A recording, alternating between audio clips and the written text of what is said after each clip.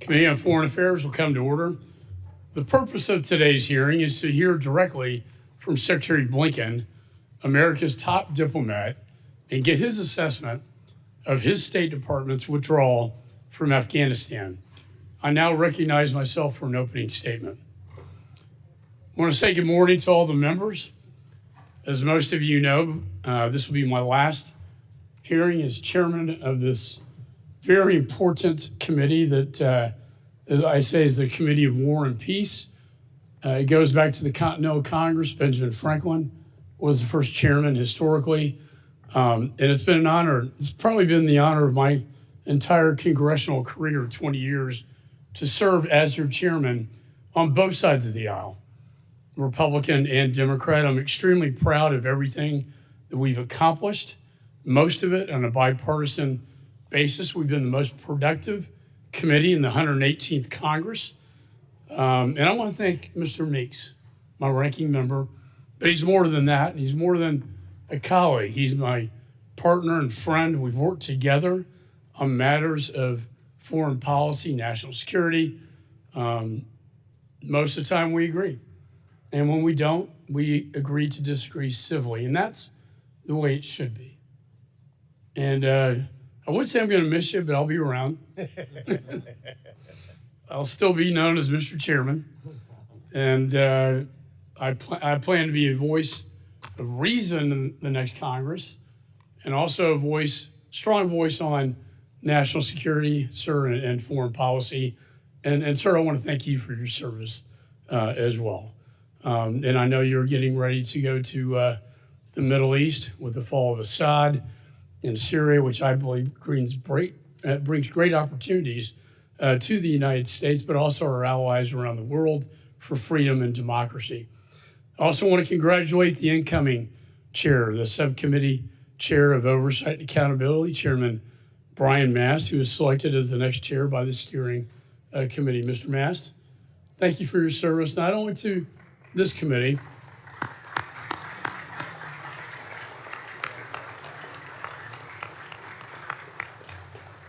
but to the nation, your service in Afghanistan, your sacrifice that we all know every time we see you. I pledge my support to you, and I hope we're going to work hand in glove in the next Congress to do good things. And congratulations to you. Finally, 5 o'clock will be a get-together to rename this committee hearing room as the Benjamin Franklin Committee hearing room, and it will also be a Christmas party and also my farewell address to the committee. So I hope to see all of you there. And with that, I'd like to begin this hearing. Mr. Secretary, I'm pleased that you are here today.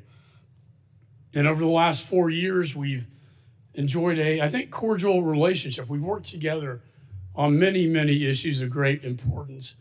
However, today, your appearance here today, and I have to be honest with you, it comes after 6 months after I've requested your testimony following my comprehensive report into the catastrophic withdrawal from Afghanistan. I have constitutional authority, and I have that constitutional authority that I, as chairman, am responsible for. And I also have a responsibility to the American people and to the 13 servicemen and women who died, and all the many other service members who died, and the Afghan allies left behind who died, and the women who were left behind.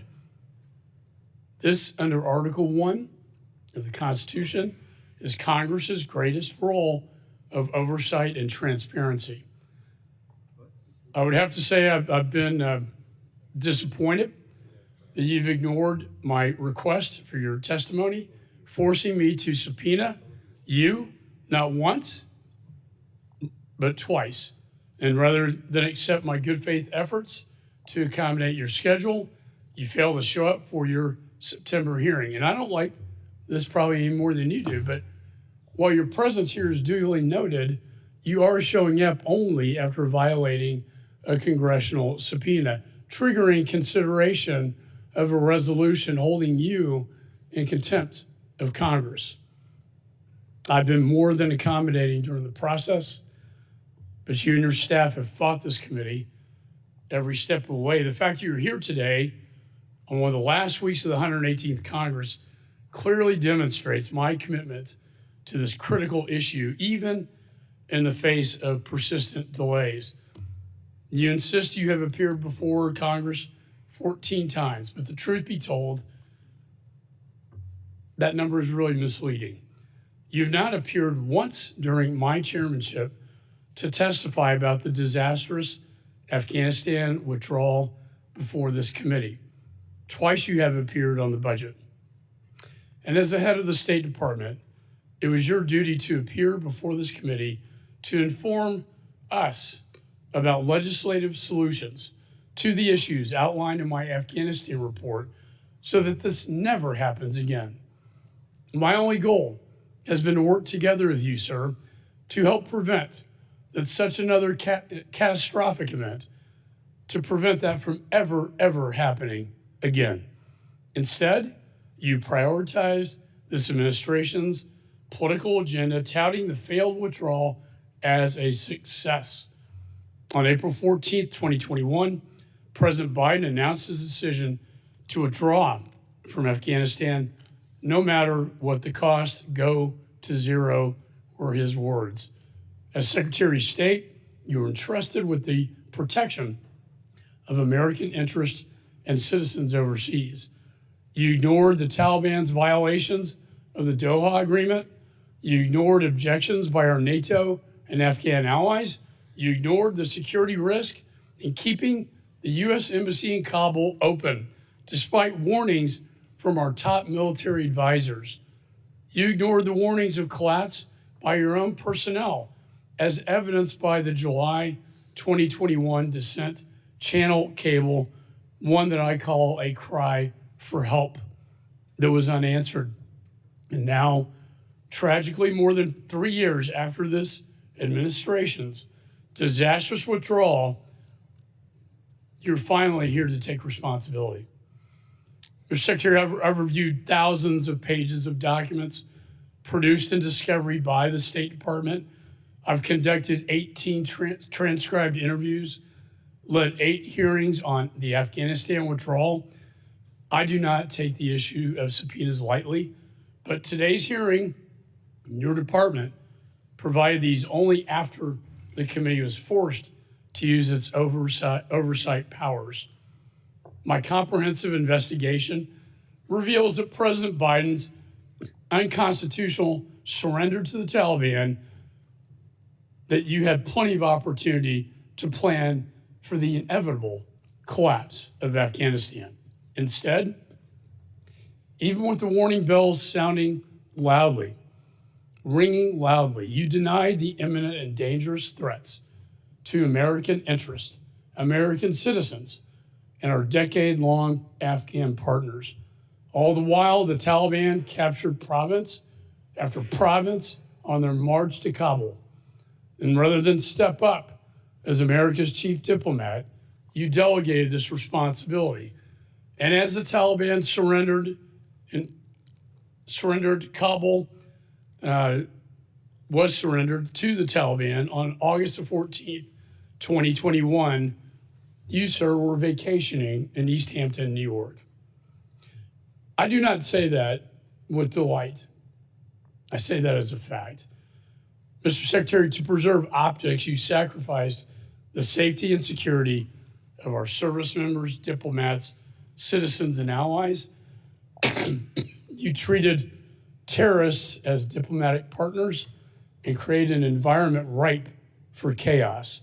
And on October 26, 2021, an ISIS-K terrorist detonated a suicide bomb at the Hamid Karzai International Airport, murdering 13 heroic U.S. service members and over 170 Afghan civilians. My heart goes out to the Gold Star families, and I pray for them every day. Every day I've been chairman of this committee. It was the deadliest day for the United States presence in in Afghanistan since 2012. And the saddest thing, sir, is it did not have to happen. Mr. Secretary, it's time that we again remember the fundamental principles of diplomacy. Peace may only be obtained through strength. This catastrophic event was the beginning of a failed foreign policy that lit the world on fire. I welcome your testimony, and I hope we take the opportunity for you first to take accountability, and second, for us to move forward so this never happens again. As you are aware, we cannot fix a problem without first admitting that there is a problem. I've dedicated my tenure as chairman of this important committee on this very important issue, and your testimony here today will help guide the work of the next Congress and the incoming administration. The American people, the U.S. service members, the veterans, and most importantly, our Gold Star families who are present here today deserve better. They deserve your candor, commitment, and transparency.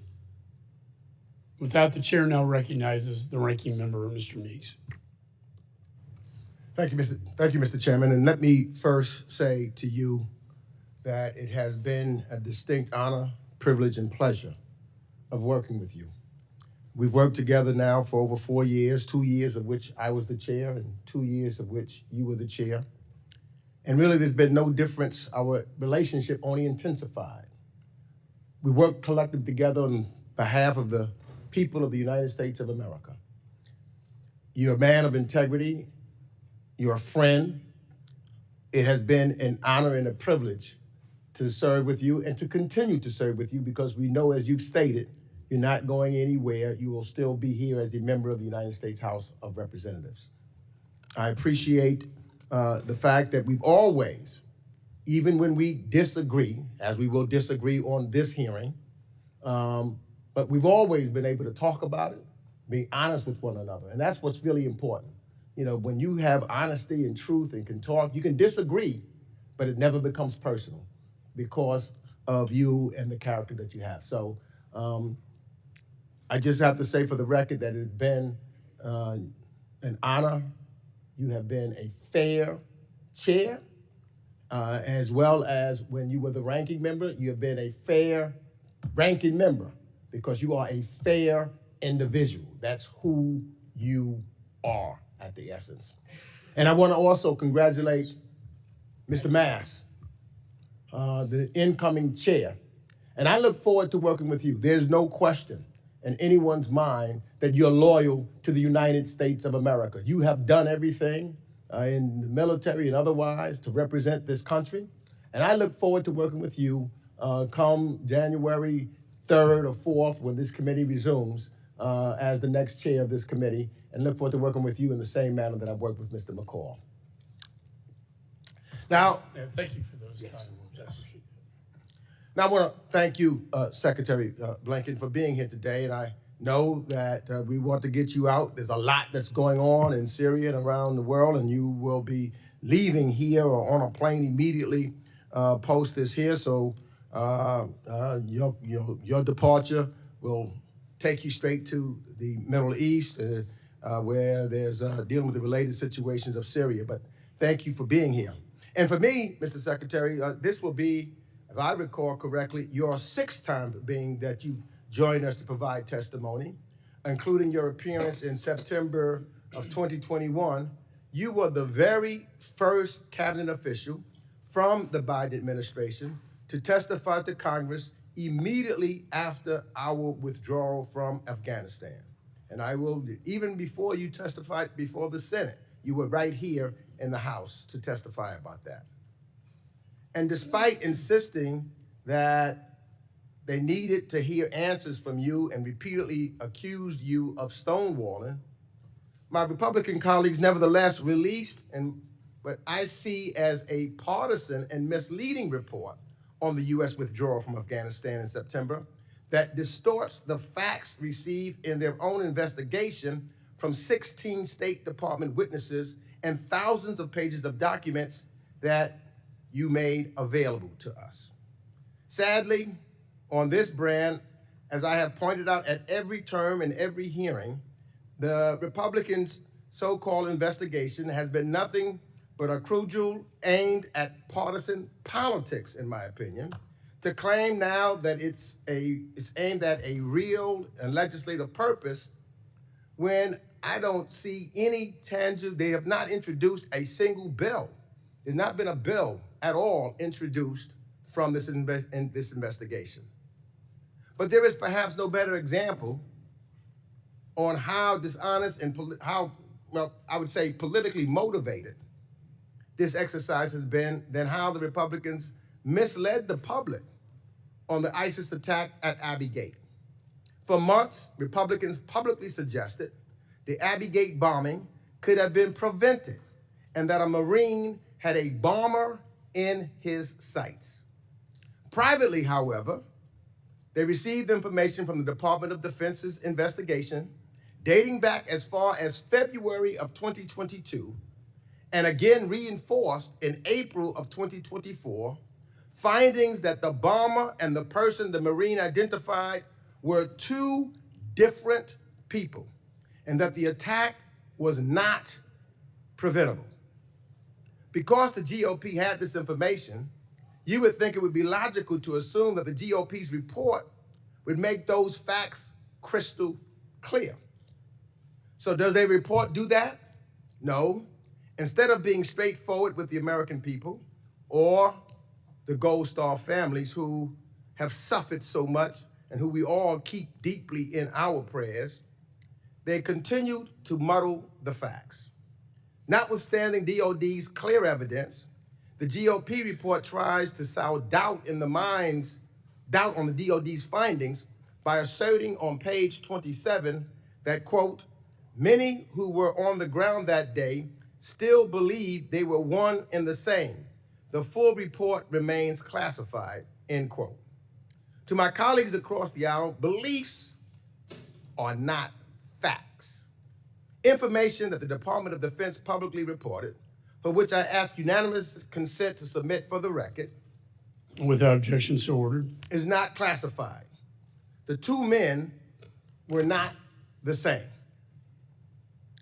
So changing or twisting the truth seems to me only happens for political gain. And that not only hurts the integrity of this committee, it hurts the families of the 13 service members who lost their lives during the horrific terrorist attack, who have been led to believe that there are some greater truth to unearth that when in reality there just is not. So I also ask unanimous consent to submit for the record the minority memorandum that I released in September of this year. That report summarizes the actual facts of the committee's investigation, Without objection, so ordered. which were remarkably consistent across 20 witnesses and found the following. The full U.S. withdrawal from Afghanistan was set into irreversible motion by President Donald Trump when he concluded the Doha deal with the Taliban and ordered the withdrawal of troops per that agreement, first from 14,000 to 8,600, and then all the way down to 2,500 by January 15th, 2020. And after the Trump administration failed to plan for the withdrawal they started, the Biden administration conducted a thorough policy review, acknowledged that we would again be at war with the Taliban if they abandoned the Doha deal, and finished the work his predecessor started by building a withdrawal and contingency plan from the ground up through 2021. And after President Ghani's decision to flee Afghanistan led to the rapid collapse of the Afghan government and security forces, creating the chaos on the ground, the men and women of the State Department acted heroically alongside their military colleagues to conduct the largest airlift in U.S. history, relocating more than 124,000 people. So I believe that President Biden ultimately made the right decision to end our 20-year war in Afghanistan and not ask another generation of Americans to make an ultimate sacrifice for a war that no longer had a purpose. No one here has argued that our withdrawal was perfect. So I want to be clear, I'm not saying that I don't know any withdrawal that has been perfect. But we owe it to ourselves and our military and diplomatic personnel on the front lines to learn from it. And from those 20 years of war in which they served, and to incorporate those lessons of 20 years in the future. But we do them a disservice when we do not examine all of the facts. If we are to honor the 800,000 Americans who served in Afghanistan since 2001, including the 2,461 military personnel killed over the 2 decades of war, we should have conducted proper oversight of the policy decisions made across not one administration, but 4 administrations, not only for the months in which President Biden was in office for the sole purpose of politics. For the honest, bipartisan assessment, we will have to await the Afghanistan War Commission's report due in 2026, because what we have here today is not the true, complete fact-finding. In my estimation, it's politics. And finally, let me just say this, though. I want to conclude by thanking Chairman McCall for honoring a request that I made publicly. I asked that he publicly release all of the transcripts from closed-door interviews that were part of this Afghanistan investigation.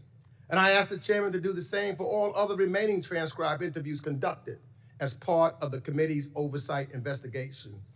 And the American taxpayers pay for this work. I asked, and you responded, and you did cooperate and make them all public, and for that, I thank you. And with that, I yield back. I appreciate the ranking member's comments on that. I intend to release all of this to the American people. We do. We are negotiating a interview with Jake Sullivan, the National Security Advisor. It may be in a classified setting. To the extent we can release that to the American people, we certainly will. I also want to state that there are 2 pieces of legislation currently in the National Defense Authorization that deal with this withdrawal from Afghanistan. One from me on having one point of contact, who's in charge, if you will. Another one by Warren Davidson on evacuation. So with that, I'd like to say to the members that opening statements may be submitted for the record. I want to welcome the 71st Secretary of State, Antony Blinken, someone I do have admiration for. We disagree on this one strongly, but we have traveled abroad. And at the end of the day, when we travel abroad, we're all Americans.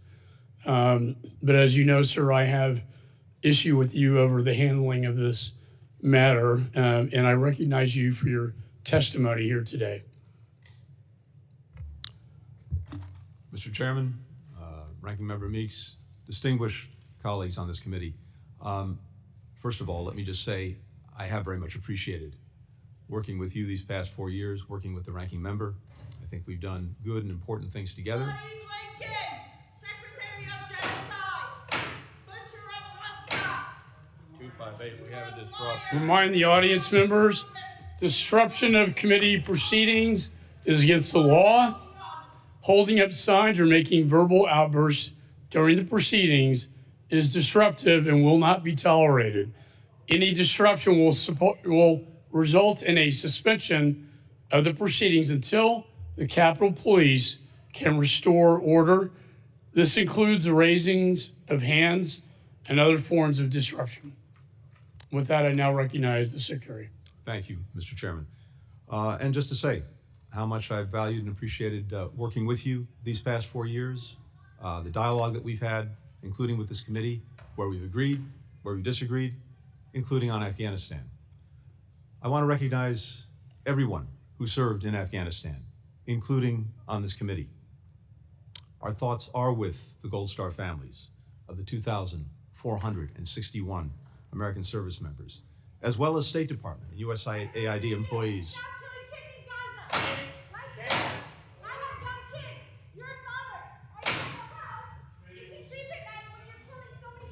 Committee will suspend while the Capitol Police restore order to this committee. The gentleman will continue. As I said, our thoughts are with all of the Gold Star families. They're with the State Department and USAID employees who lost their lives over the course of 20 years of our military involvement in Afghanistan.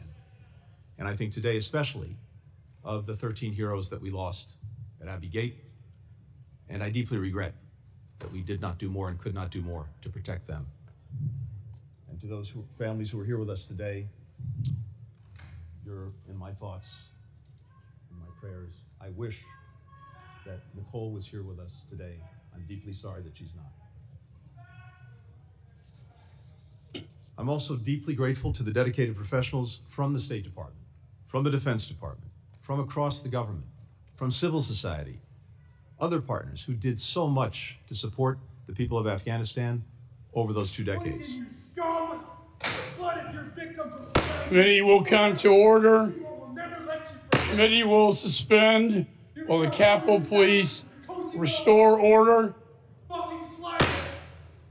Committee will come to order.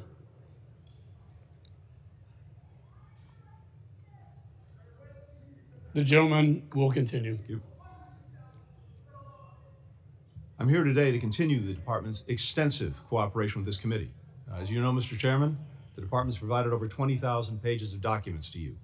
We've conducted 9 high-level briefings for members. We've facilitated transcribed interviews for more than 15 people.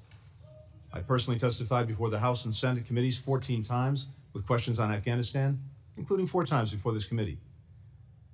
Now, I believe that any attempt to understand and learn from the U.S. withdrawal from Afghanistan has to be put in the proper context of what preceded it, both in terms of the 2 decades following 9/11 and the decisions and events of 2020 to 2021 that culminated in the removal of our personnel.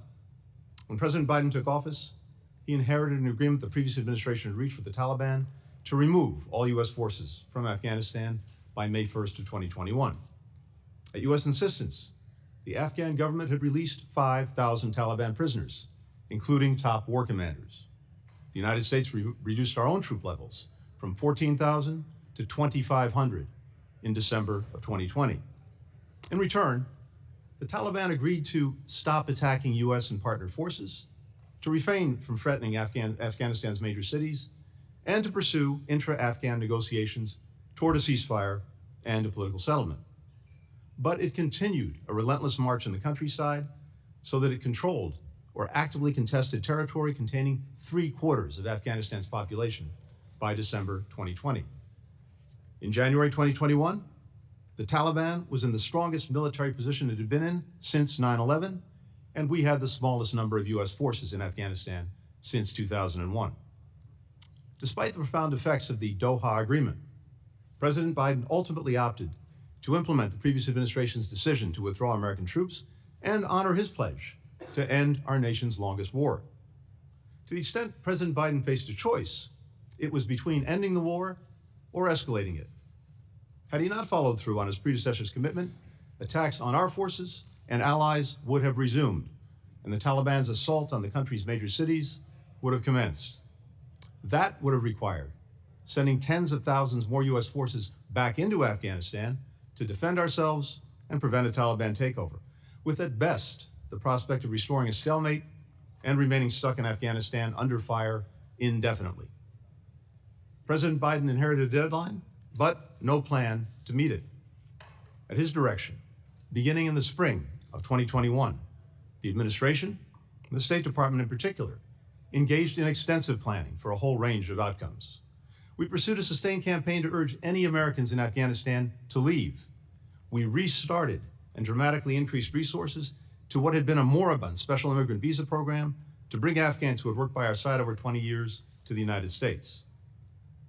Even the U.S. government's most pessimistic assessments did not anticipate that the Afghan government and security forces would collapse so rapidly in the face of Taliban advances.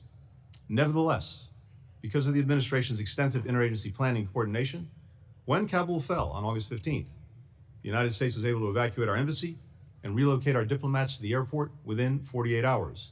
and then conduct the largest airlift in U.S. history, helping approximately 120,000 Americans, Afghans, and citizens of allied nations depart Afghanistan in just 2 weeks. In the 3 years since the end of our country's longest war, all of us, including myself, have wrestled with what we could have done differently during that period and over the preceding 2 decades. I asked retired Ambassador Dan Smith, one of our most senior diplomats, to lead an after-action review of the State Department's actions between January 2020 and August 2021. In response to Ambassador Smith's report, the Department has taken more than 40 concrete initiatives and identified steps to guide our response to future crises. The actions we've taken have already made a difference in subsequent emergencies, including in Sudan, in Israel, in Lebanon. Even as we work to address the places where we fell short, I firmly believe the President's decision to withdraw from Afghanistan was the right one. American troops are no longer fighting and dying in Afghanistan. The American people are safer and more secure.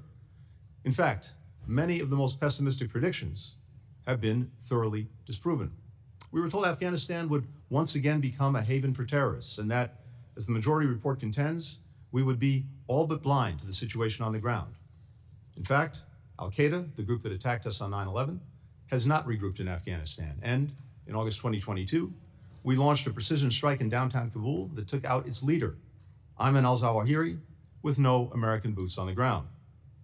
We were told that our allies would no longer trust us. Well, having just returned from more NATO meetings in Brussels and my 20th trip to the Indo-Pacific as Secretary of State, it's clear that our alliances, our partnerships, are stronger today than they've been in a generation.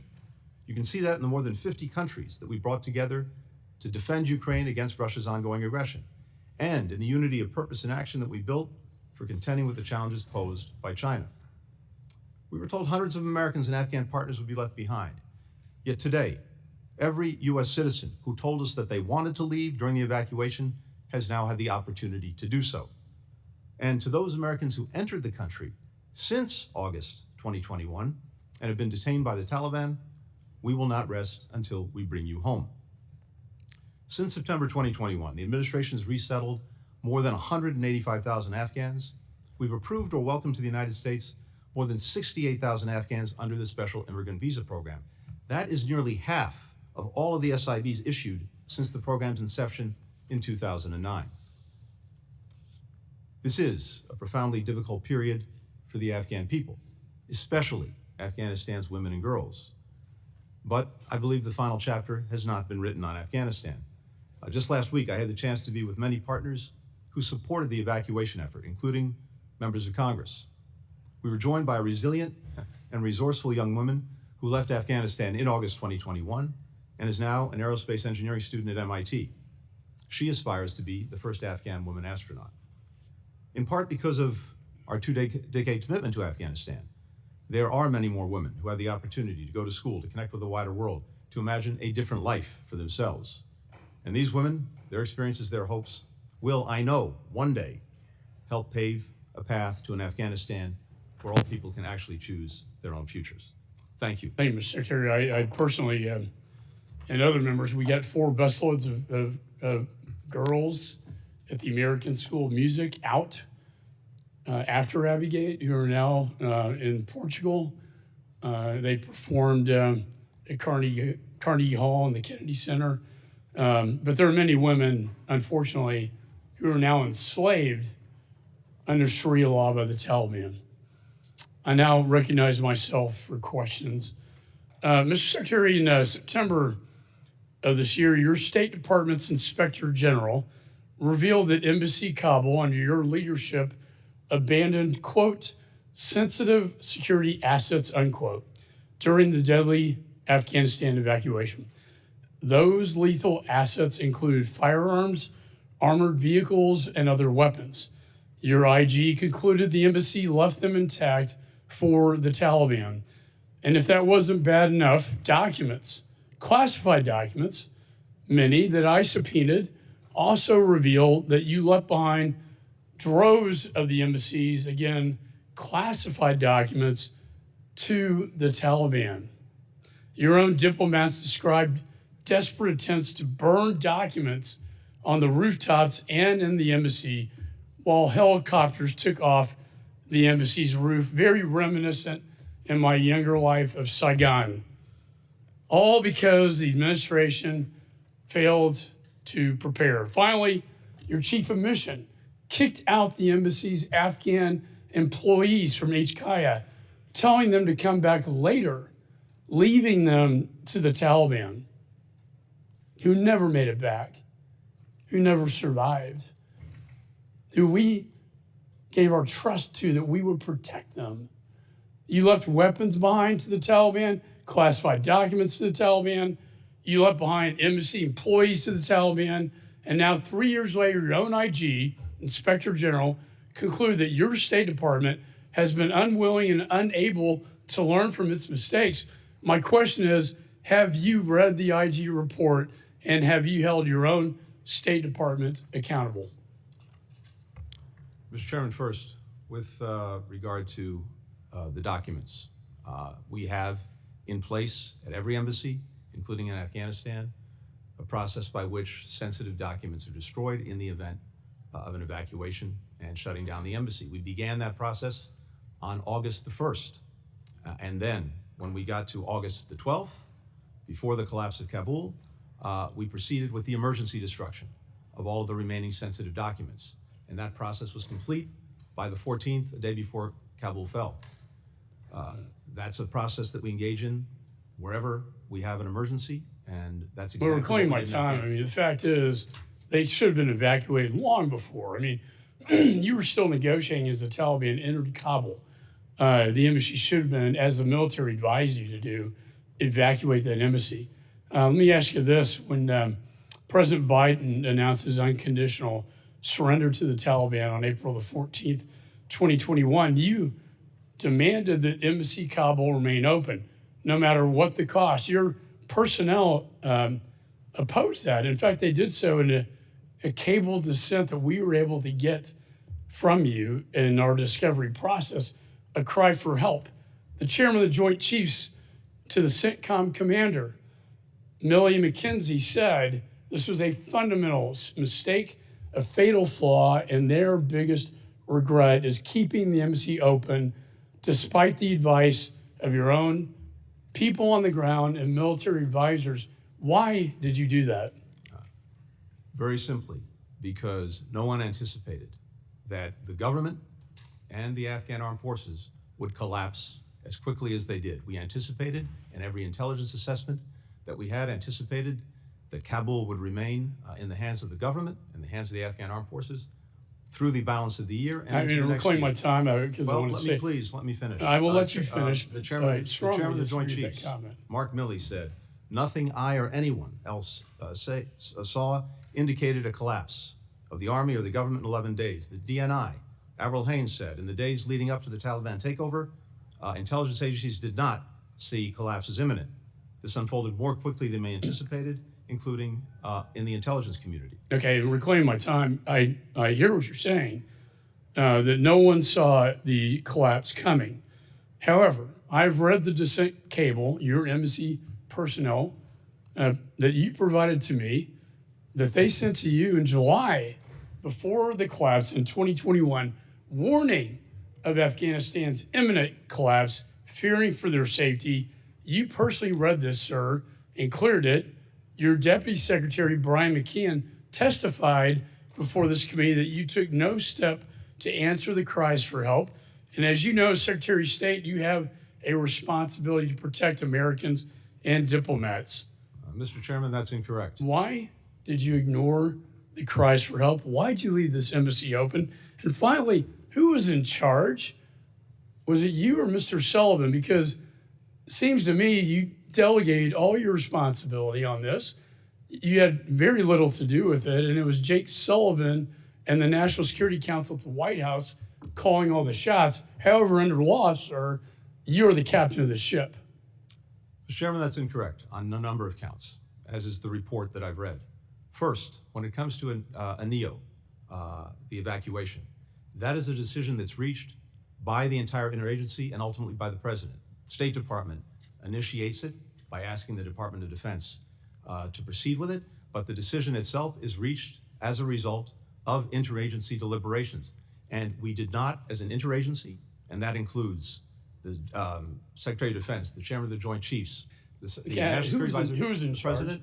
This is going to help us legislate, no, this is sir. important. Were you in charge of this evacuation? I was in charge of the State Department. The government, the administration, was in charge of the evacuation. Specifically, the State Department and the Department of Defense together on any NEO work closely together with clearly assigned responsibilities, and that's exactly And what it we did. is the And statutory one called for that NEO responsibilities, until sir, it was for you actually to issued. execute the plan, correct?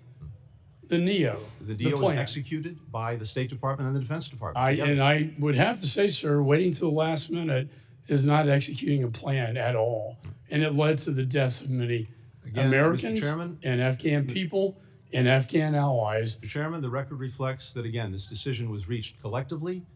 No one urged initiating the NEO until we decided to do it on the 14th. I think in my review of our investigation, there was so much confusion coming out of your embassy, coming from the top military advisors who told me, testified that they told you to close down that embassy in advance to protect Americans and American assets and That classified is not documents. correct. They were left to the Taliban. You were in charge by law.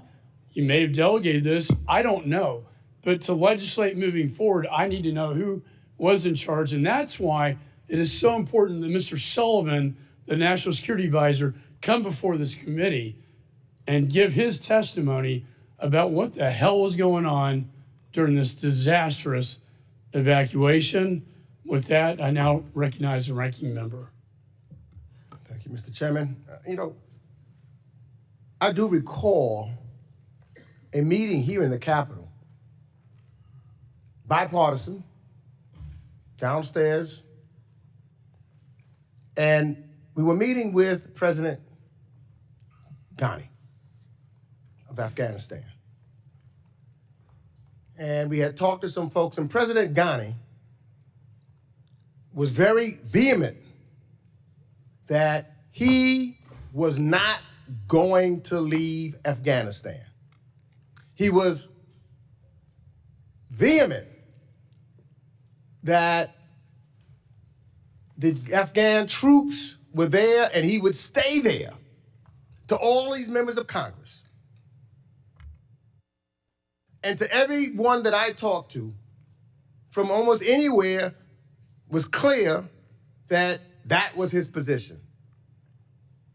No one knew that 1 week later, not 1 month, 1 week later, he would get on a plane and get out and all the troops were gone. Everybody at that moment in time was surprised.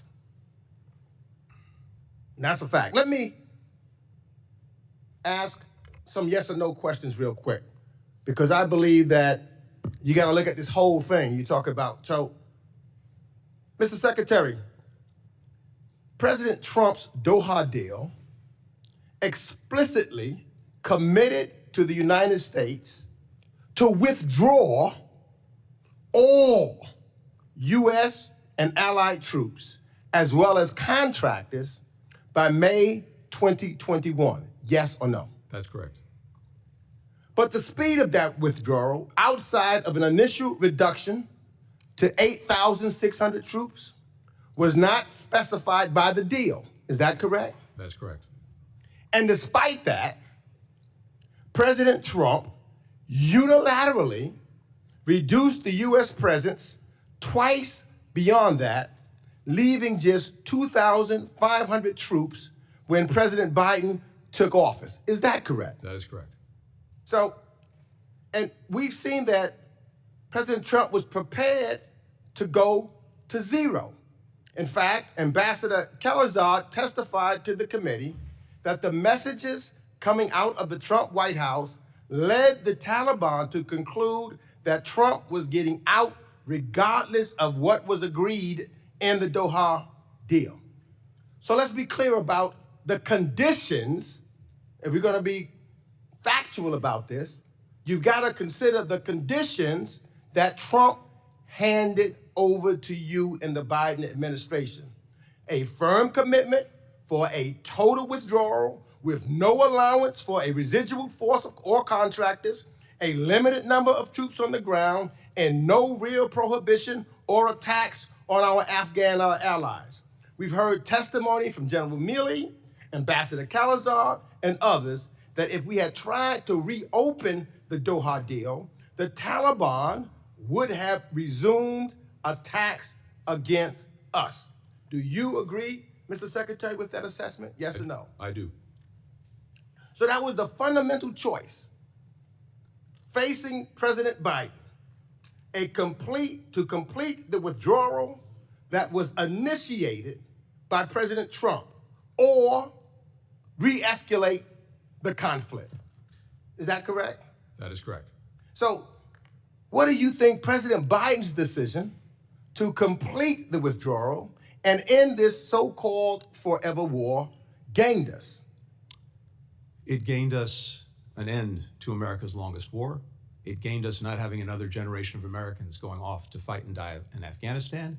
It gained us the opportunity to refocus and rededicate our resources to the challenges of this moment, from the Russian aggression against Ukraine, to the many challenges posed by China, to many other issues around the world where we were able to free up resources, free up focus, free up time.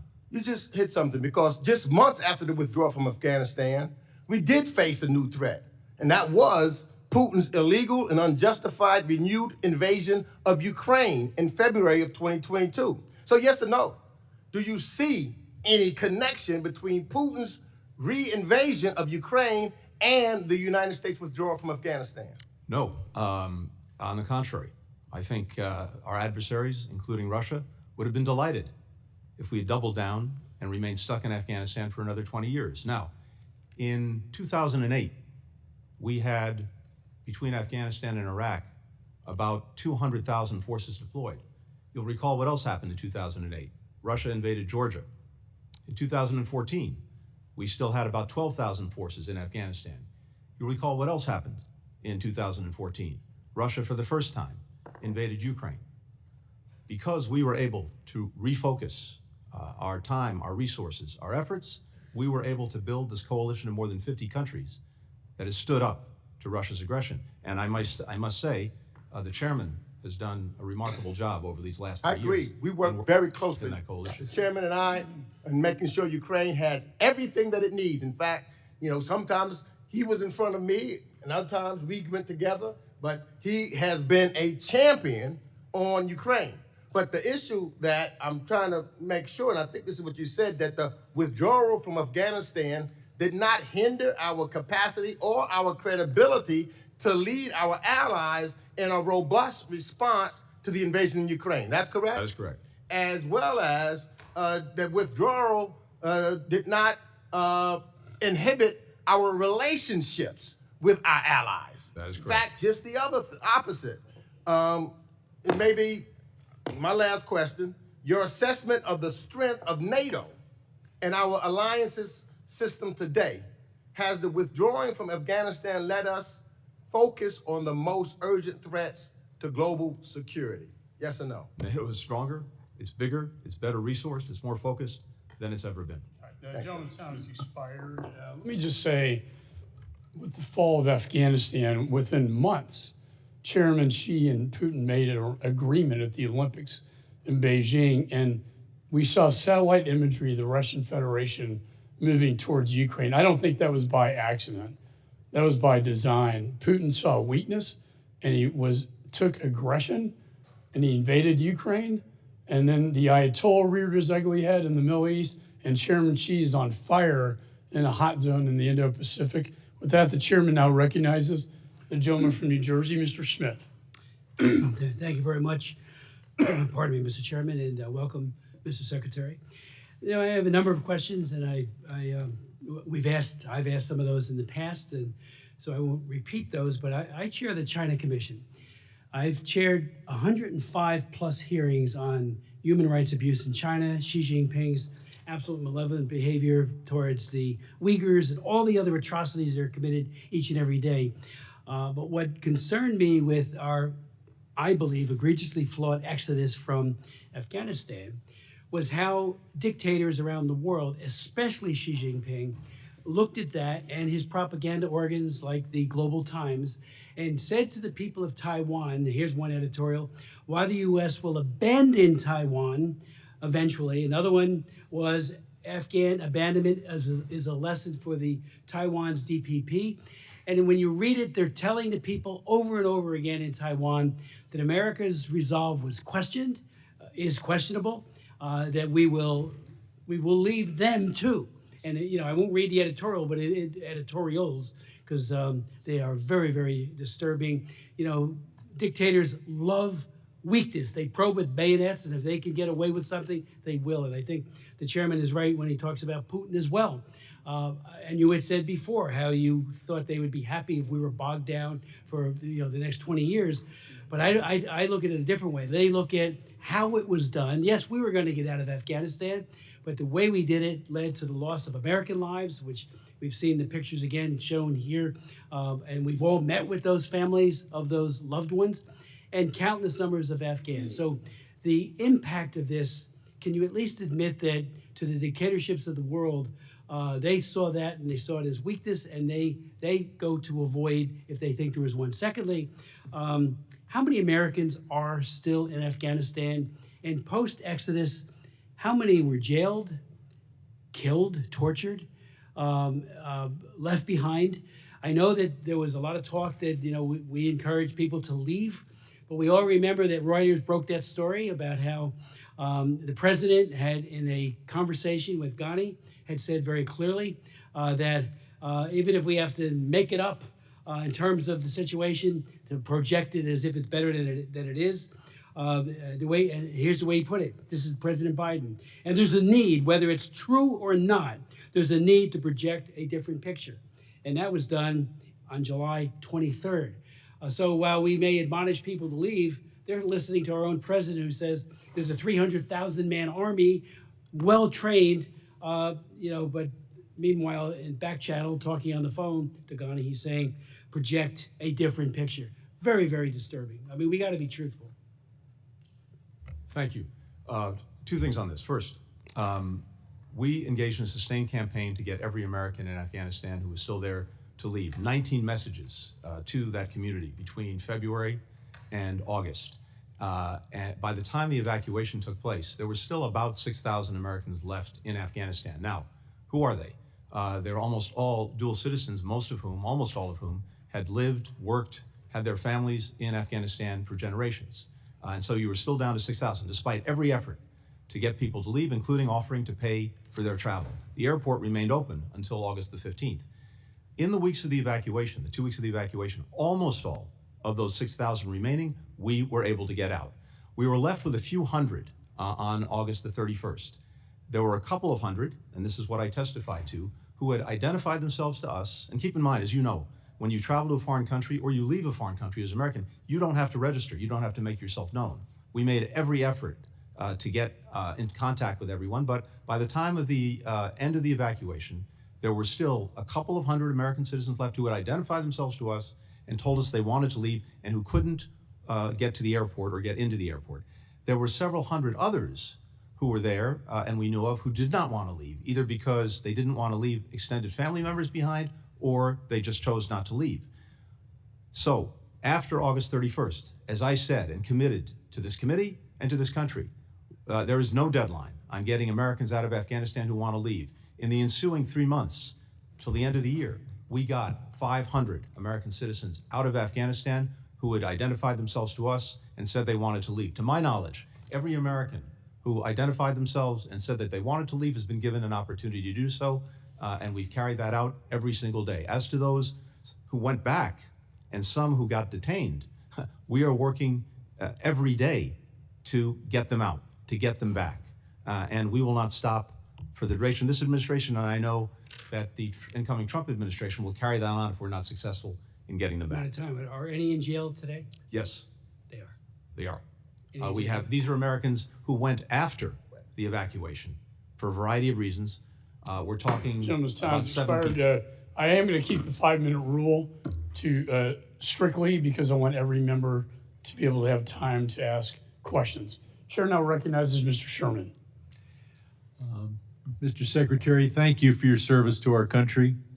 You bring up the fact that Americans in a war zone don't have to register with the embassy. I think we've talked in the past about requiring Americans in designated dangerous countries to register, and I look forward to working with your successor to do that, because you point out how difficult it is for the embassy and to deal with these situations. Before I get to Afghanistan, back in May, you agreed that you would look at designating the Popular Resistance Committees, the third biggest terrorist group operating in Gaza, as a terrorist organization.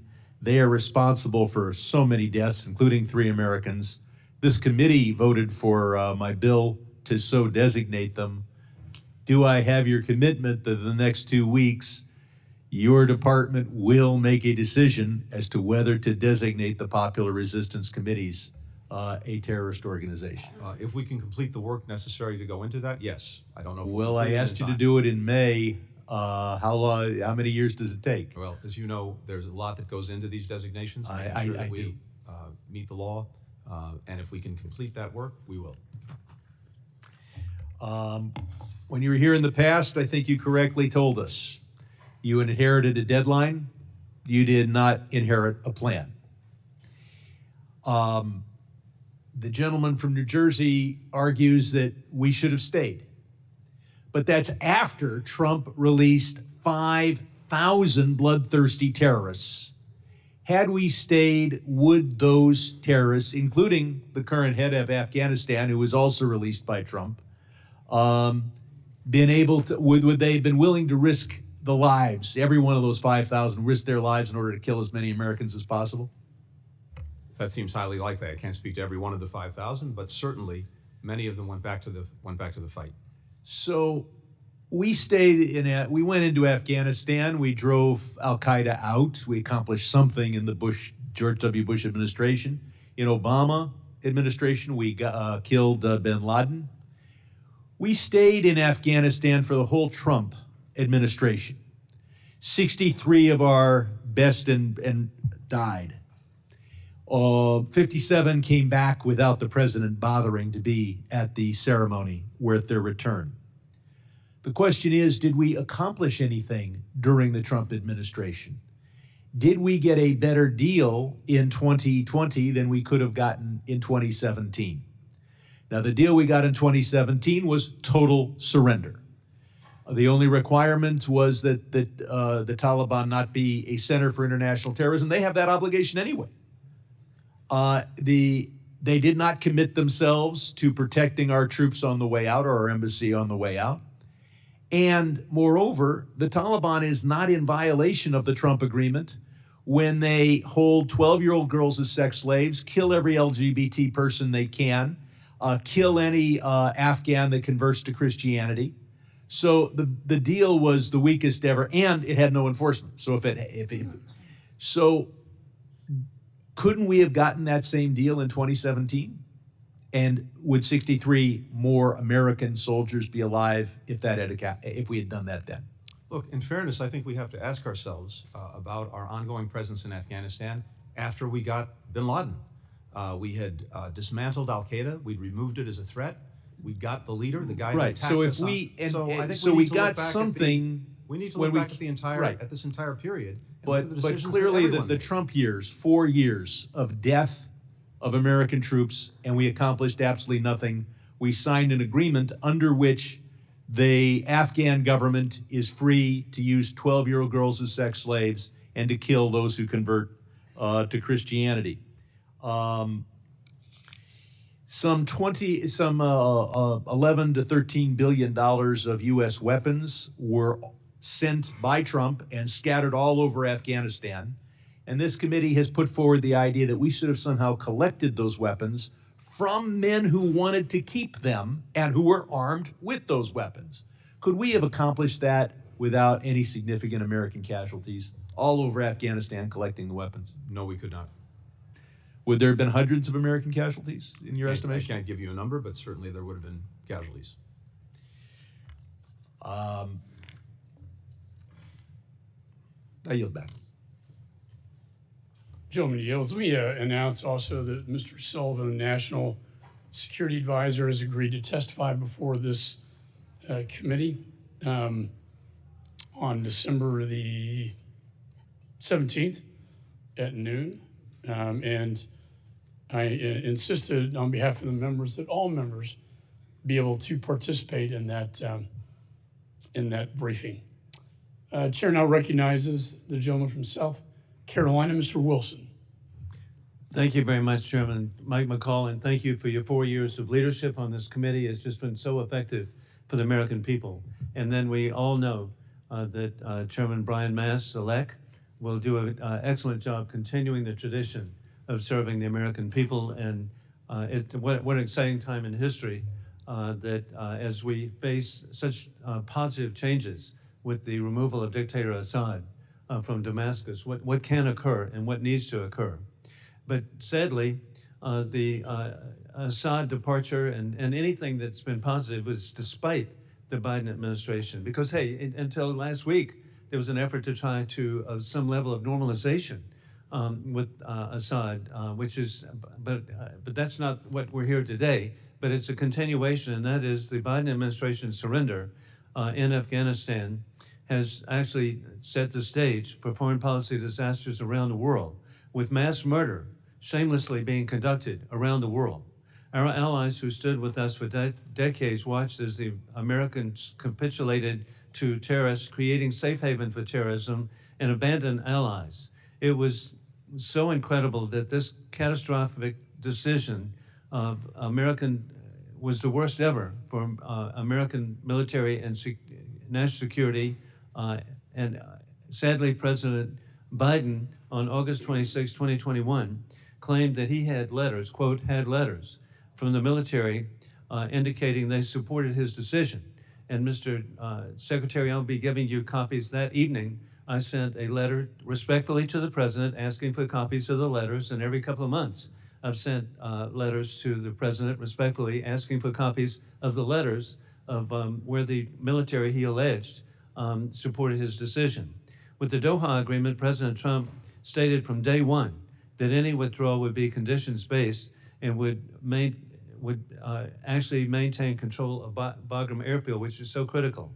The disorder and chaos that led to the murder of 13 of our service members at Kabul airport just should not be forgotten. And then countless civilians, we understand, were the first domino to fall in the Biden-Harris appeasement policy. And also this year, it should be remembered, we lost 13 at Kabul airport, but we also had 3 reservists from Georgia who were killed on January 28th by the Hamas puppets, Hezbollah puppets of Iran, and 60 were injured, and many with traumatic brain injury. It's just heartbreaking to think of the loss of life and the lifelong injuries that people will have. Today in Afghanistan, women have effectively been banished from public life, unable to speak in public or hold any job, including nursing. And I still cherish seeing little girls. I visit Afghanistan very frequently to see little girls going to school with their jeeps or whatever, and then little guys going to school with something not indigenous to people of Afghanistan, and it was baseball caps. And so that doesn't occur now. Terrorists have a free rein to regroup and work with their backers to coordinated additional attacks on American families. As we know, the FBI has said attacks are imminent. History reminds us that when America withdraws from the world, our enemies fill the vacuums. We now face a war that we did not choose, of dictators with rule of gun invading democracies with rule of law. It began February 2022, when war criminal Putin invaded Ukraine. And then on October 7, Iran, through its puppet Hamas, invading Israel.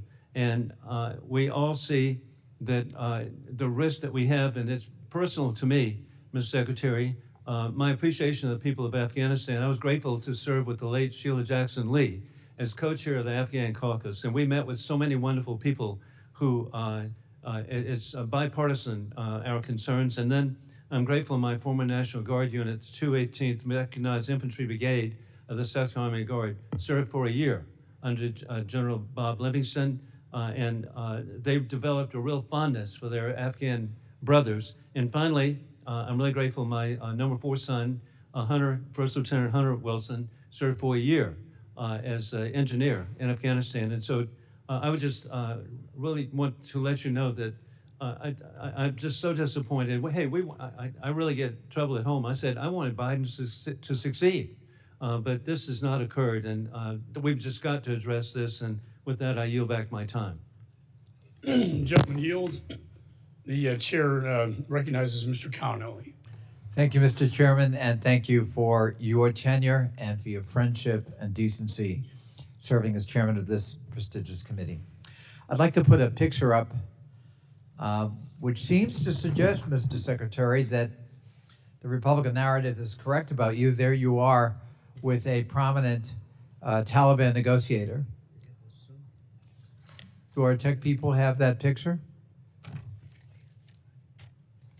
Well, I have it here. Isn't that you with the Taliban negotiator, Mr. Secretary? I'm afraid I can't see the picture, but I'm not aware of having spent any time with a Taliban negotiator. Oh, I'm sorry. That's Secretary Pompeo. Was he your predecessor in the Biden administration as Secretary of State? In the Biden administration? No, he was my predecessor in the previous administration, the Trump administration. The Trump administration. And there he is in Doha with the chief Taliban negotiator. I guess I got that wrong. Well, Mr. Secretary, all things seem to flow from Doha. Secretary Pompeo and President Trump appointed a chief negotiator on behalf of the United States for the negotiations in Doha. What was his name? Zal Khalilzad. Ambassador Khalilzad, and he, of course, testified before this committee, and I can remember an exchange with him in which I expressed deep concern about the direction of the U.S. posture and the ramifications with allied Afghans who would work for us or work with us, and women. And he kind of brushed them off at the time. Tell us about the details of the agreement he forged in Doha. What were the chief elements of that?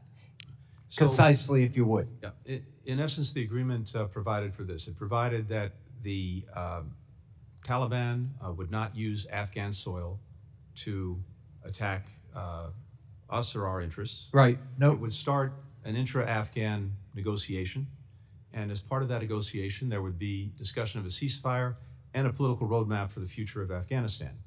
And during the time between the agreement and the commitment that we made as part of the agreement to leave Afghanistan by May 31st. So a firm date was set Yes. for all U.S. troops to get out. Is that All U.S. correct? troops were to be out by May 31st. In the meantime, 5,000 prisoners were released from Taliban prisoners. And as released Mr. from Sherman Afghan points out, among those 5,000 were terrorists, fighters, and people who returned to the battlefield against the Afghan government, which That's correct. allegedly we were supporting at the time. Now, speaking of that Afghan government, were they in Doha at the negotiating table as equal partners? They were not. They were not? They were not. Why were they excluded? That's the government we were supporting. I can't answer that. I wasn't there at the time, but they were not. Well, if the government we're supporting is not allowed to have a voice at the peace negotiations where a deal was in fact agreed to by the United States, could that conceivably undermine confidence in that government and by that government in itself in terms of its future? Yes, and indeed, I think General McKenzie has testified to exactly that point, that Doha created a tremendous crisis in confidence and about the future for the Afghan government and presumably to some extent for the Afghan security forces themselves. Could it also have a morale effect on the Afghan military that we were training and equipping to, in fact, fight the Taliban? Yes, it could. So here we are cutting a deal with Taliban while at the same time asking the Afghan military and the Afghan government to resist. Is that correct? Correct. That sounds like a contradiction in diplomatic policy to me.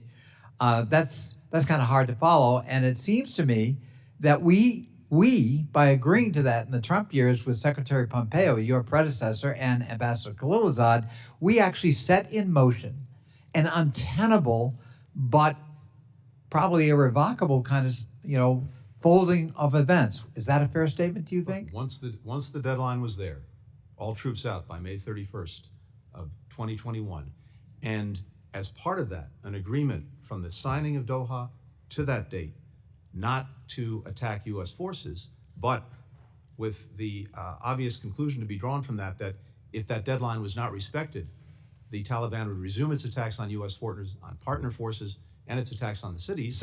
So in other words, Mr. Secretary, we cut a deal to get out and cut our losses at the expense of the Afghan government, the Afghan military, and ultimately the Afghan people. And that was all set in motion before you took the oath of office or President Biden took the oath of office. Well, Is that a fair statement? I think that's where the Doha agreement led.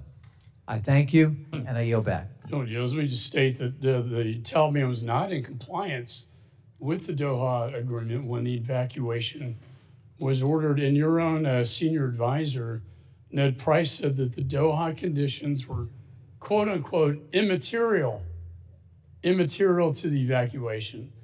That speaks volumes. I now recognize Mr. Perry. Thank you, Mr. Chairman, Mr. Secretary. Thanks for being here. The statement from you in a 2024 Senate hearing where you said no one has done more to support Israel than Joe Biden. Now, during the Obama term, Joe Biden was the vice president, so I understand it's difficult. It was difficult to say something, but he didn't say anything about the U.S. funding the campaign to oust Netanyahu. And I get it, while President Obama was the president, he's the vice president, that's a difficult thing to do, but he was unburdened when he became president, so he could have said something then. Immediately upon taking office, he redesignated the Houthis from a foreign terrorist organization. We see what they've done.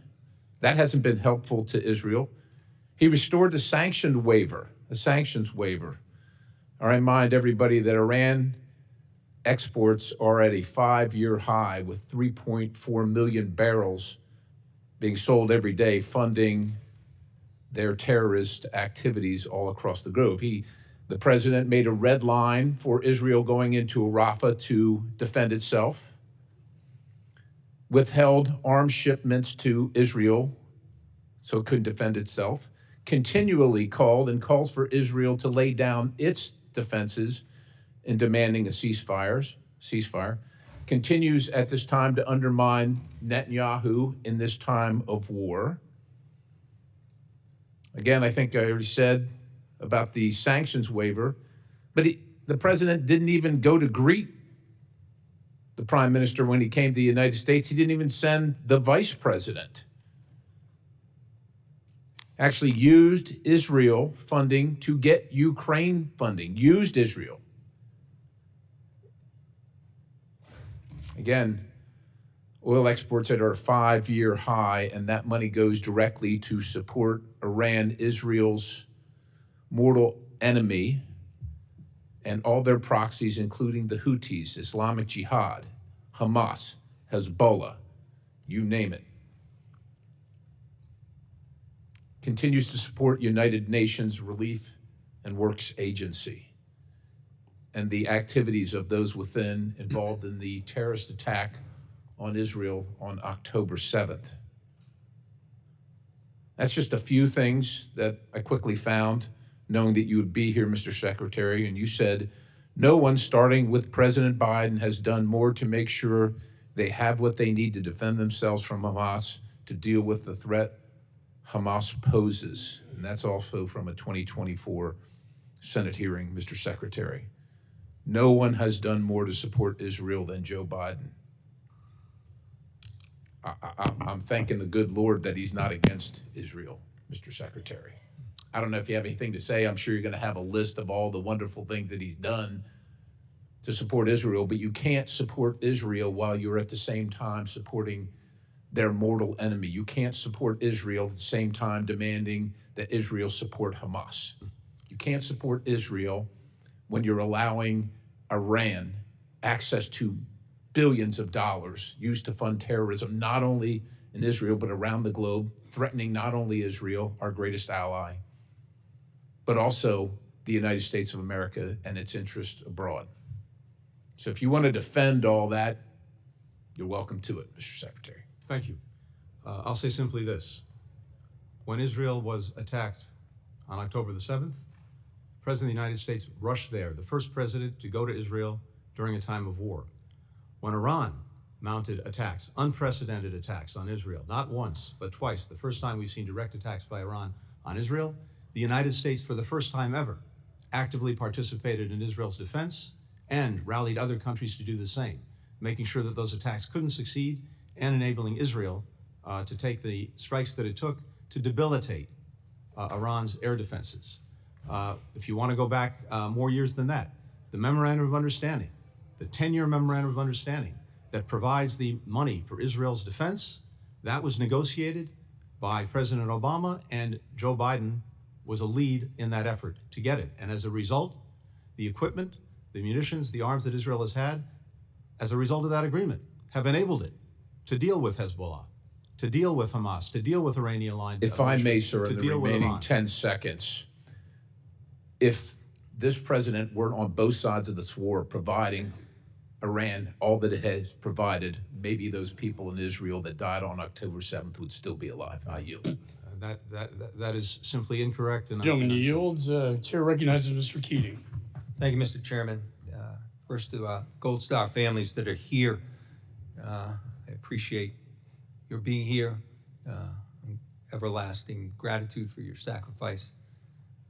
I come from a Gold Star family, and in my own family, even decades afterwards, the members of my family went back through military records in years-long painstaking research just to find out exactly what happened to him as he was killed serving our country. And I understand the need for that, and hope that you take advantage of what the ranking member has submitted, take advantage of what is there publicly, and I hope there's further opportunity to declassify, because it's important, as it was to my own family, to get the facts, not just beliefs about exactly what happened. So, Secretary, thank you for being here in your last hearing.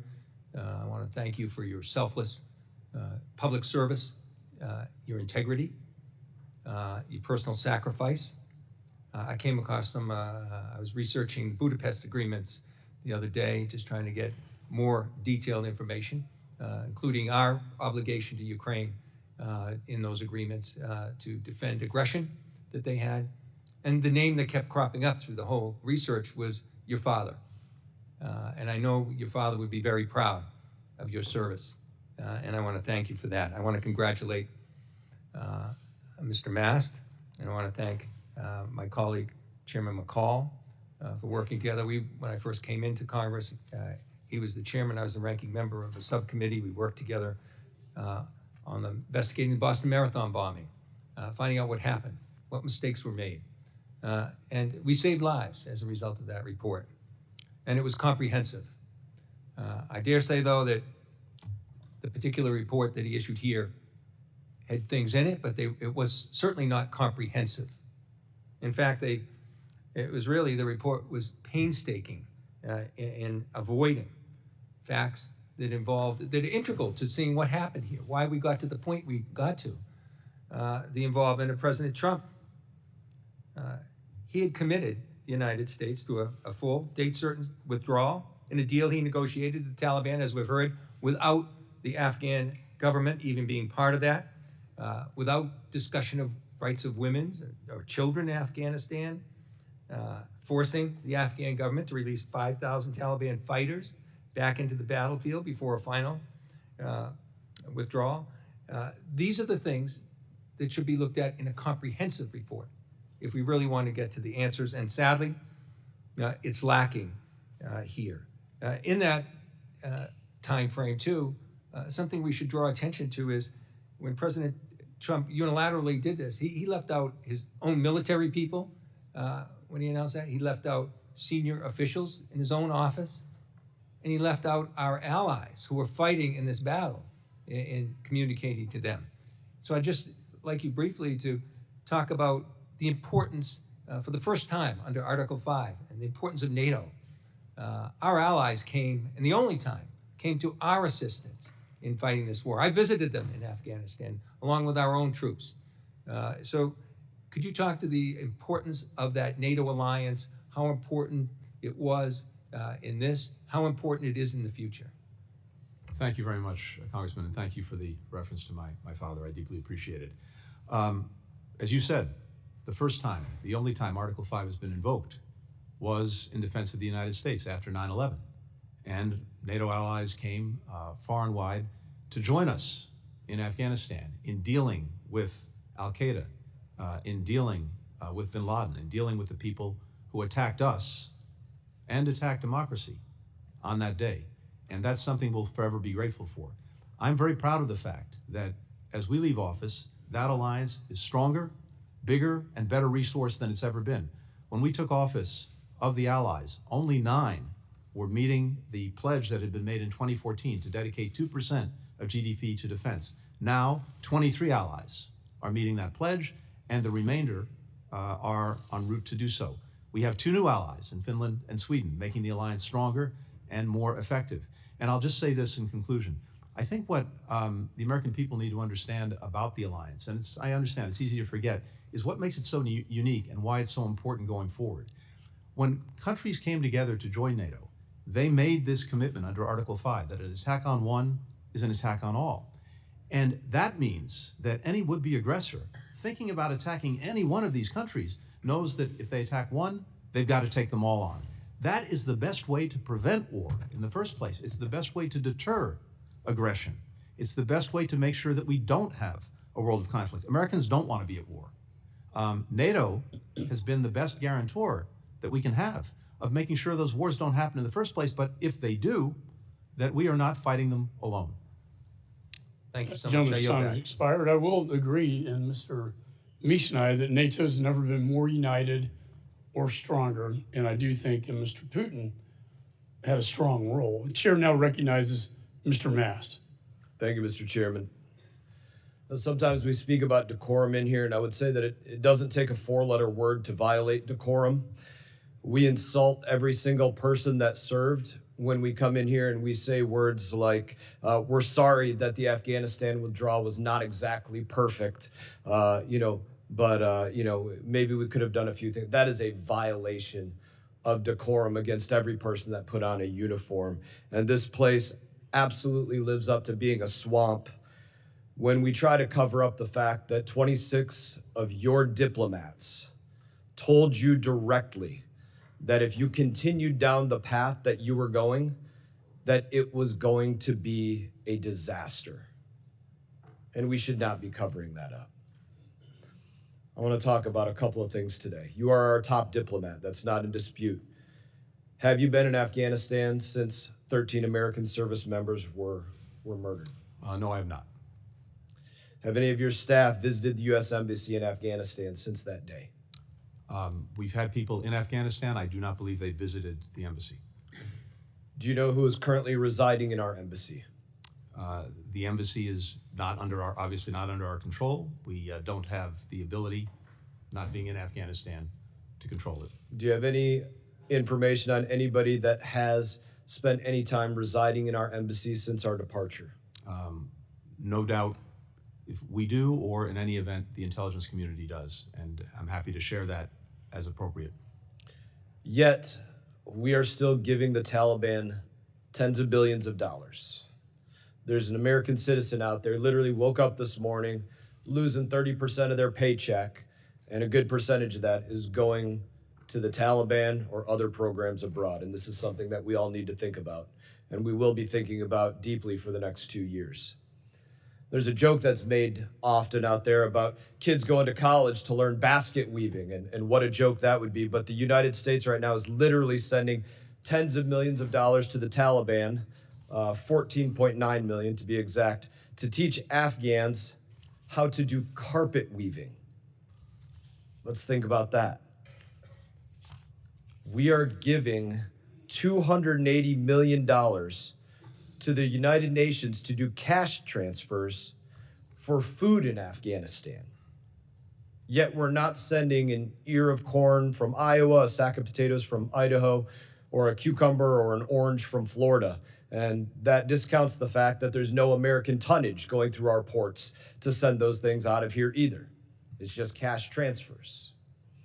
Another line item, these are directly from CIGAR reports. $75 million to teach Afghan women to be farmers. I don't believe that we spend $30 million in the United States of America to teach women to be farmers. My colleague, Mr. Wilson, brought up that they can't even dance in the streets or speak to one another or go to school. I'm not sure that we can trust that that $75 million is being used to teach them agriculture. And as you pointed out, we don't have any diplomats on the ground to confirm the validity of these programs. Here's one that I was entirely curious about, and maybe you could explain it to me. $3.5 billion transferred to the Afghan fund that is tended to protect the macro financial stability on behalf of the Afghan people. What the hell does that mean? Can you tell me? I don't know. That's a bunch of gibberish to me. Happy to address all of this, Congressman. Thank you. I'll give you one more. Okay. Before you address it. Please. Even worse, by the numbers, we spent $9 billion to resettle 90,000 roughly Afghan refugees here since the fall of Afghanistan. My simple army math tells me that's about $100,000 a person. That's absurd.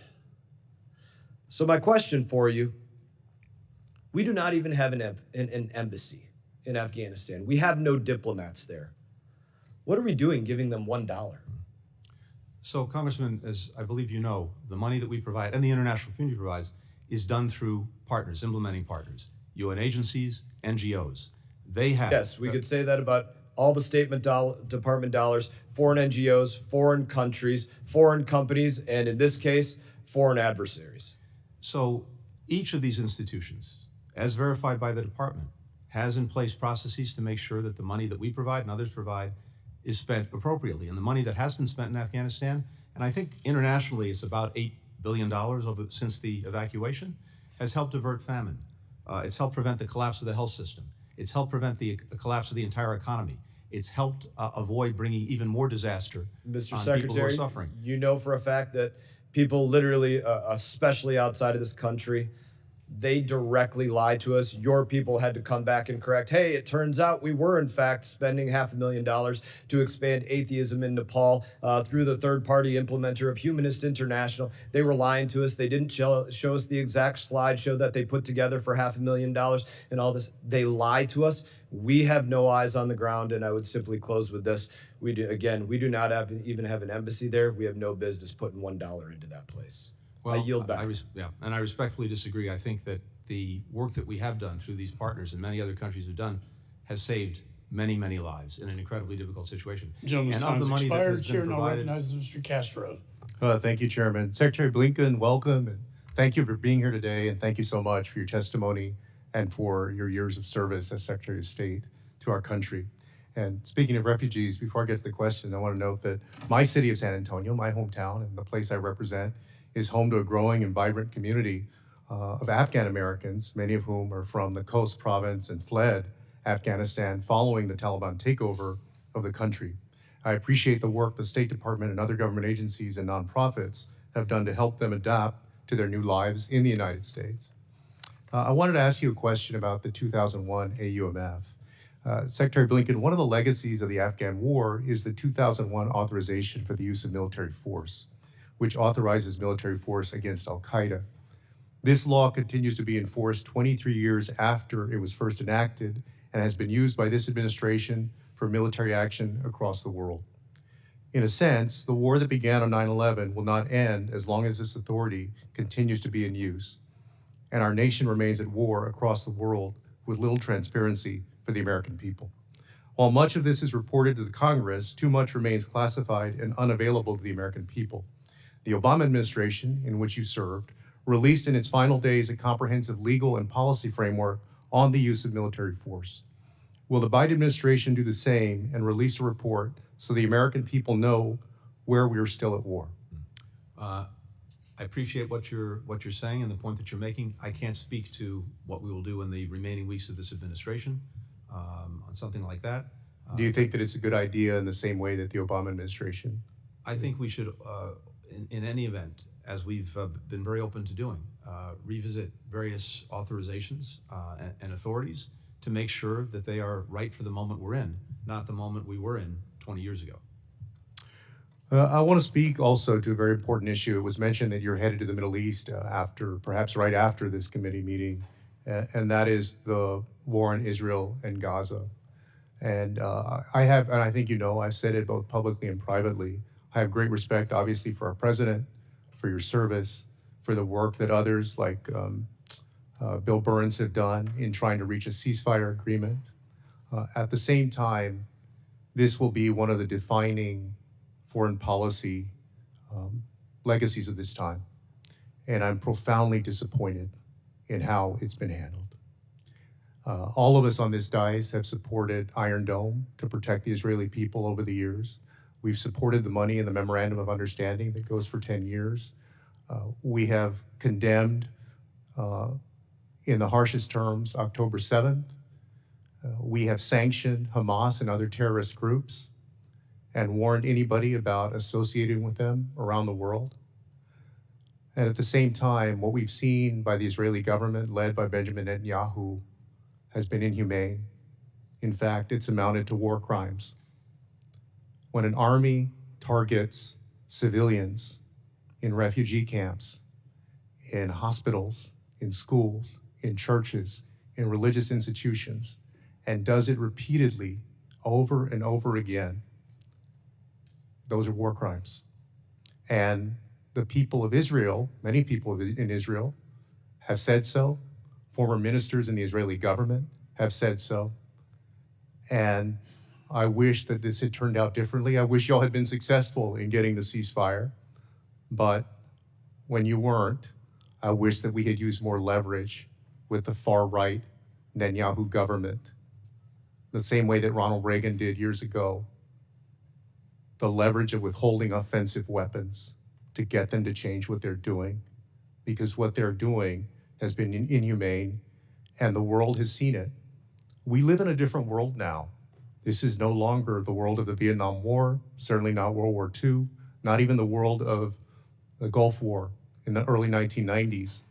The world is much more transparent now. All of us are essentially social demographers and documentarians who can record the world around it and then send that out to everybody else around the world. And that's why the world has become more transparent. And people can see the inhumanity on both sides. But again, we have taken action to go after Hamas, to label them as terrorists, to sanction them, to do what we can to stop them. We have not done enough to stop Benjamin Netanyahu and what he's doing to the Palestinians. And my question is whether you believe we should have done anything differently. And I see I'm about to be out of time. I'm happy to take that up. I'm happy to respond if you want to give me more time. But Chairman, can I get a few seconds on a response? Yes. For us, for me, there'll be a lot of time to look back and ask ourselves whether we could and should have done things differently. From day one, we've sought to accomplish several things. One, to make sure to the best of our ability that we helped Israel ensure that October 7th would never happen again. Two, to try to prevent a wider war from taking place that would result in more death, more suffering, and likely prolong the war in Gaza, including a potential war with Lebanon and Hezbollah, with Iran, with Iranian-aligned militia groups, and with others. And we have actually successfully done that. Third, to do our best to make sure that civilians caught in a crossfire of Hamas's initiation, who didn't start this and can do nothing to stop it, are protected. And we've worked every single day to do that. I've also been to the region 12 times since October 7th. I'm heading back in an hour or two to continue the efforts to get a ceasefire and hostage agreement, to get the hostages home, to get the guns to stop firing, to put Gaza on a better path. And meanwhile, to try to make sure that people have the assistance they so desperately need. Gentleman's time has expired, and we wish you well. Is with us every single day. Chair now recognizes Mr. Burchett. Thank you, Mr. Chairman. I'll miss your leadership. Appreciate your friendship, brother.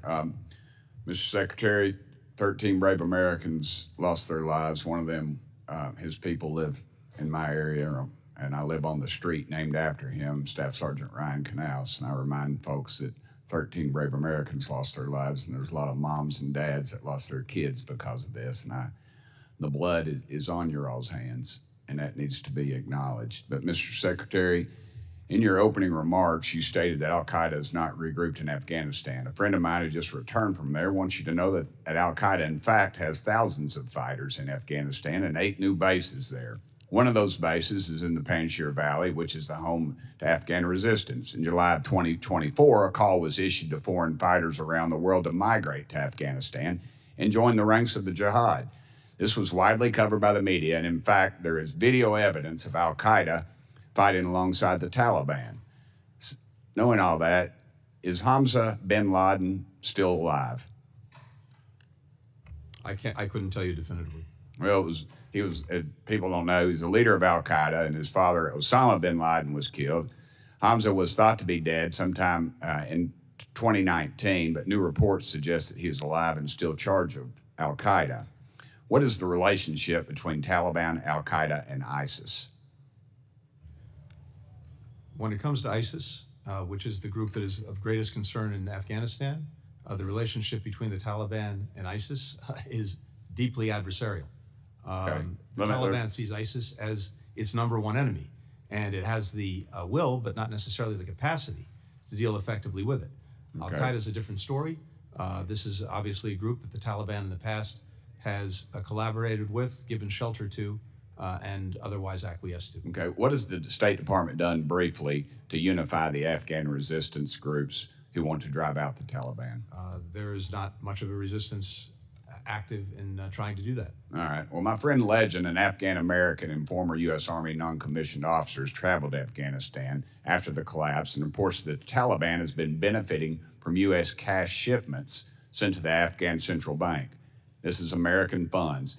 And that was sanctioned, and that sanctioned terrorists are diverting U.S. aid meant for the Afghan people. Why are we giving the Taliban millions in taxpayers' dollars while they hold Americans hostage and are killing the Afghan people? And in my opinion, sir, they will hate us for free. We don't need giving them money.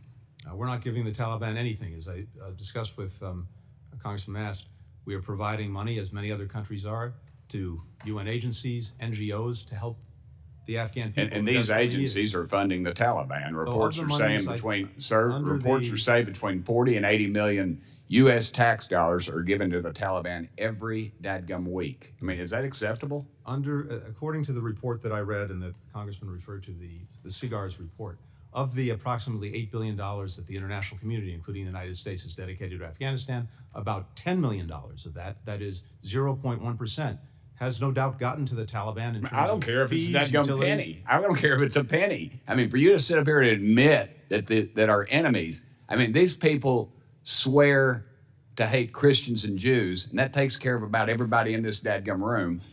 And we're sending them, I don't care if it's 1%, and you can, but let me tell you, $10 million is a hell of a lot of money to the people I represent, sir, and it needs to be something that you all, let me get on my questions, I'm running out. I've invited President Salih and Commander Massoud of the Afghan resistance of the U.S. to meet with myself and colleagues. Will the State Department work to facilitate their entry into the country to meet with Congress? I'll be happy to follow up with your office on that.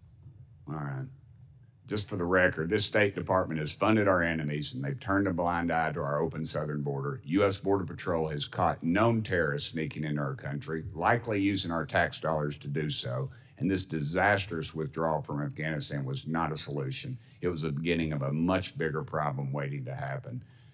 Let me ask you one more question. The committee asked, Mr. Secretary, according to Ambassador Kazalad, I'm not sure how you say that, do you believe the Taliban violated the Doha agreement, and you purportedly advised President Biden during the interagency review to endorse the agreement conditions and not withdraw until the Taliban complied? The Taliban was in violation of the Doha agreement in a number of ways. It was in violation when the previous administration drew down forces repeatedly. It was in violation during the time that we were in office before the evacuation. But why did you advise conditionally? When it comes to the agreement, what we tried to do was to get them to abide by the conditions, notably to engage in a negotiation with the Afghan government to produce a new government that would bring everyone together. They didn't do that, but because we had the deadline and because we had the prospect of the Taliban resuming attacks on U.S. forces, which would have required us to put tens of thousands of Americans back into Afghanistan, we followed through with pulling them out. Thank you. Mr. Chairman, it's clear to me that this group is clearly out of their league, and the new administration couldn't get here fast enough. Thank you, Mr. Chairman. Gentleman yields. Chair recognizes Ms. Titus. Thank you, Mr. Chairman. Thank you, Mr. Secretary. Just to bring things back a little bit to the realm of reality, throughout this do-nothing Congress, which has been led by the Republicans, we've seen time and time again the majority's lack of interest in actually solving problems. On this committee, the Republicans have blown a lot of smoke about the process. They've tried to hold you in contempt, and they've ignored our kind of foreign policy making responsibilities by just not paying any attention to Democratic backsliding in Georgia, what's just happened with the toppling of Assad in Syria, just to do nothing but yammer about who's qualified and who's not to make these kind of decisions. You know, Democrats, on the other hand, have been focused on real solutions. We took the after action report and introduced legislation codifying some of these recommendations in an effort to support the State Department's crisis response, to protect our Afghan allies, which they claim they want to do, and to position our national security apparatus to address the landscape in this kind of new Afghanistan situation. Many of those proposals, in fact, made it into the NDAA that just came out over the weekend. I was glad to see some of those proposals in the State Department's appropriation or authorization, and one of those that I was especially pleased with was my CARE Authorization Act. This would codify the coordinator for Afghan relocation efforts at the State Department for the next 3 years.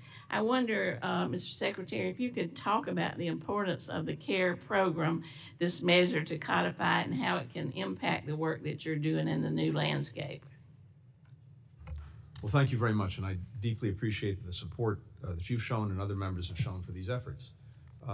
We have an obligation that I believe is a strong bipartisan obligation and sense of responsibility to the many Afghans who stood beside us for 20 years in Afghanistan. And we worked very hard, as I said, to revitalize the SIV, the Special Immigrant Visa Program. We brought in more people, more visas in the last 3 years, almost as many as in the entirety of the program going back to 2009. But part of that, of course, as well as refugees who come in under other parts of the law, needs a tremendous amount of support when it comes to relocating them, resettling them here in the United States.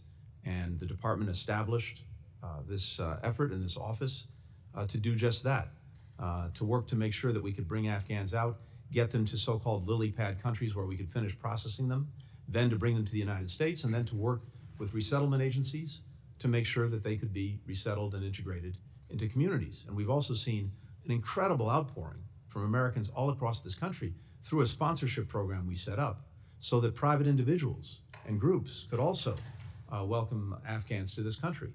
And we've seen tens of thousands of people stand up to do that. But we do need the, I think, ongoing support from the department to make sure that we have the people in place to continue this effort. And so we welcome congressional efforts to support that. Thank you. I'd like to follow up about the SIVs. You know, the report from the majority said that, or alleged that President Biden abandoned our allies, but the numbers tell an entirely different story. As you referenced, during Trump's time in office, the SIV coordinator role was vacant for the entire time. Trump, just to give the numbers to the point you make, Trump only issued 7,116 SIVs in a 3-year period, and processing time increased from 480 days in January of 2017 to 996 days in January of 2021. When you were here in 2021, you spoke to us about this immense backlog, that the administration had inherited of more than 17,000 applications of SIVs. Ambassador Smith affirmed that the Trump administration had taken, this is a quote, taken no steps to reduce the backlog. In just his first 8 months of the administration, however, President Biden issued 8,760 Afghan SIVs and halved the processing time. So, the success is in those numbers, and it's very clear what the emphasis has been under the previous administration, not what's been alleged. And can you just talk a little bit about how you were able to accomplish this? Well, I think you covered it very well, but simply to say that, yes, we inherited a program that was basically stuck. Nothing was happening. There hadn't been an interview for someone to get their visa. Going back to March of 2020, we had a backlog of about 18,000 people.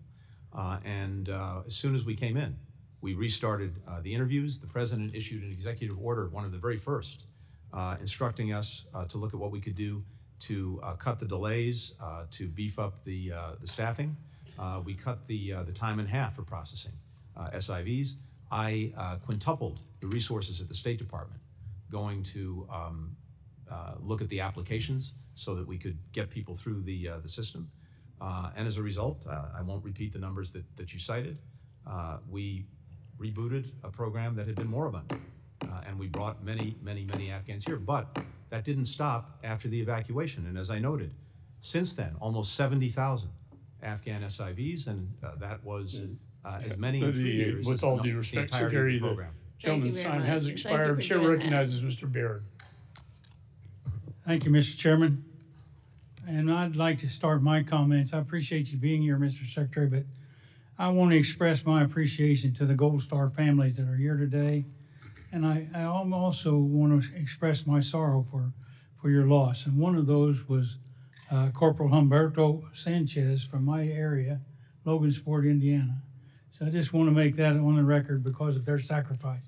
But Mr. Secretary, I have questions about whether or not you've expressed opposition to the unconditional withdrawal to the President or Mr. Sullivan or to NATO, because on April 21st, you made a visit to Brussels to talk with NATO, and after your visit, you made an unannounced visit to Afghanistan on April 15th, 2021. Could you give us some idea what the purpose of that visit?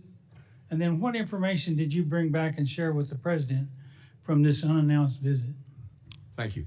The purpose of the visit was to see for myself the situation on the ground in Afghanistan, to hear directly from our embassy how they were pursuing the mission, our diplomatic mission, our mission to bring more SIVs out, and also to talk to Afghans, not just from the government, but from across society, which I did on that trip, to hear from them how they saw the situation as it was evolving.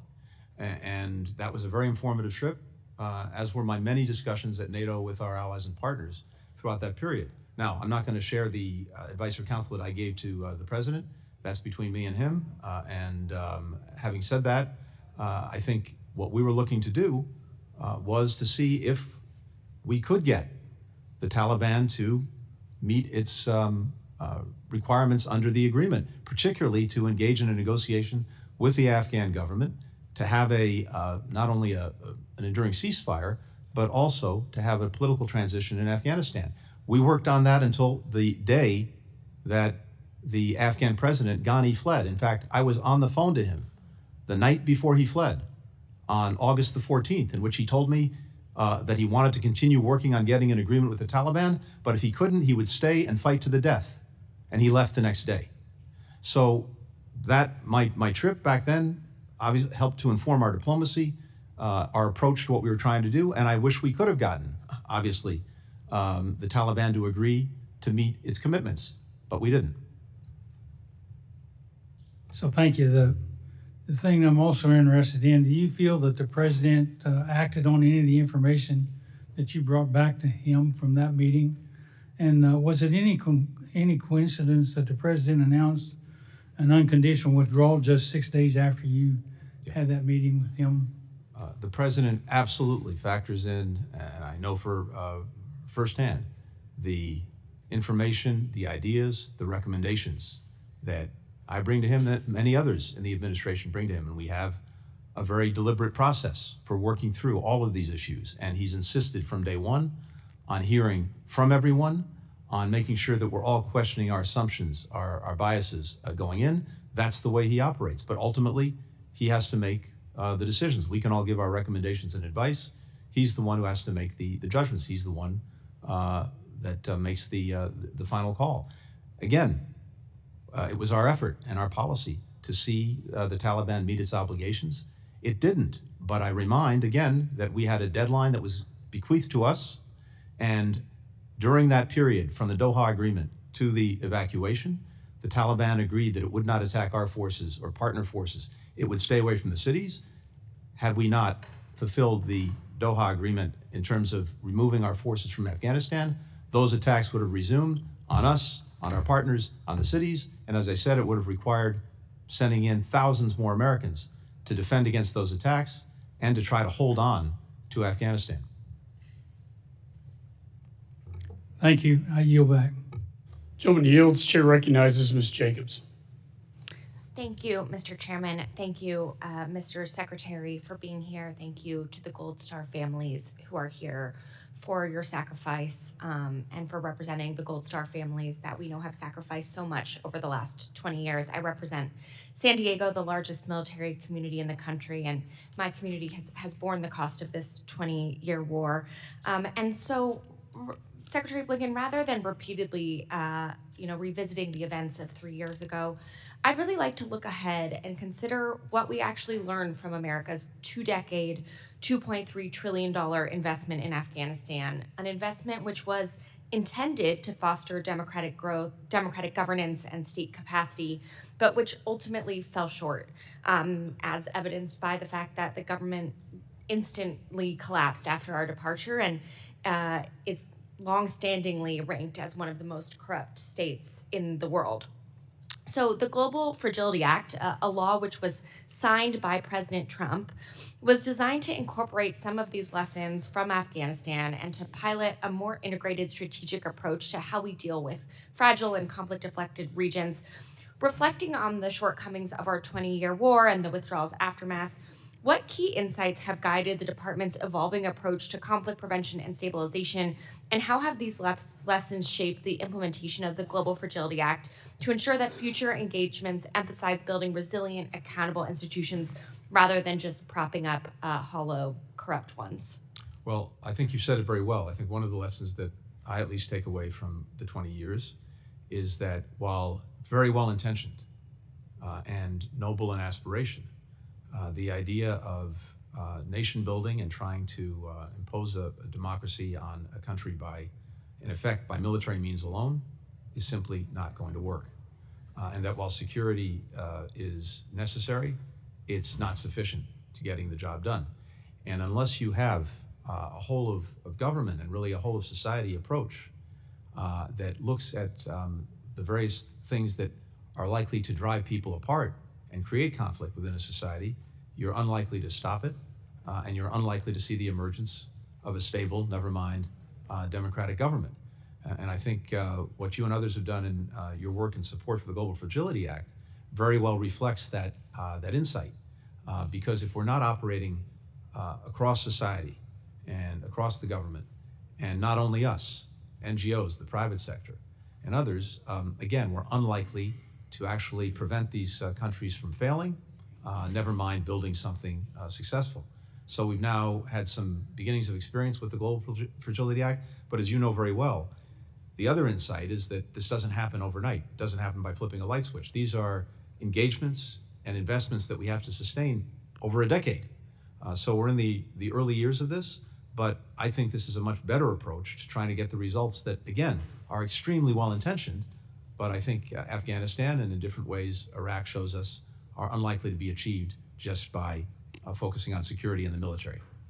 Well, I couldn't agree with you more. And, I know one of the other things that the Afghanistan withdrawal revealed was a sort of systemic vulnerability in the department's ability to manage urgent, high-risk situations. So I was also wondering if you could talk about what sort of organizational measures you've implemented to streamline decision-making authority, improve interagency coordination, ensure rapid, accurate communication during future emergencies, and how these reforms address some of the issues identified in the after-action review? Yeah, thank you very much. This is something we've taken very seriously, and as you know, I think as the chairman knows very well, members of the committee know, we undertook an after-action review. I brought back very senior retired member of the department, Ambassador Dan Smith. He conducted interviews of 150 current and former State Department officials, myself included, on this period, basically from January of 2020 through the evacuation, to look at the State Department, what we did right, what we did wrong. And as I mentioned earlier, a number of important recommendations came out of that to strengthen us going forward. We had 34 recommendations in 11 categories. We've taken 40 actions since then. And just very quickly, one was the need to strengthen our overall crisis preparedness and our response capabilities. We didn't have before this a common operating picture of what was going on in a given emergency situation. We stood up something called the Orion platform. We bring together everything in one place: the cable traffic, news sources, intelligence, risk indicators, accountability for our engagement with U.S. citizens, all in one place. Before, we had a dispersed staff. We didn't have the proper capacity to surge our people during a crisis. We opened a new modernized operations center with that capacity, with the flexible spaces to have task forces develop overnight. We had before no comprehensive system for tracking or deconflicting the status of American citizens who were caught in the middle of a conflict. So we stood up a streamlined and cloud-based system to track, to communicate with American citizens in real time, to avoid duplication, overlap. There are a number of things. I'd really commend to you. General's time has expired. Chair now recognizes Mr. Barr. Thank you, Mr. Chairman. Thank you for your service as chairman of this committee, and thanks for the great job you've done for us as chairman. Secretary Blinken, thank you for your service.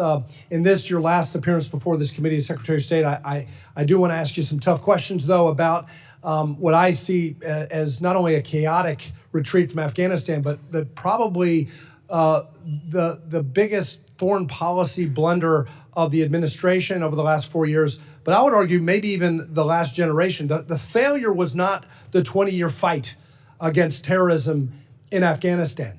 That was not the failure. In fact, that was a success, where the brave men and women of this country who wear our uniform kept the homeland safe because they took the fight to the terrorists.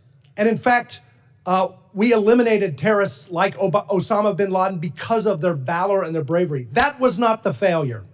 The failure that dishonored their 20-year service was the chaotic and disastrous retreat. And so from your opening statement, you said it's important to put it in context, the events of August of 2021. Important, I agree. So let's talk about the Doha Agreement, Mr. Secretary.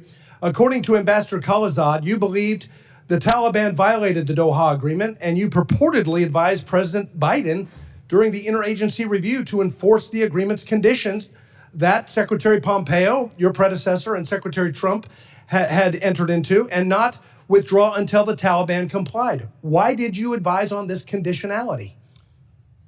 To be very clear, and again, I'm not going to get into my advice to the president. I can tell you what our policy was. The policy was to seek compliance with the agreement and to get the Taliban to live up to what it had promised to do. Right, and I'm going to reclaim my time. Yes, I agree with that. But the Taliban failed to live up to the agreement. The Taliban failed to engage in intra-Afghan negotiations, correct? That is correct. The Taliban was inflicting violence on Afghan forces, correct? That's correct. And the Taliban conducted indirect fire attacks against American forces. Is that correct? Prior to the evacuation, that may have been incidental, but everything else you said is certainly correct. Well, I don't think President Biden listened to you. And I don't think he was implementing the Doha Agreement. It was not that he was bound by the Doha Agreement. He disregarded the Doha Agreement, and he said, we're going to retreat regardless of the Doha Agreement, and that's what happened here. Let me talk about NATO because... Yeah, just to be clear, the Doha Agreement said we would be out by May 31st, 2021. Yes, that's based on conditions, Mr. Secretary, and you know that. In fact, you acknowledged that the Taliban was failing to live up to the conditions, and so Doha did not bind your administration to retreat the way you did. Certainly not the way you did. Certainly not the way you did. Now, Mr. Secretary, I want to talk about NATO because you all talk about and tout this great strengthened NATO alliance. I was just in Europe in October. I agree NATO's strong, but it's not because of your retreat from Afghanistan. It's because of Vladimir Putin invading Ukraine that required NATO to get stronger, despite the invitation to aggression that the retreat from Afghanistan gave to Putin.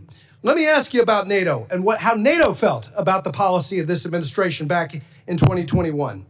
According to the State Department documents that we subpoenaed, our NATO allies wanted the Biden-Harris administration to enforce the conditions of the Doha Agreement. You met with former NATO Secretary General Stoltenberg in March of 2021 at the NATO ministerial meeting, correct? That's correct. Yes, and according to State Department documents, Mr. Stoltenberg opposed an unconditional withdrawal, and you in response stated, quote, "I share your view that it would be preferable to reach a political settlement before foreign troops depart." We've also learned that you were jolted by how strongly NATO officials argued against a complete withdrawal. Did you share NATO's concerns with the White House? I shared everything I heard from NATO allies and partners, with the White House, with my colleagues, with the president. That's my job. General Miller testified that NATO leaders were, quote, unhappy, unquote, with the president's unconditional withdrawal, and they, quote, voiced that unhappiness in different publications. Then, your number two, Mr. Cholette, lied to this committee saying NATO itself didn't take a position. We're told by public sources that NATO Secretary General Stoltenberg was, quote, livid, informing Secretary Austin and yourself that he, quote, strongly disagreed with the decision and felt that NATO's collective position hadn't been taken into account, unquote. I'll let Mr. Stoltenberg speak for himself. So Someone I have here's great the bottom respect line. for, but that's NATO's not the... stronger today, but not because of you all. NATO is stronger because your weakness invited Putin to move against Ukraine. You signaled you weren't going to stand with our NATO allies. You didn't care. President Biden didn't care about our NATO allies and what they thought about a retreat from Afghanistan. Instead, what it did is it signaled weakness, and Putin took advantage of it. The reason NATO is stronger today is because of the invasion. It's not because of U.S. policy. No, that's incorrect. The reason NATO is stronger today is because of President Biden's leadership. This alliance is bigger, it's better resourced, it's got more members because of his leadership. But if you ask any NATO ally, that's exactly Gentleman's time has expired. Chair now recognizes Ms. Manning. Also, I'd like to ask unanimous consent that the gentleman from Wisconsin, Mr. Van Orden, be allowed to sit on the dais and participate in today's hearing without objection. So ordered, Ms. Manning. And we will certainly miss you, and thank you for your service. Thank you very much. Thank you, Chairman McCall. Thank you, Ranking Member Meeks. Thank you, Secretary Blinken, for your service and for your answer to that last question. I want to express my appreciation for the Gold Star families in the room today. I have a Gold Star mother on my staff, and I do understand the terrible sacrifices those families make. I must say I am disappointed that we are having yet another hearing on the now 3-year-old withdrawal from Afghanistan. It seems to me that the fall of the Assad regime in Syria and what happens next, including the potential resurgence of ISIS or other terrorist groups, has major consequences for our security and the future of the region, and it would be a much better use of our time to talk about that topic today. So, Mr. Chairman, I would respectfully suggest that the committee hold a hearing and a classified briefing on this critical situation, the situation in Syria, next week. Thank you very much. Running out. I look forward to that meeting before I'm no longer on this committee. Mr. Secretary, in your view, what are our core interests that are at stake in Syria? A number of them. First and foremost, of course, is protecting our forces that remain there. Second is making sure, to the best of our ability, that ISIS does not reconstitute. Through the Obama administration, then the Trump administration, we were successful in eliminating the territorial caliphate that ISIS had developed in Syria. We don't want to see that revive. And in particular, there are thousands of foreign terrorist fighters who are detained in a detention center that is being policed by our Kurdish partners in Syria. We want to make sure that that's preserved. Third, there may be, and I very much hope there is, an opportunity to move Syria away from the disaster of recent decades toward a country that is unified, that reflects all of the different communities that make up Syria, and so that we get a political transition that's inclusive and that brings everyone together. We have an interest in seeing that because if Syria goes the other way, if it fragments, then we're likely to see more mass migrations. We're likely to see more places in Syria that become centers for terrorism and extremism, none of which is in our interest. Mr. Secretary, the president-elect has suggested that we have no interest in Syria, that he doesn't want to get involved there when he takes over. What impact would that have if the United States were simply to step aside and wash our hands of what's going on in Syria?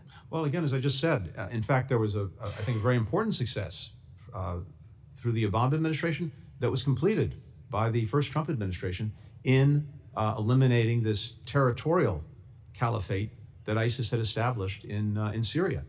That was a job very well done over 2 administrations, and I believe that the incoming administration will have an interest in preserving the gains that it helped achieve. To what do you attribute the resurgence of the rebels in Syria and the fall of the Assad regime? I think what we're seeing is a result of a number of factors, but first, all of the outside patrons of the regime, Hezbollah, Iran, Russia, were at the very least distracted and in some cases on the ropes because of problems of their own making and problems that we helped exacerbate for them. Second, Assad's utter refusal to engage in any kind of political process to try to bring the country together, despite everything he'd inflicted on the country, I think that sowed the seeds of his downfall. I do want to address one thing that we're seeing happen in Afghanistan. And since the fall of Kabul in 2021, we've witnessed the tragic consequences of the takeover of the Taliban, particularly on the Afghan women and girls.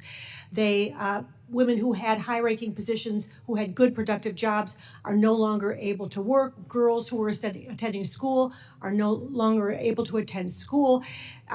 When I read the Trump-Doha agreement, I was shocked by how few conditions there were in there for the Taliban. There were no protections requested for Afghan women and girls. Since the withdrawal, we've seen the Taliban issue more than 100 edicts targeting women and girls, restricting not just their education and their ability to work, but also their ability to leave their homes, their ability to seek health care services from male providers. And just recently, the Taliban issued an edict suspending medical education for women. We know what this means. Afghan women will eventually be unable to get medical care that they need. This will be a disaster not just for the women of Afghanistan, but for the country.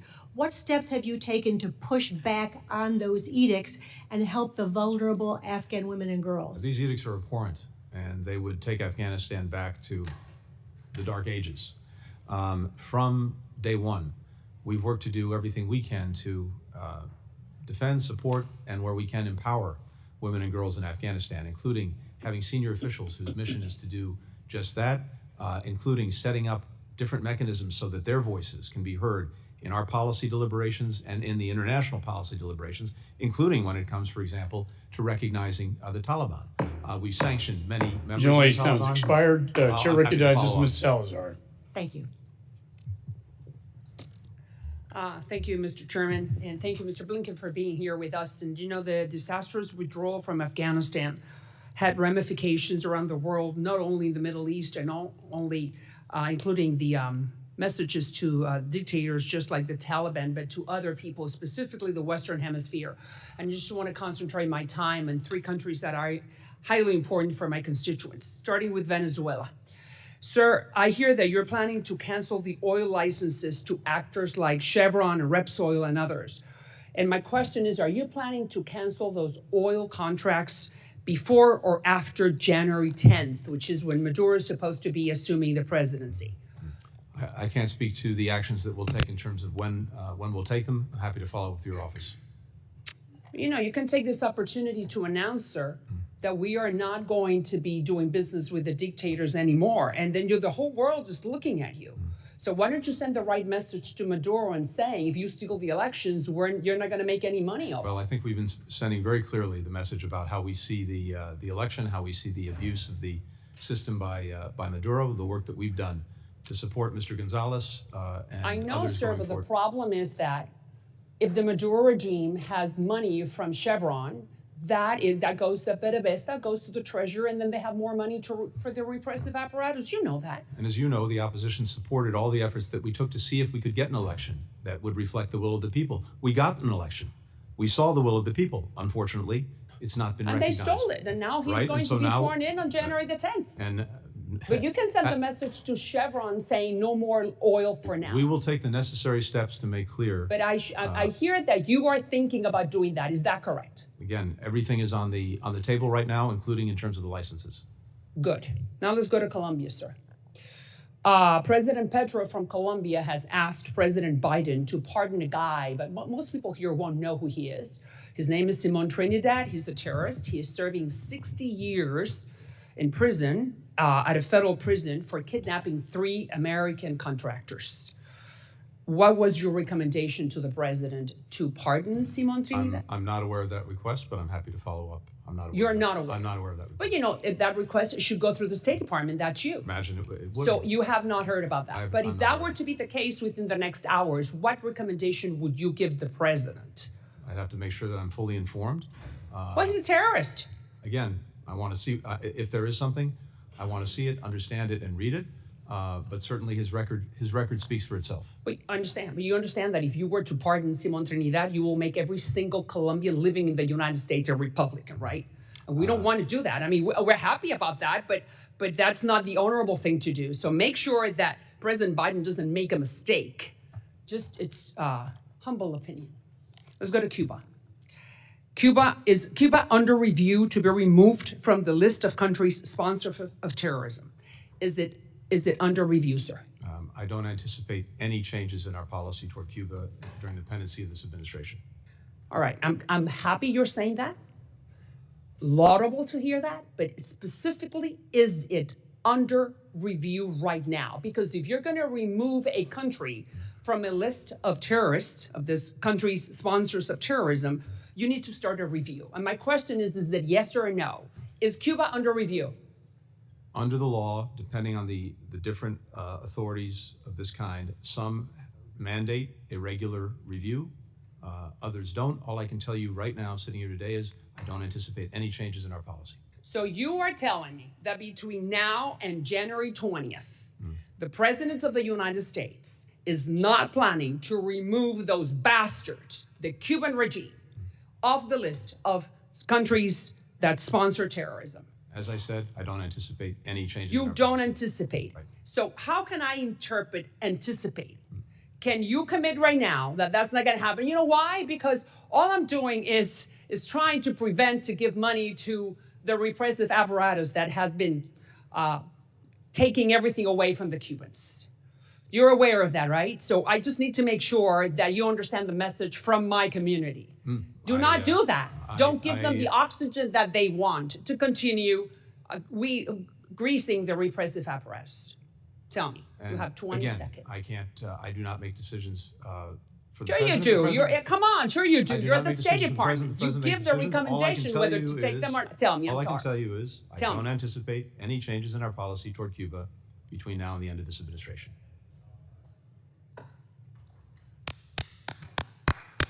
Thank you. I'm going to take your word as your bond. Let's keep it that way. I appreciate it, sir. Thank you. Thank you very much, Mr. Chairman, Secretary Blinken. I'd like to focus my questions on a topic of great importance to my home state of Arizona, the U.S.-Mexico relationship. I believe we're at a make or break moment for the region. Our two countries face significant shared challenges, and there remains a lot of work to do to address migration, securing our borders against illicit drugs trafficked north and arms trafficked south, and to fight pervasive organized crime. But the U.S.-Mexico relationship is more than just migration and security. Our economies are fundamentally intertwined. Mexico recently surpassed China to become U.S. largest trading partner, supporting hundreds of thousands of jobs in my home state of Arizona. And I am particularly excited about the vast economic potential of nearshoring, moving supply chains closer to the United States market as hundreds of businesses, including semiconductor supply chain enterprises critical to our national security, move from Asia back to America or to North America or even Latin America. Meanwhile, the upcoming World Cup gives us an opportunity to forge a durable security relationship to address international threats. There's a choice in front of us now. Do we choose to forge a strategic path forward together, rooted in mutual respect and cooperation, or do we each go it alone? The Mexican government recently passed a series of sweeping constitutional reforms that will harm the U.S.-Mexico relationship, overhauling its independent judiciary, eliminating independent regulatory agencies, and closing access to its energy markets. These changes could undermine Mexico's obligation under the USMCA, and I've heard from business leaders in Arizona and around the country who are anxious that these reforms will hurt investor confidence and their ability to do business in Mexico. Secretary Blinken, how do you see these constitutional changes impacting our economic relationship with Mexico? Well, first, you're exactly right about the importance of that economic relationship. It's vital to this country, it's vital to Mexico, and our citizens benefit from it every single day. Second, the Mexicans, of course, have the sovereign right to make their own laws, amend their own constitution.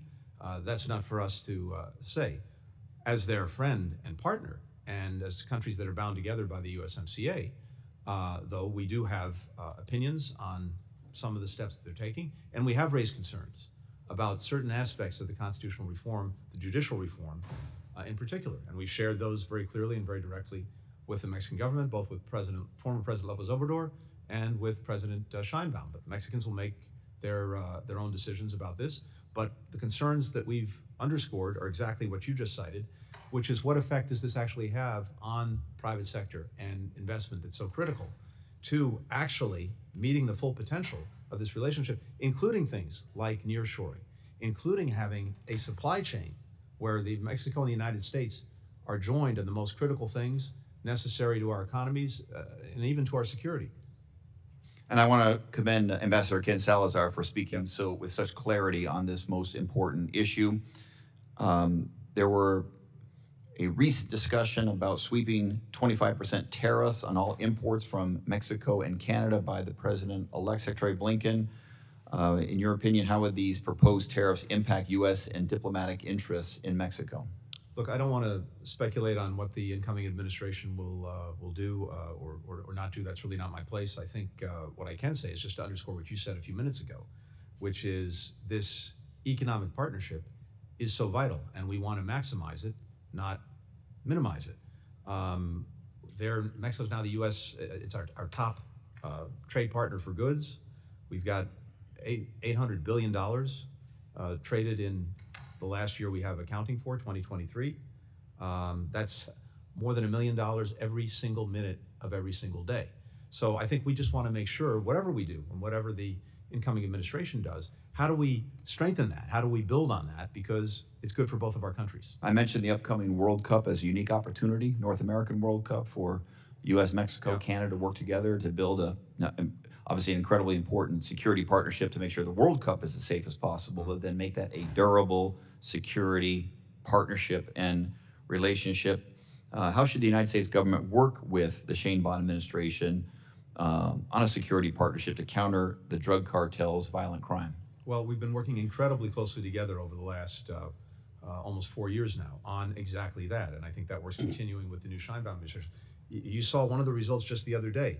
The Mexicans seized, with our help, 20 million fentanyl pills. Each one could have killed an American citizen.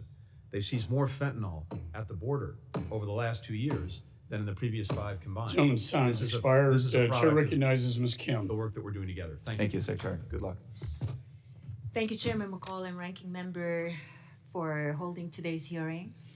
The American people and the families of our 13 fallen service members and the Afghan allies are demanding answers. Secretary Blinken, your appearance before our committee today is long overdue as we seek to understand the role that you played in the Biden-Harris administration's failed and disastrous Afghanistan withdrawal in August 2021. And in your previous conversation with my colleagues before me, you claimed that you have done everything you can to support Afghan women and girls. Yet, you excluded them and Afghan civil society from Taliban talks with the UN in Doha. So why do you continue to deprioritize Afghan women and girls? Sorry. Just the contrary. We've done everything we can to integrate them, their voices, their views, into everything we do, including any engagements that we've had with the Taliban, including in the engagements that we have with partners around the world, particularly when it comes to decisions being made about recognizing or otherwise engaging with the Taliban. So it's exactly the opposite. We've We're made continuing every to effort hear to from engage women and those girls. families, and also this committee has heard gravely concerning stories of what it was like trying to get through HKIA as an evacuee. Your own personnel testified that there was little to no guidance from you on who qualified to be evacuated from Afghanistan. So based on documents we received and witnesses we interviewed, at no point did you identify who the U.S. would be responsible for getting out during the non-combat evacuation operations. So did you ever determine which populations were eligible to be evacuated? Yes, absolutely, and that was very clear. There were Who were they then? very discrete populations: American citizens, legal permanent residents, and Afghan allies and partners, particularly those who How had did stood your with us. But department what happened determine is which populations were eligible for evacuation? Who was responsible for making those decisions? these are determinations that are made by the administration, by the State Department, and when it comes to Afghans at risk, there were many Afghans at risk that we were seeking to get out. And because this was such a dynamic situation with conditions changing by the hour, at different moments during the evacuation, we had greater access to certain parts of that population than others. So we focused Secretary, where we could. what documents did those evacuees have to provide to prove their eligibility? Are you aware of a hall pass that your department provided instead of legal identification documentation? We sought to do everything possible to get them the documents or identification that they needed in order, as necessary, to get through the Taliban, which had control of the area around the airport, and of course, documentation is necessary for our own people. That hall pass that we're talking about were reprinted in droves.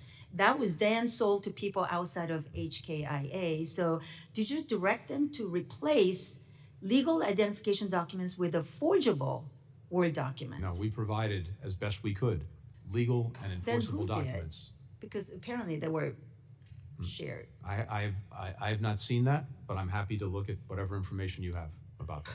Okay. During the evacuation, over 80 Afghans who risked their lives to work with the United States government contacted my office for assistance. So when you include their families, that's more than 526 Afghans who claim they faced a direct or personalized threat. But despite the referral to SIV program, my office is only aware of only like 80 applicants who are able to complete the requirements and file. And of those 3, none have been approved and are still awaiting processing. Hearing from those Afghans, the SIV verification process has been difficult and tedious. And according to your deputy, one of the biggest obstacles to the verification process came from SIV applicants who have been employed by the DoD contractors, and that was well documented. Yet, you did not ask the DoD for support until the end of July 2021. So why'd you wait until just weeks before the Afghanistan withdrawal to fix that obvious issue? These were long-standing issues and problems with the SIV program going back many years, and as I said earlier, we inherited a program that was totally moribund. There hadn't been a single interview for an SIV going back to March of 2020 when we came to office. We immediately reinstituted the interviews. I immediately surged resources to go through the SIV applications. We cut the time in half to process the applications. We went from issuing 100 visas a week on SIVs to 1,000 a week. All of that happened in the space of just 5 or 6 months because of our dedication to the program. But we inherited a program not only moribund, but that had 14 different steps required by Congress to make sure that the SIV was issued in the appropriate way. And of course, security, usually important. We want to make sure that we're not bringing threats into the country. That's important. Being able to document effectively, yes, that they had been working with us. And the challenge, as you rightly point out, was that because it was with DOD, it was The contractors, many of whom were out of business. I agree this is a very important issue But we can that we'd follow like up to on that. follow up with you, Mr. Secretary. Chair recognizes Ms. Madeline Dean. Thank you, Mr. Chairman. And Mr. Chairman, I want to echo the words of many others on both sides of the aisle. I feel lucky to have had the chance to serve with you on this committee as you were our chairman. You are our chairman. Look forward to the renaming of this room. I thank Mr. Meeks as well. It's been a pleasure. I do acknowledge the attendance of Gold Star families and other military families and veterans. Thank you for your extraordinary sacrifice and service. And thank you, Secretary Blinken, for being here, for being in front of us and being available to tell us sometimes harsh truths, and also to just reveal the thoughtfulness that your department has taken over the course of these years. So I thank you for that. And it is important to understand what happened with the withdrawal of Afghanistan. It's important to understand what happened before, after, during, after. And my only problem with this report and this set of hearings and the set of questions that you are facing is that sadly this became a partisan investigation and never should have. This committee sadly came up with a report digging into evidence that would only focus on the Biden administration, a 20-year war, a withdrawal set in place by the previous administration. The cherry picking was clear. The report's own methodology says, quote, the U.S. withdrawal from Afghanistan is understood to encompass the U.S. military retrograde beginning with the Go to Zero order officially announced by President Biden on April 14th, 2021. That's a strange, very narrow window if we really want to understand what happened, what went wrong, what went right. So Secretary Blinken, just to set the record straight, the Doha agreement was entered into under the Trump administration, is that correct? That is correct. Signed on February 29th, 2020. The agreement included a commitment to reduce U.S. forces in Afghanistan to 8,600 troops in 135 days. Is that correct? It is, yes. The only other force reduction commitment in the agreement was complete withdrawal of U.S. forces within 14 months. Is that correct? That's correct. Then President Trump, despite not being required by the agreement, ordered more troop drawdowns as he was eligible to do as President of the United States, those being in September of 2020, reduction to 4,500 troops. Am I right? That's correct. And then, strangely to me, in January of 2021, on the administration's way out the door, a reduction to 2,500 troops. Is that correct? It is. Puzzling, absolutely puzzling. So those were all actions taken before Mr. Biden was even sworn into office, January of 21. What effect did the significant reductions have on the administration and on the withdrawal? Well, I think the combination of the release of 5,000 Taliban prisoners under the agreement and the reduction in U.S. forces to 2,500 put the Taliban in the strongest position it had been in since 9/11, and the United States in arguably the weakest position we've been in because we had the fewest number of forces on the ground than we'd had since 2001. What a terrible, deadly combination of factors. And also, again, so much good was able to be done under those horrifying circumstances, but nothing can take away the tragedy of Abbey Gate. I'd like to move, just as Ms. Manning did, to other issues of the day, very critical issues of the day. Ukraine. I have always believed that the United States must do everything in our power to be sure that Ukraine has everything it needs to win. What is going on in these last few weeks of the administration, lifting of any more restrictions, imposing any more sanctions on Russia or Russian banks, what is the administration able to do? We're determined in the time that we have left to make sure that, to the best of our ability, Ukraine has everything it needs to be as successful as possible and continue to push back on the Russian aggression, to make sure that it has what it needs if it chooses, by necessity, to fight through 2025, or if there's to be a negotiation, that it can negotiate from a position of strength. And so that means making sure that it has the weapons, the munitions, et cetera, that it has the resources, the money, and also that it has mobilized forces to deal with the aggression. I appreciate all that. My time is limited. Israel-Gaza, where are we on a ceasefire? It has been 431 days since the horrific Hamas attack, 431 days, hostages still held. Where are we? When will we get them home? We want to get them home now. Yes. As we speak, there are intense efforts underway to see if we can reach, finally, a hostage ceasefire deal. Again, it's ongoing. That's as much as I can say right now. And I hope that humanitarian aid is flowing more fully. I appreciate your letter. Please see our letter to you. Yes. Again, thank you for your service, and I yield back. Thank you. Anyway, yields back. Chair recognizes Mr. Davidson. Thank you, Chairman. Mr. Secretary, I want to review a couple dates. First, on February 29, 2020, the Trump administration signed the Doha agreement with the Taliban. The agreement promised a conditions-based incremental withdrawal, and the Trump administration delayed that withdrawal precisely because those conditions were not being met. On April 11th, 2021, the go-to-zero presence in Afghanistan was given by the Biden administration, and that was given freely by the administration, despite not being in compliance with the Doha agreement. Your own Deputy Assistant Secretary, Mark Evans, testified before this committee that the decision to go to zero was not contingent upon the Doha agreement. Secretary, one of the dates I really want to focus on is July 8th, 2024. That's the date that the total withdrawal was finalized by the administration, and the date certain. It's shifted from a conditions-based to a date certain. Is that correct? The date certain was there, I believe, starting in April, when the president said we would follow through on the withdrawal that the previous administration had agreed to, except it was extended from May 31st to September. So it was always going to be date certain, not conditions based. Well, that was what the so Doha that's what agreement. look. That's what you said. So when you made that decision, did the State Department block American citizens from departing from the airfield in Mazar-e-Sharif, Afghanistan? Absolutely not. They didn't? Block Who American did citizens. then? Who blocked them? I'm not aware of blocking any U.S. citizens. On the contrary, we were doing everything You know they possible were to get blocked. You citizens know out. they were blocked. I'd be happy to look at any information you have on that. I'm not aware of any American citizens who were blocked.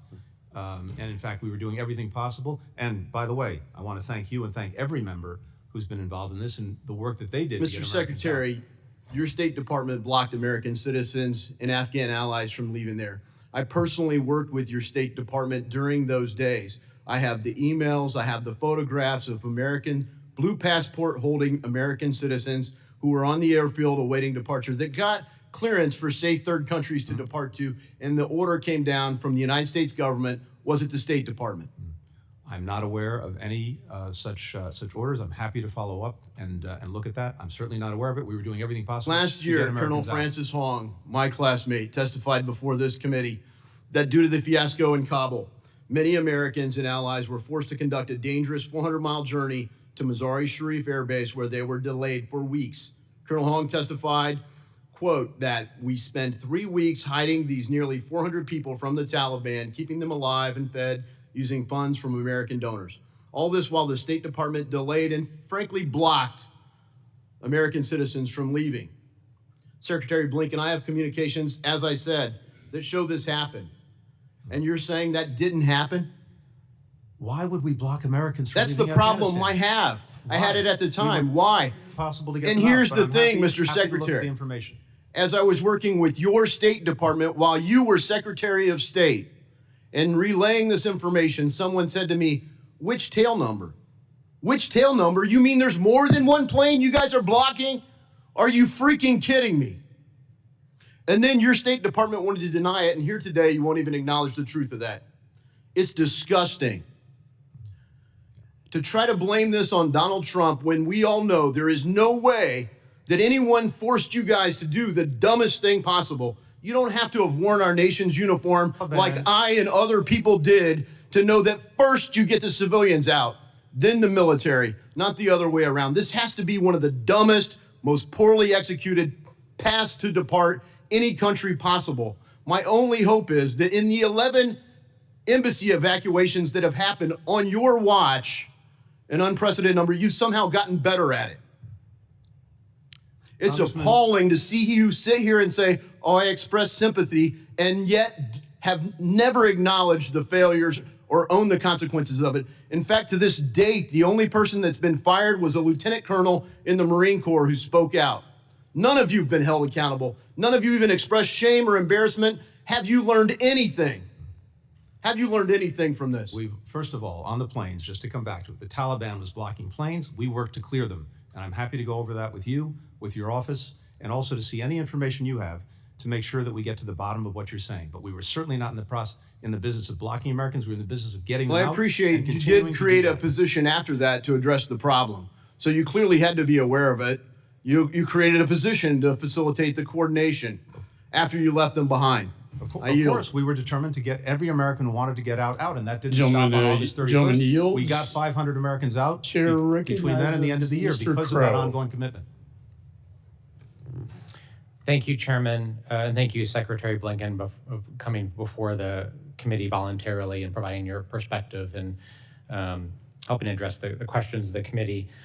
As you know, I served multiple combat tours in Afghanistan, and like the tens of thousands of Americans that did, we left pieces of our heart behind in that country.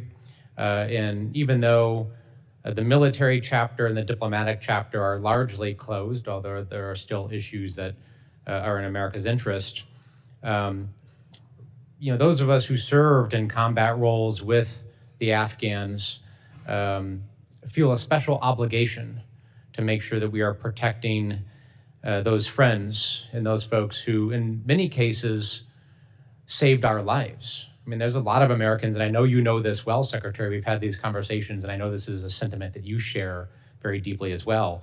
I mean, these are people who, at great personal risk to them and their families, took on jobs that helped bring Americans home. And the story of that is not a finished story. So with that in mind, I would love to hear from you. Can you speak to the number of currently eligible SIV Afghans who are in that country? How many do we think are still there? And what are we doing to help get them out? What does the pipeline look like? And what more do we need to do? Thank you very much, and thank you for your enduring commitment to this. So we have right now about 63,000 SIV applicants who are in the so-called pre-chief of mission phase. That is, they've expressed interest, they've started to compile the necessary documentation. We believe, based on experience, that roughly 20% will become fully documented. That's 20% of 63,000.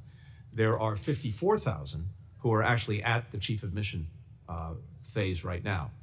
Again, based on our analysis, we believe roughly 35% of those will likely be approved because, as you know, unfortunately, many people wash out either because they simply don't qualify or because of documentation issues, which we've tried to remedy over the last couple of years. Finally, we have right now 10,000 who have chief of mission approval. The only thing they're waiting for is their interview, which they need to do out of country. Of those 10,000, about 9,000 are in Afghanistan.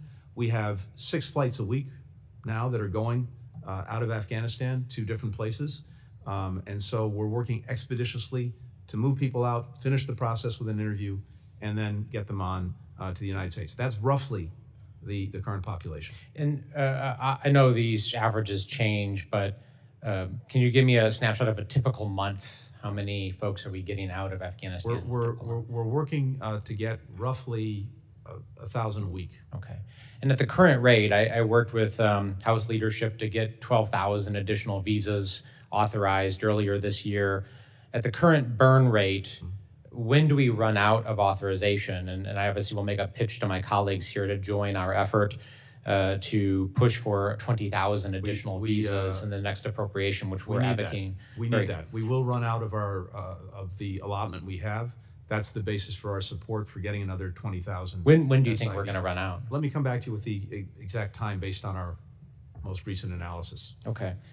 The last piece is the State Department did a pretty extensive and thorough after-action review. There was a classified version of that, a public version of that. I've spent a lot of time reviewing both documents, and as a result of that, I've I have introduced legislation, the Crisis Act, to help codify some of the changes. Can you just tell us very briefly, what are some of the reforms and changes you made within the department to, ensure that the problems and the shortfalls that we experienced in the withdrawal, we're learning from those lessons and we're ensuring that we're fixing things going forward? Yeah. And very briefly, and much of this is in the report, including the unclassified version, we now have a common operating picture that we didn't have before, where we're fusing all of the information that we need in a crisis, whether it's cables, whether it's open source, whether it's intelligence.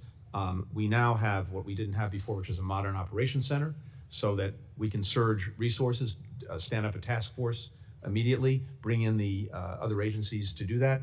We now have what we didn't have before, which is a streamlined cloud-based system to track all of our engagements with American citizens, to make sure we're not duplicating, to make sure that we're in near real-time communication with them.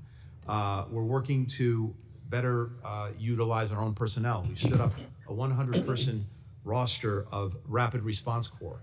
People sign up for 6 months. That means that they're ready on a moment's notice to become part of a task force. They get training throughout that period on what they'll need to know if there's an emergency. We stood that up. I see my time is up. I'm happy to go over. I'm just trying to make sure you stay on schedule for your flight. Mr. Chairman. Your flight to the Middle East. I don't want you to miss that. I appreciate that, Secretary. Thank you, Chairman. I yield back. Gentleman's time has expired. Mr. Green is recognized. Thank you, Mr. Chairman, and thank you for your leadership on investigating this. I'm over here, Secretary. Thank you. This catastrophic withdrawal, and I want to thank you, Secretary Blinken, for attending today.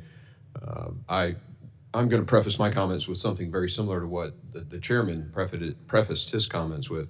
We've worked well together on nearshoring and stuff like that, getting the Tennessean out of Venezuela. Yeah.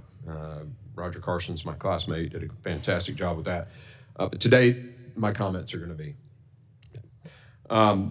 as a global war on terror veteran who served in Afghanistan, I want to once again recognize the sacrifice of all the Americans that fought for our country in Afghanistan. I lost friends there. But those of you who came home, your service was not in vain. Those of you who died there, your service was not in vain. You helped keep our country safe for 2 decades. And I am grateful for your sacrifice and the sacrifices of your families. As a Night Stalker flight surgeon and an Army Ranger infantry officer, I remember our most sacred creed, leave no man behind. Secretary Blinken, you and our Commander-in-Chief left people behind. You left those in your care behind. You left Americans and our allies behind. Your delayed appearance before this committee, I think, is a disgrace to those Americans who did die in Afghanistan, and your decisions or the absence of leadership on this issue during the withdrawal of 2021 are directly responsible for the disaster. Prior to President Biden's go to zero approach, the Taliban had ignored U.S. attempts for a smooth exit and shown themselves totally ignoble negotiators. We knew the dangers, and yet, as the military withdrew, you told U.S. Embassy Kabul to remain. Furthermore, you actually increased personnel when senior security advisors and leaders at DOD and embassy staff said it was time to make a non-combatant evacuation operation plan, an EO plan. You said no. Instead, when the day came for the embassy to evacuate, there was no plan. You left your personnel high and dry to figure it out on their own. In fact, you never even issued the NEO. As Secretary of State, that is your responsibility, but instead the NSC had to make that call. Did you step in? No. The NSC continued to lead the initial response, including decision-making regarding Afghan population eligible for evacuation, which should have been states' responsibility. Because you weren't at the helm, there was little documentation or communication. State personnel had to rely on spur-of-the-moment decision-making just to get to the airport, and thousands of evacuees were left in limbo. I also want to share a story, a conversation I had with the leader of one of our greatest allies, Britain. I had a conversation with Boris Johnson 6-8 months ago. I was at dinner with him, and I asked him, I said, hey, could you confirm a rumor, Mr. Prime Minister? Could you confirm the rumor that the Commander-in-Chief of the United States, Joe Biden, You called him and asked him to stay an extra 5 days, just 5 days, so that all the Brits could get out. And Boris Johnson told me, Chairman Green, I remember exactly where I was when I made the phone call. I asked for 5 more days, and President Biden told me no. This is our greatest ally on the planet, participating in the Red Sea with us against the Houthis when few others would.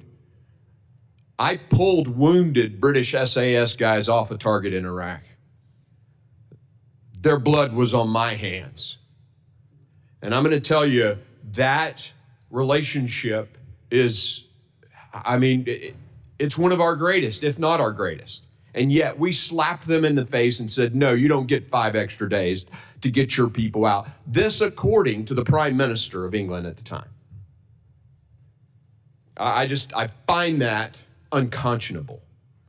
And senior leaders at DOD have come here and testified. Senior leaders at DOD have testified on the HASC and told us, we were telling the State Department 4 or 5 months in this drawdown period, get your stuff together. And they didn't. Why? Mr. Chairman, I hope you give me time to respond, because I dispute virtually everything that was said, with great respect, though, for the member and particularly for his extraordinary service to our country. First, did we leave people behind?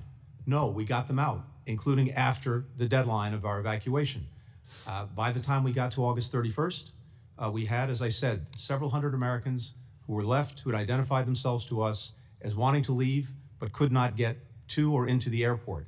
I committed to make sure we got them out. And between the end of the evacuation and the end of the year, we got the 500 remaining Americans out who either then or after August 31st identified themselves as wanting to leave. We made good on that commitment.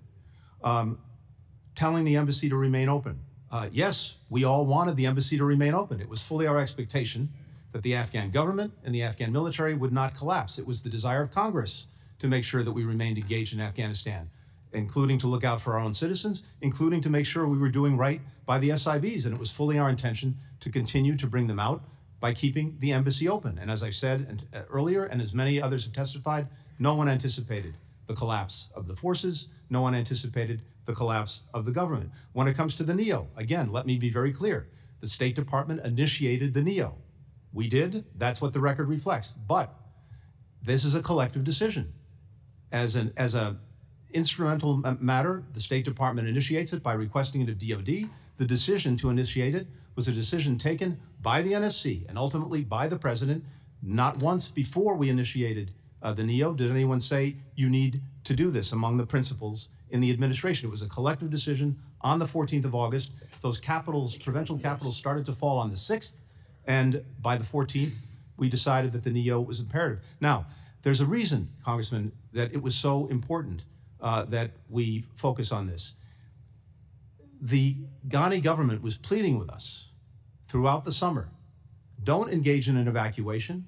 That will actually precipitate exactly what we're trying to prevent, which is a collapse of the government, a collapse of confidence, people fleeing the countries in uncontrolled ways. So that was also part of our thinking. But in terms of preparing, yes, we started preparing intensely going back to April. Multiple exercises with different agencies, tabletop and otherwise, planning through different scenarios. We had tripwires, we had indicators, all of which came into effect. We moved the embassy in 48 hours to the airport. That wouldn't have happened without a plan. We got control of the airport because we had pre-positioned forces. We were able to start moving people out in 72 hours. We moved 120,000 people out, the largest evacuation in the history of this country. Mr. Secretary, I will tell you that your DOD colleagues don't remember it that way. And I remember your face when we got that secret briefing during the midst of this, during the height of it. We all gathered in HVC. And I'm going to tell you, I think our memory here isn't as accurate as it could be. And I'll just leave it at that, Mr. Chairman. I'll never forget the fear in your face and I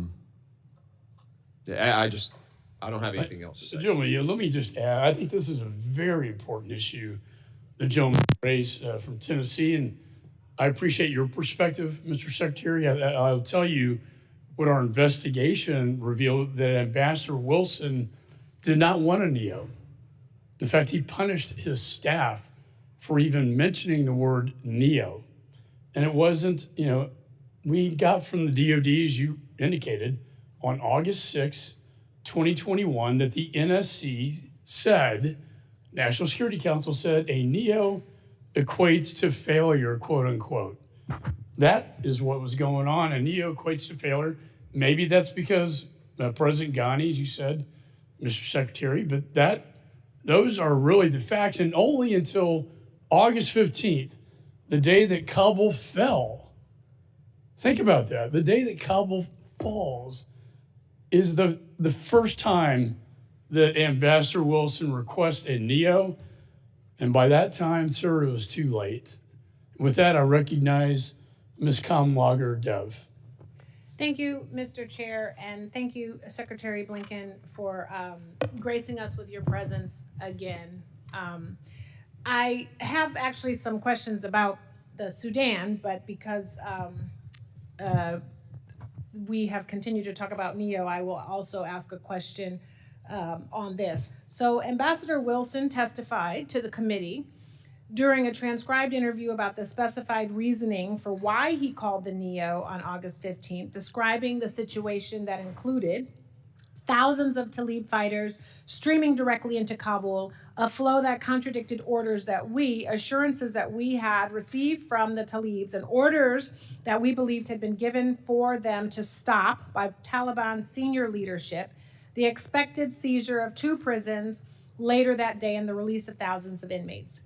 Talib fighters, ISIS fighters, common criminals, and the abandonment oversight of checkpoints into and within Kabul's green zone that were vital to our security. We had been striving to maintain embassy operations in accord with the direction given to us. This was no longer possible.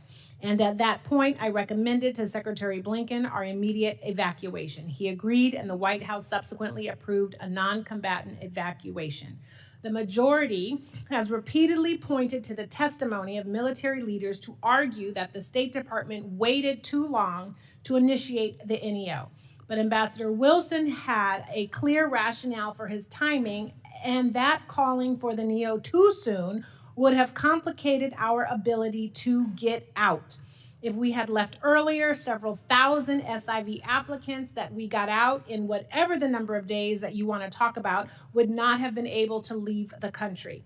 We would not have been able to provide support to American citizens trying to get out. Our eyes and ears about what was happening around us would have been drastically degraded. Secretary Blinken, would you agree that Ambassador Wilson's testimony reflects a detailed and realistic understanding of the conditions on the ground? Yes, I would. Thank you. What would have been the repercussions if the State Department had called a NEO before conditions on the ground warranted one? Yeah, it would have actually precipitated those very conditions, and it would have made it more difficult for us to get people out, including American citizens. The airport was open until August the 15th. We were trying to avail ourselves and push people out to take commercial flights. It would have made it much more difficult to get SIV eligible people out of the country, other Afghans at risk. All of that would have been made more difficult by precipitating the very kind of crisis we ultimately saw. And again, I come back to a fundamental proposition, which is that no one, and I say this collectively, this is the State Department, this is the intelligence community, it's the DOD, in terms of the consensus view on where this was going, there was no consensus view that the government, the Afghan forces, were going to collapse. Our military, having worked with them for 20 years, believed that they would stay and fight. They needed to have the sustained support to do that. General McKenzie has said that, including financial and logistics support. We had no indication that the government would fall. The intelligence community didn't see that. We have very remarkable people at the State Department, including those who wrote the so-called descent channel cable, who were very concerned about what would happen after we left in terms of the durability of the government. I read that cable immediately. I responded to it almost immediately, and many of the measures that they called for in the cable were already in train, because what they were focused on was trying to make sure that we got people out of the country, especially the SIVs. And as I've talked about earlier, that's exactly what we were doing, having taken a program that was dead in the water, revived it, and accelerated it dramatically. Thank you also for just even mentioning the dissent cable and the fact that regardless of if you agree with them or not, there is still a space for folks within the State Department to register discontent. I certainly hope that that is a practice that will continue in this next administration. I would now like to ask in the few moments that I have left about the war in the Sudan, which is a catastrophic humanitarian crisis impacting innocent civilians. I think it is a moral outrage. Over 150,000 have been killed, 11 million have been displaced. The evidence of genocide in Darfur is significant, and I believe an official genocide determination against the RSF and allied militia is long overdue. Why has the administration refrained from making a genocide determination, and do you intend to come to a decision about a determination before the end of this year? First, very quickly, you're right to put a spotlight on Sudan. It's the worst humanitarian situation in the world by far, by orders of magnitude. We're working intensely to try, of course, to bring an end to it, but in the first instance, to get assistance to people who desperately need it. We've made some progress on that in the last few weeks with both the SAF and to a lesser extent with the RSF. But in terms of atrocities, war crimes, genocide, we've been making determinations already about atrocities and war crimes. We're looking at the question of genocide, whether we complete that review in the time that we have. I can't. Trying to be respectful. Generally, time's expired. Let me just, if I could comment, I mean, you did not see it coming. I've heard that over and over. Perhaps we were getting different intelligence briefings, but I certainly saw it coming, and your own employees in the embassy saw it coming when they sent the dissent cable to you, a cry for help that Kabul's falling and the embassy will fall soon. And I don't know how you can say that, honestly, sir, with a straight face. The chair recognizes Mr. Heisinger. Thank you, Mr. Chairman, and appreciate your work as leading this committee. But Secretary Blinken, how many U.S. citizens are still in Afghanistan? I can't give you an exact number because we never know for sure. There are several. Do you believe they're all voluntary? I think you're going to start to say there's several thousand. No, I believe that any American citizens who are left, there are several, as is noted before, who have actually been detained. These are people who went there after the evacuation for one reason or another, have been detained by the Taliban. We're working every day to get them out. Are you, hold on a second. Are you saying that the only people detained are those who went after the evacuation? I'm saying the ones that we know of who are detained and that we're actively working. We can clue you in. I got to give you credit. You are successful in doing this. You have completely pulled me off of what I was going to ask you about, much to my staff and everybody else's chagrin. But the crap that you were throwing out here about this is unbelievable. I will tell you, I was in that same briefing when you said that you thought there was, quote, several hundred citizens who were staying in Afghanistan voluntarily. My caseworker had 185 individuals alone in my district, the 4th District of Michigan, that were asking us for help to get out, including those who did make it to Ichkaya and were beaten by the Taliban and were known by the U.S. troops. And the troops that are being shown up here, including one of my constituents who I've referred to as Jose and Carlos and Juan and various things, because I haven't wanted to use his real name at his request, who was blown up and injured and knew every single one of those Marines and those Navy corpsmen up there on that screen right now. They have not gotten satisfactory answers. And I will tell you, Secretary Blinken, that we have citizens there who are not there voluntarily, and they want to get out, and this State Department has utterly failed them. Failed them. Congressman, if there are citizens that you have identified that have been in communication with you and that want to get out, please, if you haven't already, share that information with us. We've shared it. We'll share it again, and we'll keep asking. And we're happy to sit down and go through each of those cases. At some point, the exercise in futility gets a little frustrating as a member, Secretary Blinken, when it does not feel like you're answering Mr. Green's questions or Mr. Warren's questions, or you're going to have a couple of other military folks who were there, had friends there. Well, I had a friend who was in Doha, and he's telling me that there was no damn plan to have all of those planes divert to Doha. So they got caught flat-footed. There was no place for them to go. It was a bungled exit. So I have to hit on a couple of the things that I have here, and I'm going to try to truncate this. Recent report by Inspector General of Afghan Reconstruction, John Sepko, found since August of 2021, implementing partners of yours from the State Department have paid at least $10.9 million in U.S. taxpayer funds to the Taliban in form of taxes, fees, and duties. In fact, the SIGAR noted that while conducting its investigation, your State Department repeatedly refused to cooperate. They then requested that the State Department attest to that it had distributed a questionnaire to all the relevant implementing partners, that responses were not altered, and that no attempts were made to influence the implementers' responses. However, at the time the report was published, your department refused to sign the attestation. Mr. Secretary, did you instruct your employees to obstruct the SIGAR investigation of U.S. tax dollars going to the Taliban? And since then, has that changed? To the contrary, we've done everything possible to cooperate with SIGAR. 13,000 staff hours dedicated to this. Why would the Inspector General say? Is the Inspector General lying? SIGAR, in its report of, I believe, in 2023, said that the department was cooperating with SIGAR.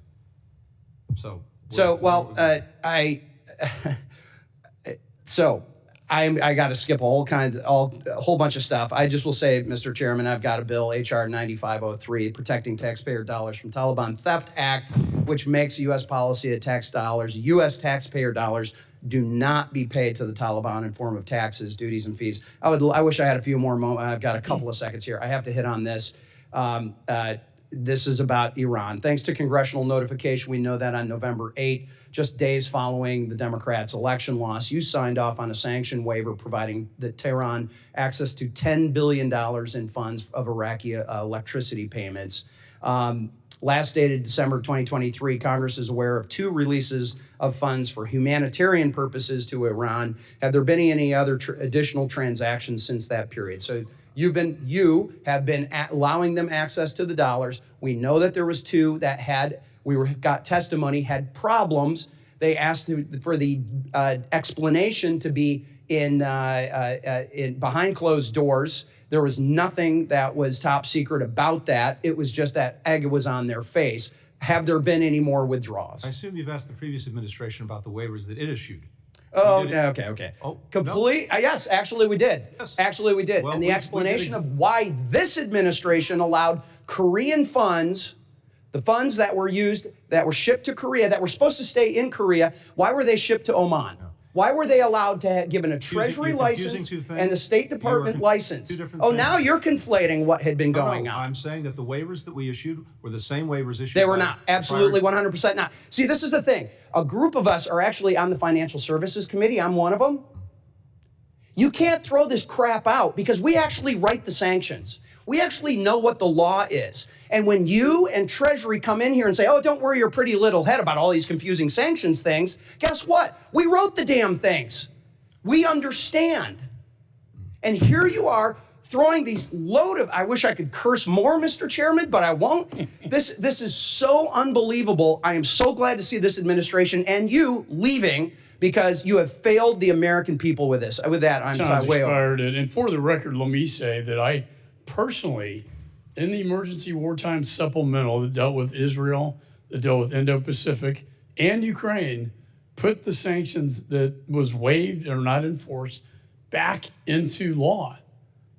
That would be on energy and on missiles and drones coming out of Iran, funding their terror operations, killing Israelis and killing Ukrainians.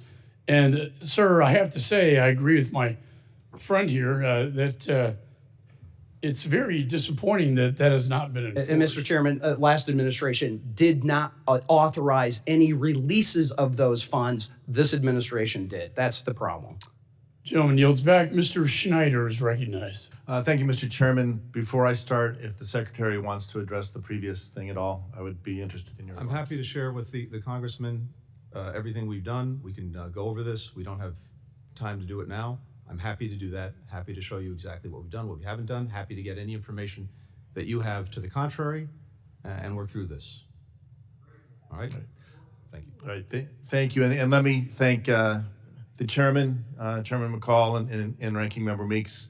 Having had the privilege to, again, waive on this committee for this term, it's been an honor working with you, and I appreciate that. I want to thank the outgoing Biden-Harris administration and directly you, Secretary Blinken, for your tireless efforts navigating some of the most critical challenges in recent history. I looked up the definition of the Drake Passage, why it's so treacherous, and it's unimpeded currents, large waves, strong waters, frequent storms, rough and unpredictable seas. You have navigated, I think, exactly that, rough and unpredictable seas. And as has been said even by the chairman, our relationships with NATO, our relationships in many places around the world are stronger. I also, earlier there was talk about President Biden's legacy vis-a-vis Israel. And I think it is a defining element. Fact of the matter is, since the invasion by Hamas on October 7th last year, President Biden has stood with Israel longer than any president in United States history, ensuring Israel's security and strengthening its position in a very dangerous neighborhood. As you noted, he was the only president to visit Israel during a time of war. Not just the first, but the only. He supported Israel in immeasurable ways, including sending aircraft carrier, thwarting not one, but two attacks from Iran. And today, as we sit here, there are still talks, as the chair of the Abraham Accords, there are talks of bringing peace to the region, putting on a better course. No one has worked harder than I in trying to make sure we get aid into and throughout Gaza. I hope we can find a path to continue to move it in a better direction. Turning to the topic at hand, the majority's partisan report recommended Congress pass legislation to require certain dissent channel messages be shared with the Secretary of Defense, the intelligence community, other relevant agencies, and the chairs and ranking members of the congressional committees. Salman Ahmed, the Director of Policy Planning, testified that you personally read every dissent cable that comes in and personally clear the response. Is that correct? Yes, it is. Director Ogman also testified about the reaction to the dissent cable. Quote, what I can say is that I think that those who read it at the time, their immediate reaction was, there's a lot here I agree with. There are a lot of things they're raising that in here that, in fact, we are already working on doing. They've added some details that are very helpful, so I think it was more a question of like having information that the drafters didn't have in some cases, in other cases, getting information from the drafters that was helpful. End quote. Does that testimony comport with your own reaction, namely that the dissent channel cable pointed to issues that were already under discussion with the department? It does, but I want to underscore how valuable it was, both in reinforcing some of the things we were doing, as well as pointing some things that we then subsequently pursued. Yeah. And if the cable had been more widely shared, do you think it would have changed the outcome? No. Okay. So although you made a single dissent cable available to us on this committee as part of a truly extraordinary, I want to emphasize again, truly extraordinary accommodation to the committee's investigation, do you think an expectation that dissent channel messages would be shared widely outside the department? What impact do you think that would have on the willingness of department personnel to utilize the dissent channel in the I'm first very place? concerned it would have a chilling effect and it would cause people not to engage in the dissent channel, which is a deeply honored tradition of the department going back to the Vietnam War, one I take very seriously. I read every single dissent channel cable. I respond to every dissent channel cable. It informs my views, but people need to know that they can come forward without fear or without favor, and knowing that this will be shared beyond the secretary and my immediate office is something that I fear would have a chilling effect. Not only would it possibly chill or make it people more reluctant to share that, if you don't get that information, what are the implications to what you're trying to achieve? The implications are we will not be as well informed as we need to be, and it will make our decisions less effective than they otherwise would be. All right. Thank you. And you know, if I expand, this hearing addresses one of the most significant and complex issues in recent memory. And I do want to recognize the families, the Gold Star families that are here, and all the Gold Star families of great Americans who made the ultimate sacrifice in Afghanistan and other conflicts defending our nation. The withdrawal was in no small part shaped by the 2020 Doha Agreement that, as we have discussed, was negotiated not by this administration, but the preceding administration and handed over. By the time you received it, the Biden administration received it, the Taliban had gained significant ground. Options were limited. The recommit to a conflict without clear goals or commit to a complete withdrawal. It was an extraordinary achievement. More than 124,000 people were airlifted in just 17 days. In keeping in time with the other members, gentleman's time has expired. Mr. Mills is recognized. Thank you, Mr. Chairman, and I want to thank you for your continued leadership throughout this entire time. It has been an honor to serve in this committee, so I want to continue to thank you for that. Secretary Blinken, are you familiar with USC 22, Section 4802? Please tell me. It's basically your obligation in order to try and protect and provide security and safety for American citizens. Mm-hmm. Now, in one of your statements, you said we did not leave Americans behind. Well, see, unlike other members on this, I actually went overseas and was conducting rescues of Americans left behind in Afghanistan. I actually conducted the very first successful overland rescue of Americans that were left behind, which was Miriam and her 3 children. These are Amarillo, Texas, American-born natives who was at the front gate waving their passport, trying to get inside, while we were on the phone, myself and Senator Mark Wayne Mullen, trying to get your State Department task force to let them inside. You're telling me you didn't leave them behind? I'm telling you, Congressman, that we got every American out that we could, and when we got completed the evacuation, I said we're not leaving anyone behind. We're to keep doing this until we get every American who says they want to leave and identify themselves to us out. And as I You also said, though, 500 that, between. well, I'm reclaiming my time. You also told Congressman Davidson that the U.S. government was not blocking aircraft. Is that correct? I have no knowledge of the U.S. government. Yet my aircraft, who had 5 approved PPRs, which are prior permission required landings, to HKIA to rescue 28 Americans, was denied 5 times, saying that it was at the behest of the Department of Defense and the Department of State to prevent us from coming in to rescue Americans. That was what was told to us over the radio from the ATC towers. But yet, to your knowledge, no one was being blocked. Let me tell you, that is a farce and it's a complete lie. I'll also tell you that in a NEO, State Department does not take ultimate control once it is declared. It's the Department of Defense who actually is supposed to, yet your task force still try to hold operational control, which led to a lot of disruption, and that has been reported multiple times by commanders on the ground. Yeah, so I will tell you, I'm gonna finish, sir. The other thing is that in Israel, a horrible incident occurred where over 1,200 people lost their lives. And yet the State Department had done nothing to come in and actually rescue Americans who had been left behind. How do I know that? Because the very first rescues conducted was on October 11th from Nazareth, Tiberias, and Haifa. How do I know it? Because I was the one who conducted them. 32 Americans that day, then into the West Bank, then into Jerusalem, then out towards Gaza. I got 255 Americans out by myself before the State Department lifted a finger and did anything to bring a plane in. Meanwhile, other nations were already flying aircraft in and out, rescuing their citizens. Again, another failure of 22 USC 4802. Not correct. I will also, it is correct, and the reason I know it's because I was there. Were you there, sir? I had an Were you entire there, embassy there. You were not. Let's go ahead and start with that. There, and I've been there 12 times. How many Americans did you rescue, sir? Yeah, we've gotten How many many Americans did you out. personally rescue, sir? None, correct? So don't try and talk to me about ground truth. You couldn't even control what was happening in Afghanistan. Let's start there. The next thing I want to talk about is under your leadership, we have allowed Iran, the regime, to grow stronger than it's ever in its life. I'll give you some facts here. The Energy Information Agency said that Iran petroleum exports in Iran sold $144 billion in the first 3 years of your administration. Now, why is that number important? Well, because that is $100 billion more than what was permitted in the full 2 years of the Trump administration. You talked about we had to go forward with the Doha agreement. That was part of the, even though it was a conditions-based agreement, you couldn't prevent from pulling out of that. But you had no problem pulling out of remain in Mexico. That's led to an increase in sex trafficking, fentanyl deaths, and illegal migrants. More angel families than ever. You had no problem, but again, you can't pull out of it, and trying to delist the Houthi rebels from a terrorist organization that now has resulted in 12% of global trade through the Red Sea being disrupted. Do you agree that delisting the Houthis as a terrorist organization was a good play?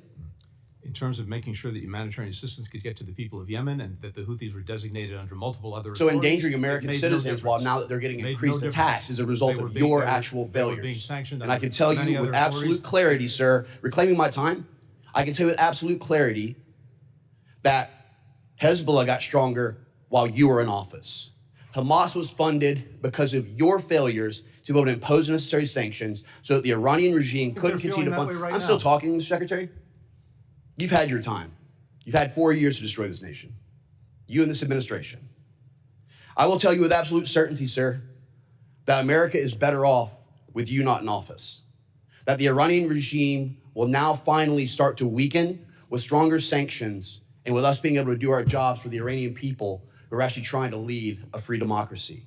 I can tell you that Hezbollah, Hamas's leadership under Sinwar would not have been eliminated if they would have listened to Israel to what Biden had advised, which is ceasefire and stop.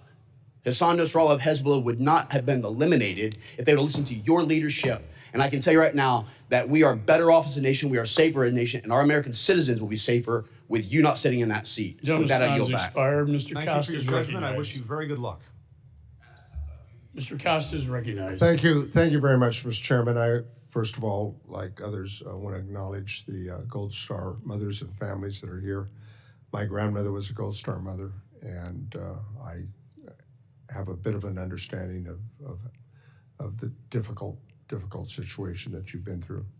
And Mr. Chairman, I want to thank you for your tenure as the chair here. I've enjoyed serving with you and working with you.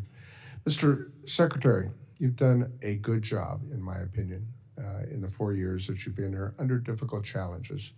We can all have different perspectives, but we're in a seminal moment in American and world history, I believe.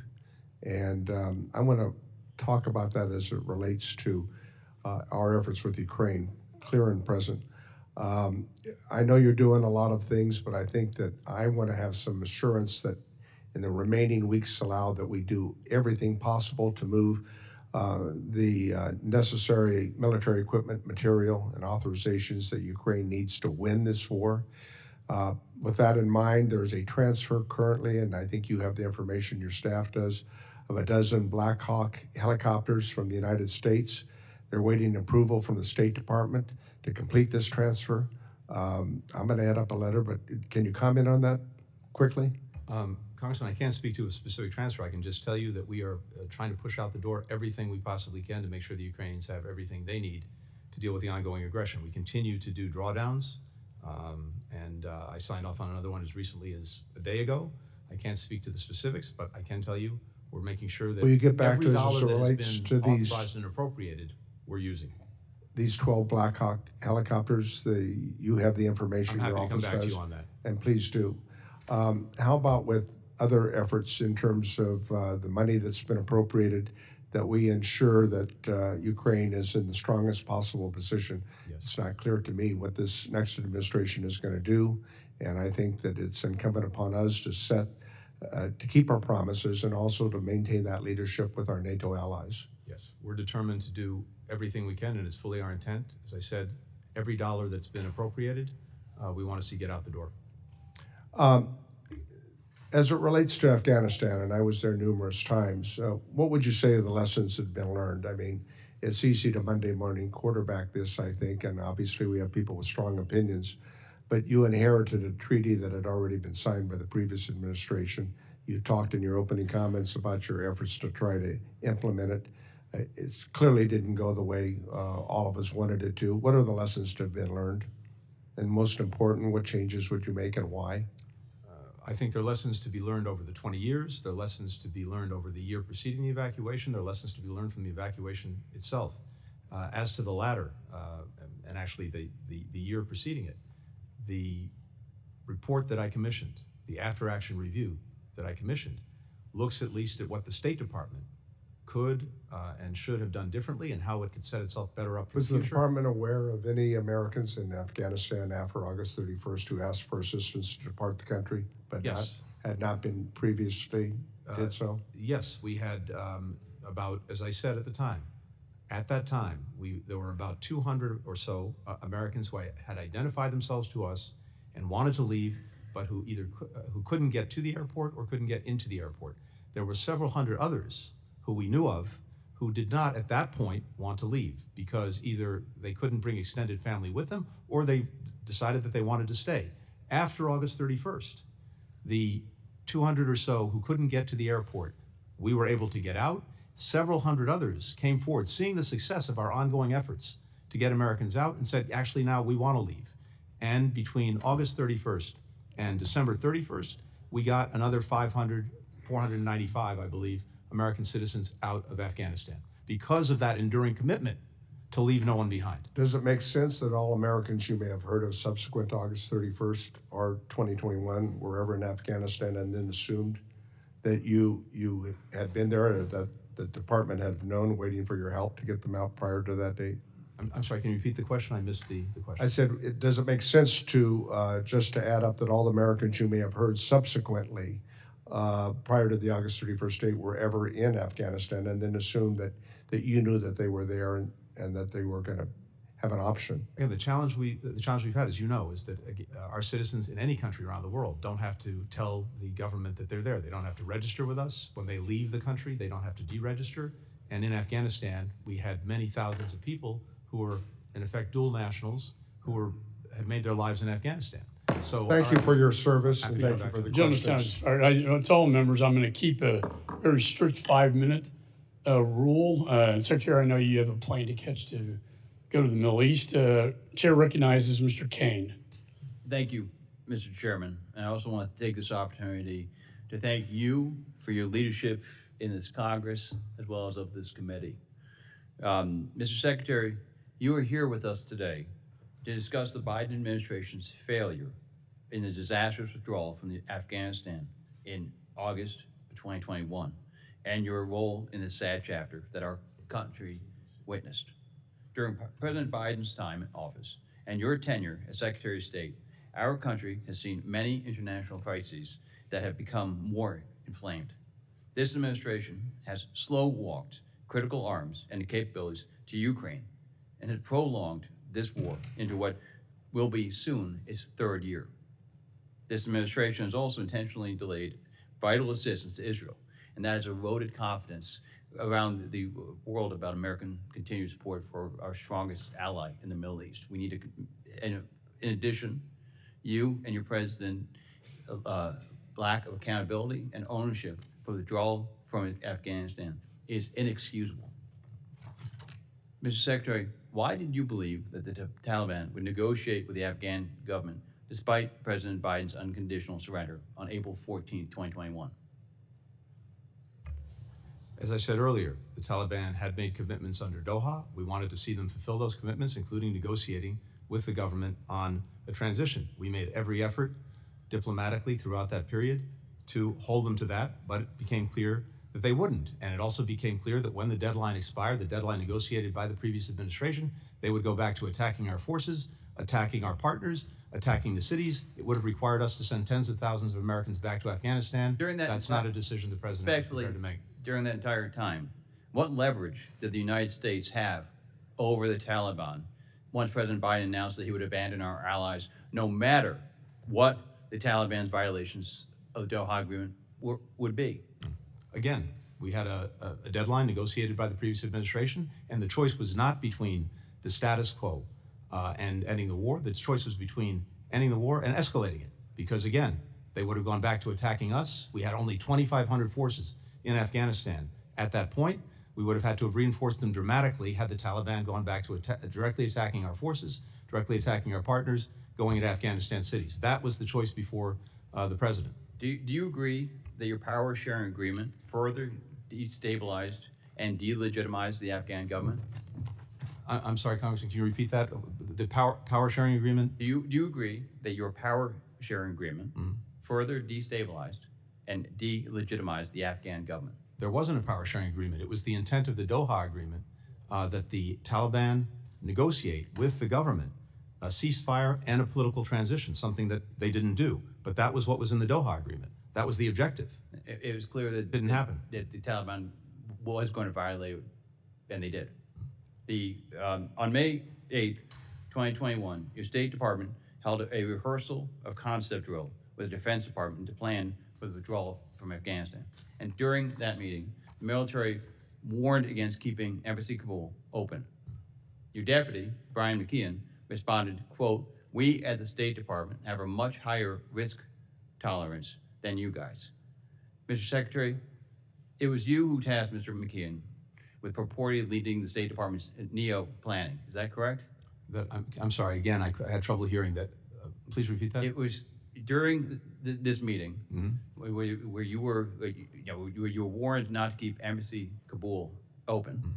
Your deputy, Brian McKeon, responded, quote, "We at the State Department have a much higher risk tolerance than you guys." Mr. Secretary, it's you who tasked Mr. McKeon with purportedly leading the State Department's NEO planning. Is that correct? And do you agree with his assessment? I can't speak to that conversation or to that meeting. What I can speak to is the fact that starting in April, we worked on every scenario with our colleagues from DOD.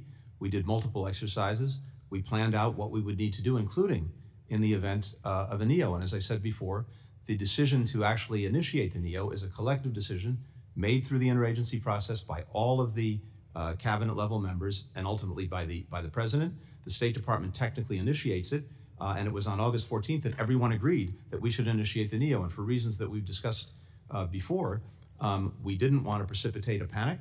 No one believed that the government and military would collapse. We wanted to sustain our diplomatic efforts in Afghanistan. Respectfully, your decision to keep U.S. Embassy Kabul open against military advice put people's lives at risk, and people were killed. And I want to also express my sympathy. It was a collective decision. I want to express my decision of the sympathy to administration. the families of the 13 service members who were killed at Abbey Gate, who I know many of the Gold Star families are here today. Thank you, Mr. Chairman. I yield back my time. Gentleman yields. Chair recognizes Mr. Almo. Thank you, Mr. Chairman, and I certainly want to thank you for your leadership as I've started my time in Congress on this committee, and I certainly look forward to working with you in other ways in the future. I certainly also want to recognize the Gold Star families, adding to the comments of my colleagues. We are grateful to you. Thank you, Secretary Blinken, for being here today. And thank you for your extensive cooperation with our committee's oversight of the United States withdrawal from Afghanistan. Over the past 3 years, your State Department provided thousands of pages of documents and facilitated countless interviews with many career and political officials. I understand this is one of many appearances that you've had on this topic before our committee, and I can relate. Despite only being in Congress for just over a year, this is my third hearing on Afghanistan in this committee. Unfortunately, for my friends on the other side of the aisle, the quantity of these hearings is not really correlated with the quality of them. Their so-called investigation selectively airbrushed the full picture of what happened in Afghanistan. The report ignores any of the actions that Donald Trump took to negotiate the withdrawal. The report claims we abandoned our allies, but fails to mention how Trump folks left behind a backlog of more than 17,000 applications made by our Afghan allies for special immigrant visas.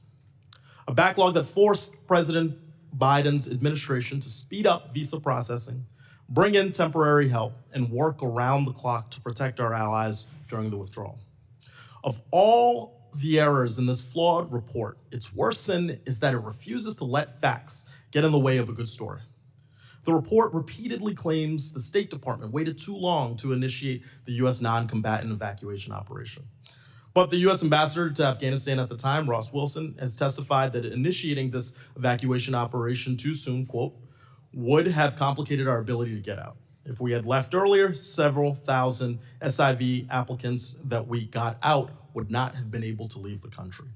we would have not been able to provide support to American citizens trying to get out. Our eyes and ears about what was happening around us would have been drastically degraded, unquote. Secretary Blinken, do you agree that Ambassador Wilson's testimony reflects the conditions on the ground at the time and after you initiated the non-combatant evacuation operation?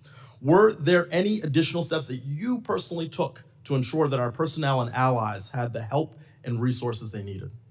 Yes, thank you. I agree with Ambassador Wilson's assessment. And once the evacuation was underway, the NEO was underway, we surged resources to the embassy, including dozens of consular officers, to make sure that we could process anyone getting to and into the airport, American citizens and others eligible to come to the United States. And I have to tell you, Congressman, I have immense pride in the people of my department.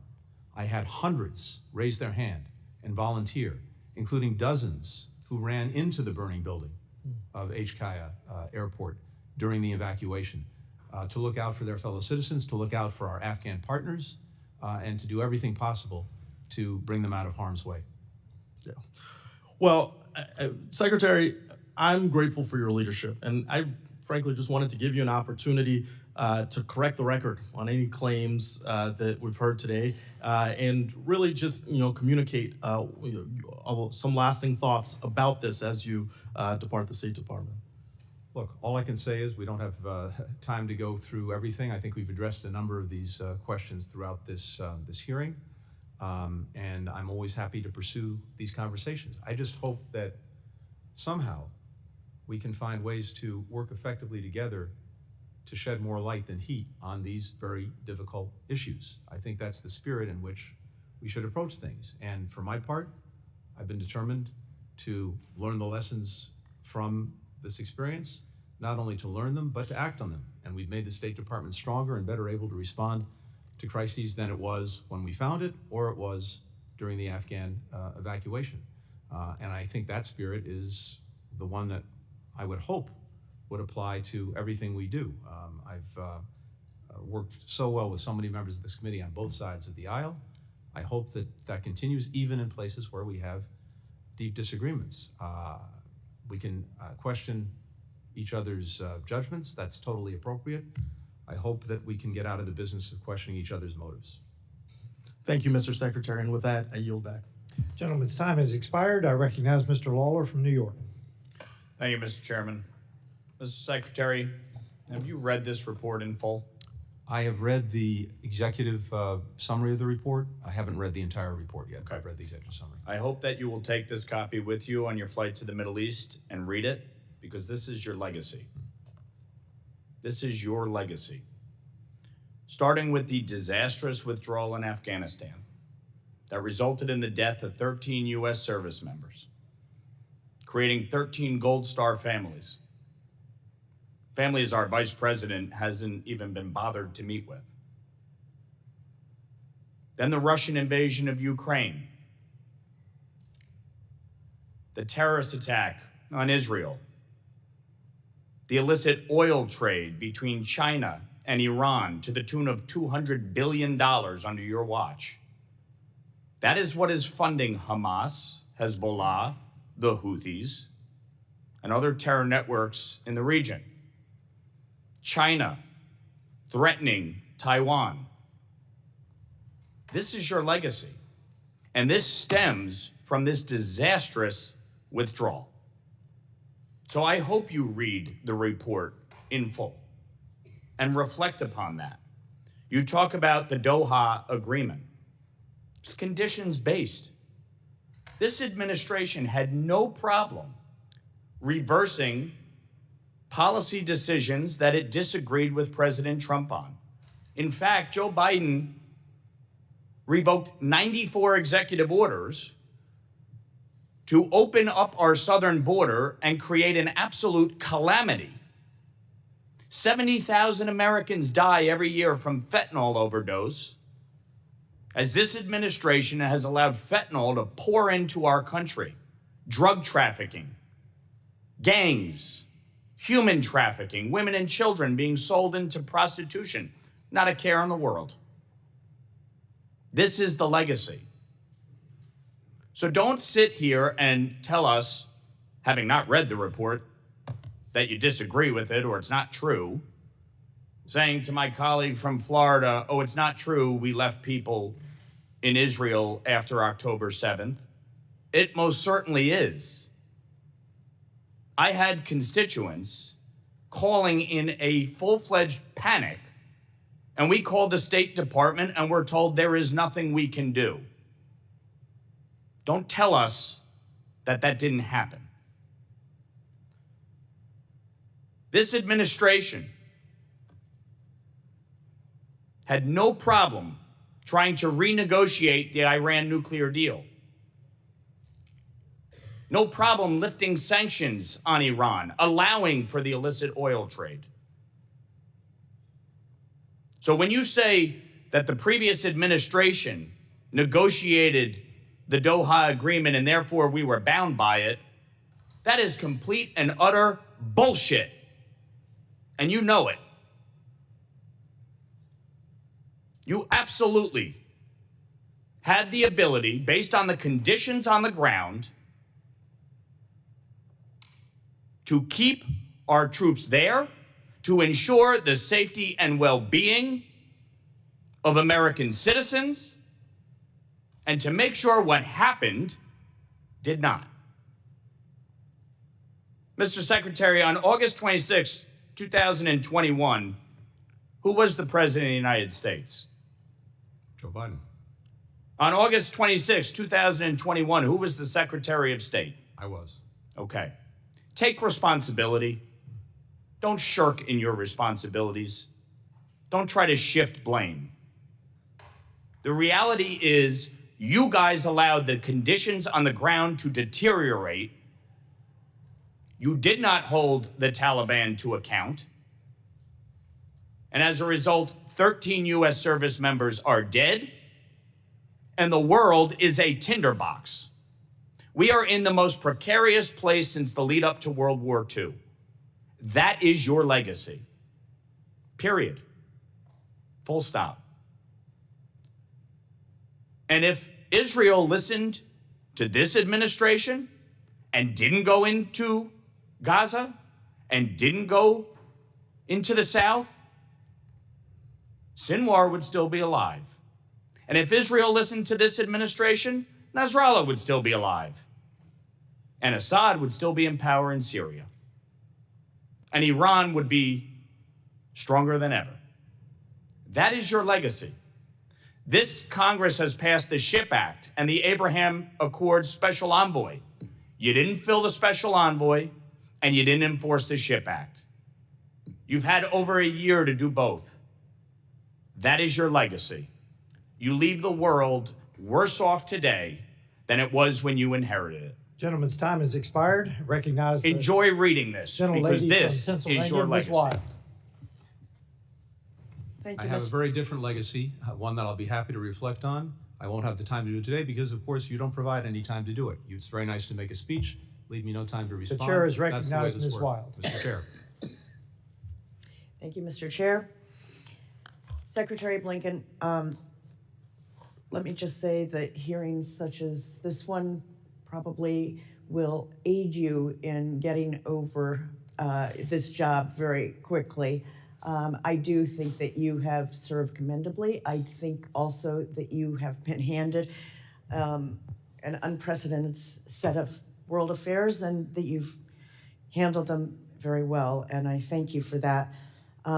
I too, along with so many of my colleagues, want to express my tribute and my thanks to our Gold Star families and, of course, to our service members who lost their lives in all of Afghanistan's war, not just on the day that we withdrew, but that's really at the heart of what we're discussing today, Americans who wore our country's uniform, those who were injured, those who lost their lives, and of course their families that served alongside them.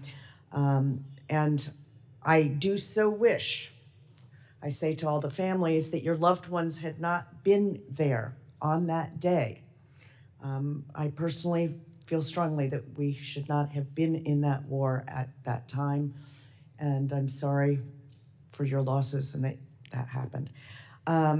Secretary Blinken, I do want to ask you the same question I asked Ambassador Halizad when he testified here a few months ago, because I think it really gets to the underlying reality of why we're here today. Why, over the course of 20 years in Afghanistan, did administrations of both parties fail to correctly assess the level of dedication and cohesion of the Afghan forces and their political leadership?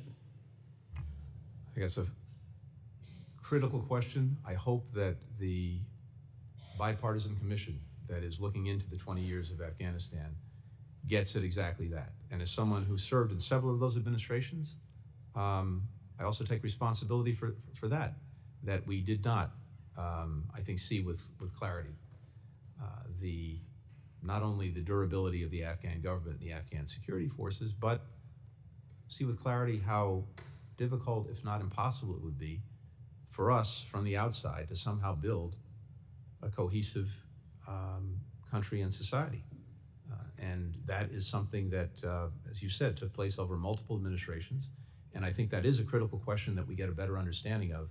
And my hope is that the commission will look into that. Well, thank you. I hope so too. You know, I have grave concerns about the politicization of intelligence that somehow seems to fit a pre-designed agenda over several decades of U.S. military involvement. That is by no means any kind of critique of our troops ever. It's the people who are making decisions at a much higher level. And I worry that we have a cherry picking of intelligence and data. And I hope that's something that the commission will also look at, because I think it's vital to make sure that we don't end up in any more forever wars. How do you account, and I know we're running out of time, but can you comment on the intelligence failures specific to Afghanistan? Look, I think this is collective, which is to say the State Department had knowledge and perspective on this. The Defense Department, having worked with the Afghan military for 20 years, had perspective and knowledge, and of course the intelligence community did. So the judgments that we reached, I would say, were collective judgments. And as I said before, and we've said repeatedly, as we looked at the preponderance of views, there was no one anticipated the collapse of the government, the collapse of the Afghan forces, when it happened or as quickly as it happened. Can I just stop you real quickly, because I wanted to ask you, were you personally surprised by President Ghani's decision to flee? I was, because I think, as I mentioned earlier, I was on the phone with him late at night on the 14th of August, and he told me we were working on trying to get an agreement to move forward between the Taliban and the government to negotiate some kind of transitional government as a way of averting all of this and moving Afghanistan to a better place. He told me that he was determined to try to do that, but if the Taliban refused, he was going to stay and fight. That was on August 14th. He was gone on August 15th.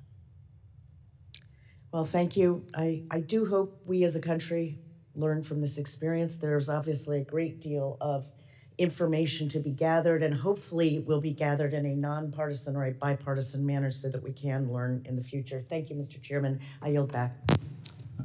The gentlelady yields. I recognize myself for 5 minutes. You've mentioned probably 5 times today the fact that your intel failure to know what was going to happen. There's an old book you need to read. It's called Groupthink. It examines disasters exactly like this in the past. It probably is worthwhile reading because that's what happened, Groupthink. Now, those of us on this committee who served in Afghanistan and Iraq understand that evil still stalks the world. We saw it. And many of my colleagues on this committee served far deeper into Afghanistan and Iraq than I did. But evil still stalks the world. And I've also heard you say several times here about humanitarian assistance. There is an old military, political concept that says military use is a failure of diplomacy. It's the last bastion of it. Well, as expected, Mr. Secretary, this has been an interesting back and forth, as I knew it would be. And since I'm fairly low on the totem pole here, we've plowed that ground well. I want to talk about the consequences of this in the world following the disastrous withdrawal from Afghanistan. I think one of my colleagues on the other side of the aisle talked about repercussions. There have been many. I'll just mention two. Following this botched withdrawal and the Taliban takeover, our adversaries have been on the march around the world, encouraged by this error, this strategic error. Words fail to capture the magnitude of the consequences that have been suffered across the globe because of this withdrawal. Yet, according to President Biden himself, the emergency evacuation that cost 13 American service members' lives left behind $7 billion at the low end of military equipment was an extraordinary success. Yet our perceived weakness following Afghanistan, I think it was 2 months later, Putin started moving troops toward Ukraine, also set the scene for the horrific attacks on October 7th. Hamas terrorists and thugs obviously invaded Israel in an unprovoked assault that left Israeli men, women, and children dead, wounded, and hostage, and Americans as well, I might add. That was a critical, unforced error by Hamas. Since that day, Iranian hegemony has faltered. Hamas has lost its leaders and uncontested control over Gaza, while Hezbollah's senior leadership has been eradicated, setting their ambition back for decades. And I will stop here and say that both UNRWA and UNIFIL did not do their job in Gaza and in southern Lebanon, to disastrous consequences. We now find ourselves in the midst of yet another serious issue, which is Syria. The fall of Bashar al-Assad, both Russia and Iran have lost leverage in the Middle East, and while it's good that his reign of terror is over, gassing, torturing, slaughtering thousands, there's still looming questions like, who's keeping the lights on in Syria today, and who's going to control the levers of government tomorrow? Amid the chaos, our steadfast ally, Israel, remains strong. They have significantly weakened Hamas and Hezbollah, directly diminishing Iran's influence in this region. Without Israel's chutzpah and determination, the threats to the United States in the Middle East would be far greater. Israel, over the past few days, has done the necessary work of destroying the military power of rump Syria. So whoever does emerge to rule Syria cannot threaten Israel. According to the White House National Security Council spokesman, John Kirby, it is an open question who is currently running Syria. Yes, Iran and Russia have failed, but have lost influence in the area, but I am very eager for the leadership of the incoming National Security Advisor, Mike Waltz. And I want to make sure that's Mike Waltz, the incoming National Security Advisor, not our recently failed Vice President candidate. So, a couple of questions for you. First of all, Mr. Secretary, are you confident that the leader of HTS will be able to keep his word to protect Christians and Islamic women in rump Syria? Mr. Chairman, I'm not confident. I'm encouraged by the fact that they've said the right thing, but what we have to focus on is whether they do the right thing, including protecting minorities. The second question is, do you expect Syria to descend into a terrorist enclave? We certainly need to do everything possible to avoid that. And the coming days, the coming weeks will be critical to that. That's why, and by the way, I very much appreciate you keeping this hearing on time along with Chairman McCall. I need to leave to get on a plane to go to the region to see King Abdullah of Jordan. And I appreciate that there's some other members here who've not yet had a chance to ask questions. I'm happy to take those questions for the record and get back to you quickly. Mr. Secretary, I yield back to the chairman, and he will recess this. Thank you, sir. Chair recognizes Mr. Moskowitz. Mr. Chairman, thank you. I'll be quick, Mr. Secretary. First, let me thank the chairman, Chairman McCall, for his bipartisan work on this committee. This has been one of those bright spots of this Congress. I want to thank you, Mr. Secretary, for your sacrifice and your service to the country.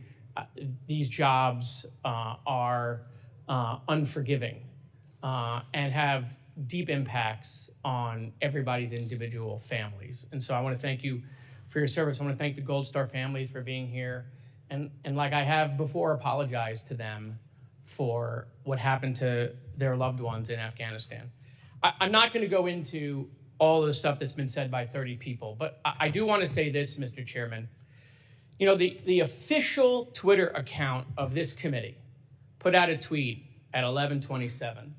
And it says, at this committee's final hearing this Congress, we brought in Secretary Blinken to testify on the disastrous Biden-Harris withdrawal from Afghanistan after months of stonewalling. Sadly, many of the Democratic seats are empty at this important hearing. I don't know what intern put this out, but it is misinformation, and it is literally a lie. First of all, if you look at the picture, half the seats on that side of the aisle are empty, and I'm not blaming them. That's how these committees work. We all know this. People come in and out of these hearing rooms. But let me give you the numbers. 20 of the 23 Democrats on this committee were here today. 23 of the 28 Republicans were here today. Of the ones that were here, 17 Democrats asked questions, 17 Republicans asked questions. So the official account of this committee is making it appear that we don't care about what happened in Afghanistan. It is not true. And that tweet should come down. Because while our enemies are trying to divide us abroad in social media, we're just giving them a gift by saying, hey, half the party, half the country doesn't care. There were major mistakes made in Afghanistan. I've said that in previous hearings. So I appreciate everyone going on their soapbox about morality and truth and facts and trying to hold the secretary to that high standard. But then we got to do it ourselves in this committee. Mr. Secretary, a lot of things were said. I know you have to leave. I just wanted to give you the balance of my time to close about your legacy. Thank you. Look, I have to leave it to others to make those judgments. But from my perspective, we have worked from day one to re-engage, re-energize, and even reimagine our alliances and partnerships around the world. We've done just that. And as a result, we are in a much stronger position than we were to deal with a multiplicity of challenges, more complicated than at any time in the 32 years that I've been engaged in this work. We demonstrated that with the work of bringing more than 50 countries together in support of Ukraine as it dealt with the Russian aggression. We've demonstrated that in building extraordinary convergence that we've never seen before in terms of purpose and action when it comes to dealing with the challenges posed by China among European allies and partners and among partners and allies in the Indo-Pacific and beyond. We've seen that in bringing countries together to tackle everything from COVID to fentanyl to food security. Across the board, that's a result of our engagement, of our diplomacy, of bringing countries together in common purpose and in ways that advance the national interest. That's how I've seen it. Others are free to make their own judgments about it. But I think in doing that, one of the sources of our strength and success is the ability to work closely with Congress. We're stronger at home because we've made remarkable investments in things like infrastructure, the CHIPS and Science Act, the IRA. That goes directly to our strength abroad. Other countries see that.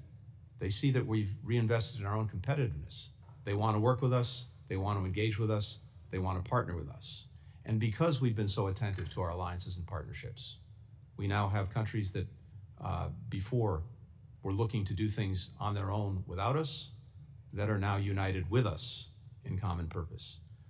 That doesn't just happen. It happens because we have extraordinary men and women at the State Department, among other places, who are out there every single day, building those alliances, building those partnerships, and then using them when we need to deal with challenges like Russia and Ukraine, like China, like so many of the other challenges we face around the world. Thank you. Thank you. I yield the balance of my time back, Mr. Chairman. Gentleman yields. Chair recognizes Mr. McCormick. Thank you, Mr. Chair, and thank you for being here, Mr. Secretary.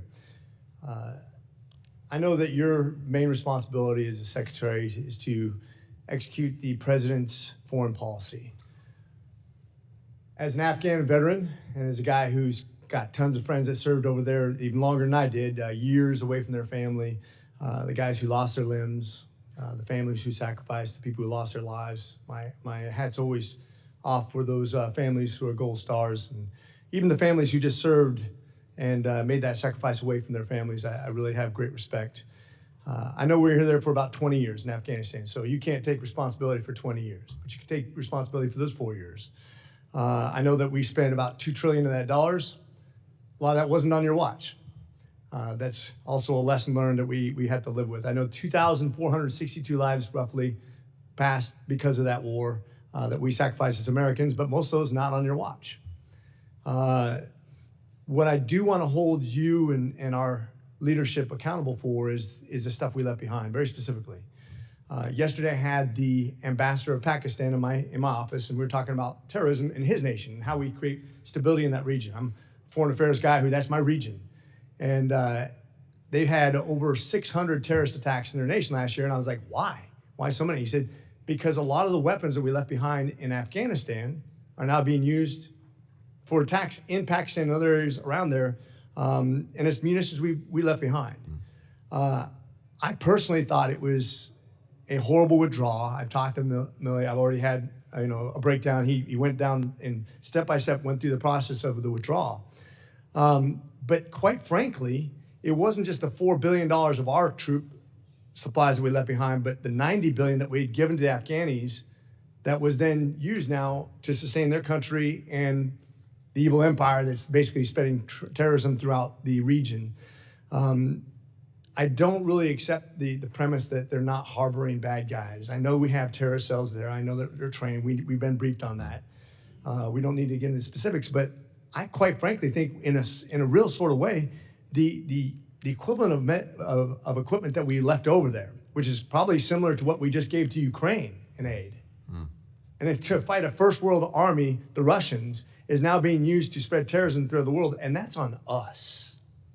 The United States is literally sponsoring terrorism around the world using the weapons that we gave to them we didn't hold accountable for. And one thing we learned in the military, whether it was 16 years in the Marine Corps, 4 years in the Navy, or training with the Army, accountability is our first step. We take responsibility for what we do. How would you answer to that? So two things, Congressman. I very much appreciate the question. First, the weapons you're referring to built up over 20 years. Mm-hmm. The hard reality is that in order to avoid extending the war, escalating the war, sending tens of thousands of Americans back into Afghanistan, would have been impossible to take out all of those weapons, all of that equipment. Much of it was dismantled or otherwise made inoperative. Much of it that remained is almost certainly inoperative because it had to be maintained, and they don't have the capacity to maintain it. But I grant you, there are no doubt some number of weapons or equipment that, yes, are being used by the regime. But the Taliban government itself is not in the business, for all of the horrific things that it's doing inside Afghanistan to its people, is not in the business of exporting terrorism in this moment. And that at least is a good thing. And so I don't see this equipment, such as it is, being used for that purpose. It is very regrettable that equipment was left behind, but I think it's a reality of 20 years, trillions of dollars of equipment to the Afghans. So I would disagree with one premise, and this is where I think the crux of this is used, because I want to learn from this. We should never set a date or a time to be political about anything we do. This is about the survival of our troops, what's best for our investment, return on investment. And I think we got locked into a date. If I could learn anything from this, we got locked into a date, let us make some really bad decisions planning-wise that left a lot of equipment behind. And quite frankly, when I was there, we had fewer people there than we have Spain. We never fought a war in Spain. And we're so in a hurry to say, I want this feather in my cap that I got out of Afghanistan, that we forgot to do it right. When you forget to do it right, shame on us. And I think we should never be locked into a date or a time or a situation where we're not in control, because we are the biggest, baddest country on the planet. And shame on us for not doing it right, because I think that costs us a lot of reputation. With that, I yield. Gentleman's time has expired. We're going to try to keep this brief. I know the Secretary has to go to the Middle East to meet with the King of Jordan. Mr. Moran from Texas is recognized. Thank you, Mr. Chairman. Mr. Secretary, thanks for being here today. I want to start where Mr. Moskowitz left off just a second ago. Speaking about the withdrawal, he said, and I quote, "There were major mistakes made in Afghanistan." First of all, do you agree with that statement by Mr. Moskowitz? I do. Could you specify the mistakes that you believe were made in the withdrawal from Afghanistan? Yeah. I think the most fundamental mistake was, again, not recognizing that the fragility of the Afghan government, the Afghan security forces, and not anticipating across the government, and I take responsibility for this along with the other departments of government, in recognizing that there was a potential, more than the potential, likelihood of very quick collapse by both the government and the security forces. How would you advise a president in the future under similar circumstances to do something different? What different advice would you give to him or her?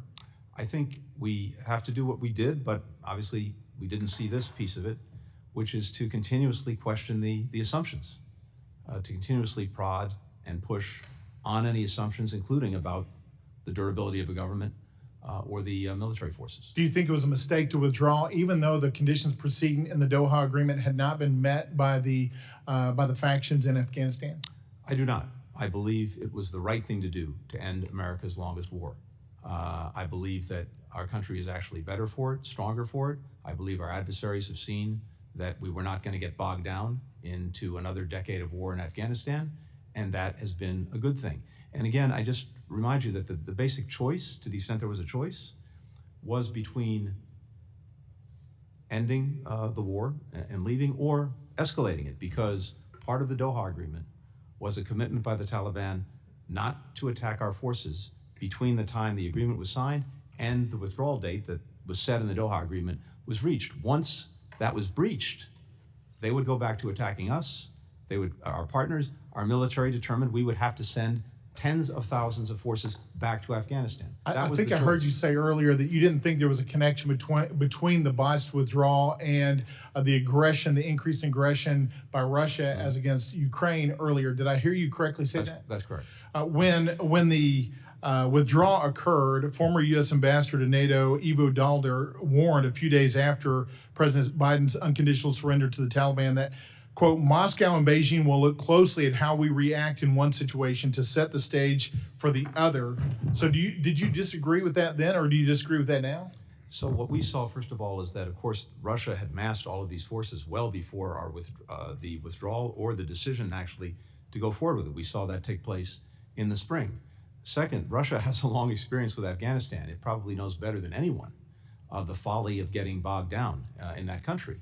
And what we've seen since is the United States marshaling more than 50 countries, coming to the defense of Ukraine and doing tremendous damage to Russia's efforts in Ukraine. Let's look at what the Chinese said about this. On the second anniversary of the withdrawal, Chinese Foreign Ministry spokesman Wang Wenbin said, quote, "On this date 2 years ago, the whole world witnessed the, quote, Kabul moment when the U.S. hastily withdrew its troops from Afghanistan. What happened in Afghanistan marked a military, political, and counterterrorism failure of the U.S. in Afghanistan." That's a quote by a Chinese government official. Do you think that our withdrawal from Afghanistan and the way that we handled it precipitated additional aggression by China towards Taiwan? I don't. In fact, we've seen this build up for more than a decade. And again, as I said earlier, in 2008, we had 200,000 troops between Afghanistan and Iraq. That's when the Russians invaded Georgia. In 2014, we still had 12,000 troops in Afghanistan. That's when the Russians first invaded Ukraine. These decisions are made for their own reasons, and with Russia and Ukraine, or with China and Taiwan. This long predated any things we decided or did in I want to ask real quickly, as my time expires, about before and after our withdrawal. So if we're looking before and after the withdrawal, do you think that the situation in Afghanistan is better inside Afghanistan today or before withdrawal as it relates to, number one, the safety and security of women and young girls? I think the situation is worse for women and young girls. There's no question about that. What about the access and opportunities for education for women and young girls today or before withdrawal? Worse. No and the opportunities to enter the workforce for women today or before withdrawal? Worse. Do you think a leave behind force, even a small force, may have created stability in the region, or would that not have been something? That was not the choice. The choice was not leaving 2,500 people there. The choice was whether we were going to send tens of thousands of Americans back indefinitely with no guarantee of better results. It's also important to remember that by December 2020, the Taliban either controlled or contested territory that had 75% of the population of Afghanistan. Life for them then, including women and girls, was not good. But I agree with you, it's gotten worse. Do you agree we need to take additional steps to protect the lives of women and young girls in Afghanistan? Yeah, I agree we need to maximize every effort to do that. Gentleman's time is expired. Chair recognizes Mr. Moylan. Thank you, Mr. Chairman. I'm very sorry to interrupt, but Sure. as we said before this hearing, I had a hard stop at 2 o'clock. I have to agree. get on a If we plane could to keep Syria. this limited, we have Mr. Moylan, Mr. Van I'm happy Orden. to take. I very much respect the members and their questions. I'm happy to take the questions and respond within the next week. Why don't we ask both of you? I want to give you the opportunity to ask one question. One question. Thank you, Mr. Secretary. Thank you, Mr. Chairman. General Miller was our last commander of U.S. forces in Afghanistan, Mr. Secretary, and he came before this committee. And the important thing that General Miller wanted to relay to us was about the characterization of your State Department's attitude toward the military, Mr. Secretary. General Miller was saying to this committee that there was this assumption, the State Department's assumption, that we don't need the military. It was the State Department's assumption, according to General Miller, that why don't you know this, General? You're withdrawing. Why don't you get out of here? All of you, just go away. That's General Miller, our last commander of U.S. forces in Afghanistan, what he felt important to share with this committee. Mr. Secretary, in institutions like the State Department, your State Department, such attitudes often come from the top. I'm an Army officer myself, and it's all up to the leadership. So is it your assumption, sir? Did you assume to your State Department that your embassy in Afghanistan did not need the military? Absolutely not. And on the contrary, Congressman, first of all, I have tremendous respect for General Miller, everything he's done, everything he's put at risk himself. Second, I've had the incredible honor of serving this country in various capacities, State Department, White House, National Security Council, for the better part of 30 years now. And throughout those 30 years, one of the things I take the most pride and pleasure in is the work that I've been able to do with our military. I understand that, Mr. Secretary. My department, in my time, certainly in terms of my own instructions to them, has done nothing short of do everything possible to strengthen and continue this essential collaboration. We can't do our jobs without the United States military.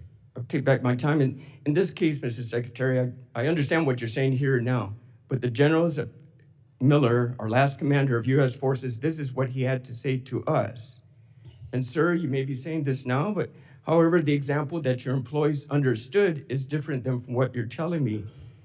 It's as if there was an absence of leadership that put the State Department of Employees in America and America at risk. I'm sorry to say, sir, that this type of attitude that your State Department has had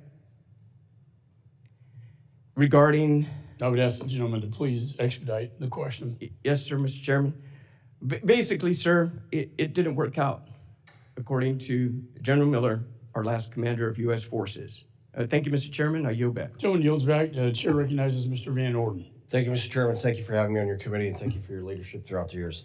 Mr. Secretary, thanks for coming here. I'm just going to establish some bona fides. I'm going to ask you a couple quick series of questions, and then I'm going to actually give you the chance, sir, to make sure that you could leave with your last hearing by doing something good for your legacy. I have served multiple tours in Afghanistan and Iraq, including one where I held one of my friend's hands as he was dying, listening to his wife crying through a satellite phone into his ear because she knew she would never see her husband again. And the Gold Star families here have my greatest sympathy. And we owe you a debt that does not go away. It's not a mortgage. It's not a 30-year commitment. It's forever. I'm the longest serving enlisted member of the United States military to ever be elected to Congress in the history of our nation. I was responsible for writing contingency plans for the entire continent of Europe and making sure that they worked.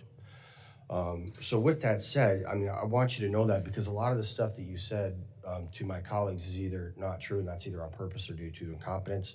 I would encourage you to hand to your successor Joint Publication 3-TAC-68 and have them open up to Chapter 5, Page 1, Paragraph C, because what you told these guys about who can do this is just not true. So you said that there was a plan. When was it written? Okay. You're referring to the NEO plan through the course of the spring. Okay, through the course of the spring. That should have been done years before. When was it rehearsed? Can I add to that? I'm sorry, Congressman, just to be very precise. We have a team of people that go to every embassy, especially embassies of concern, every year, including Afghanistan. I know, sir. I participated in those teams.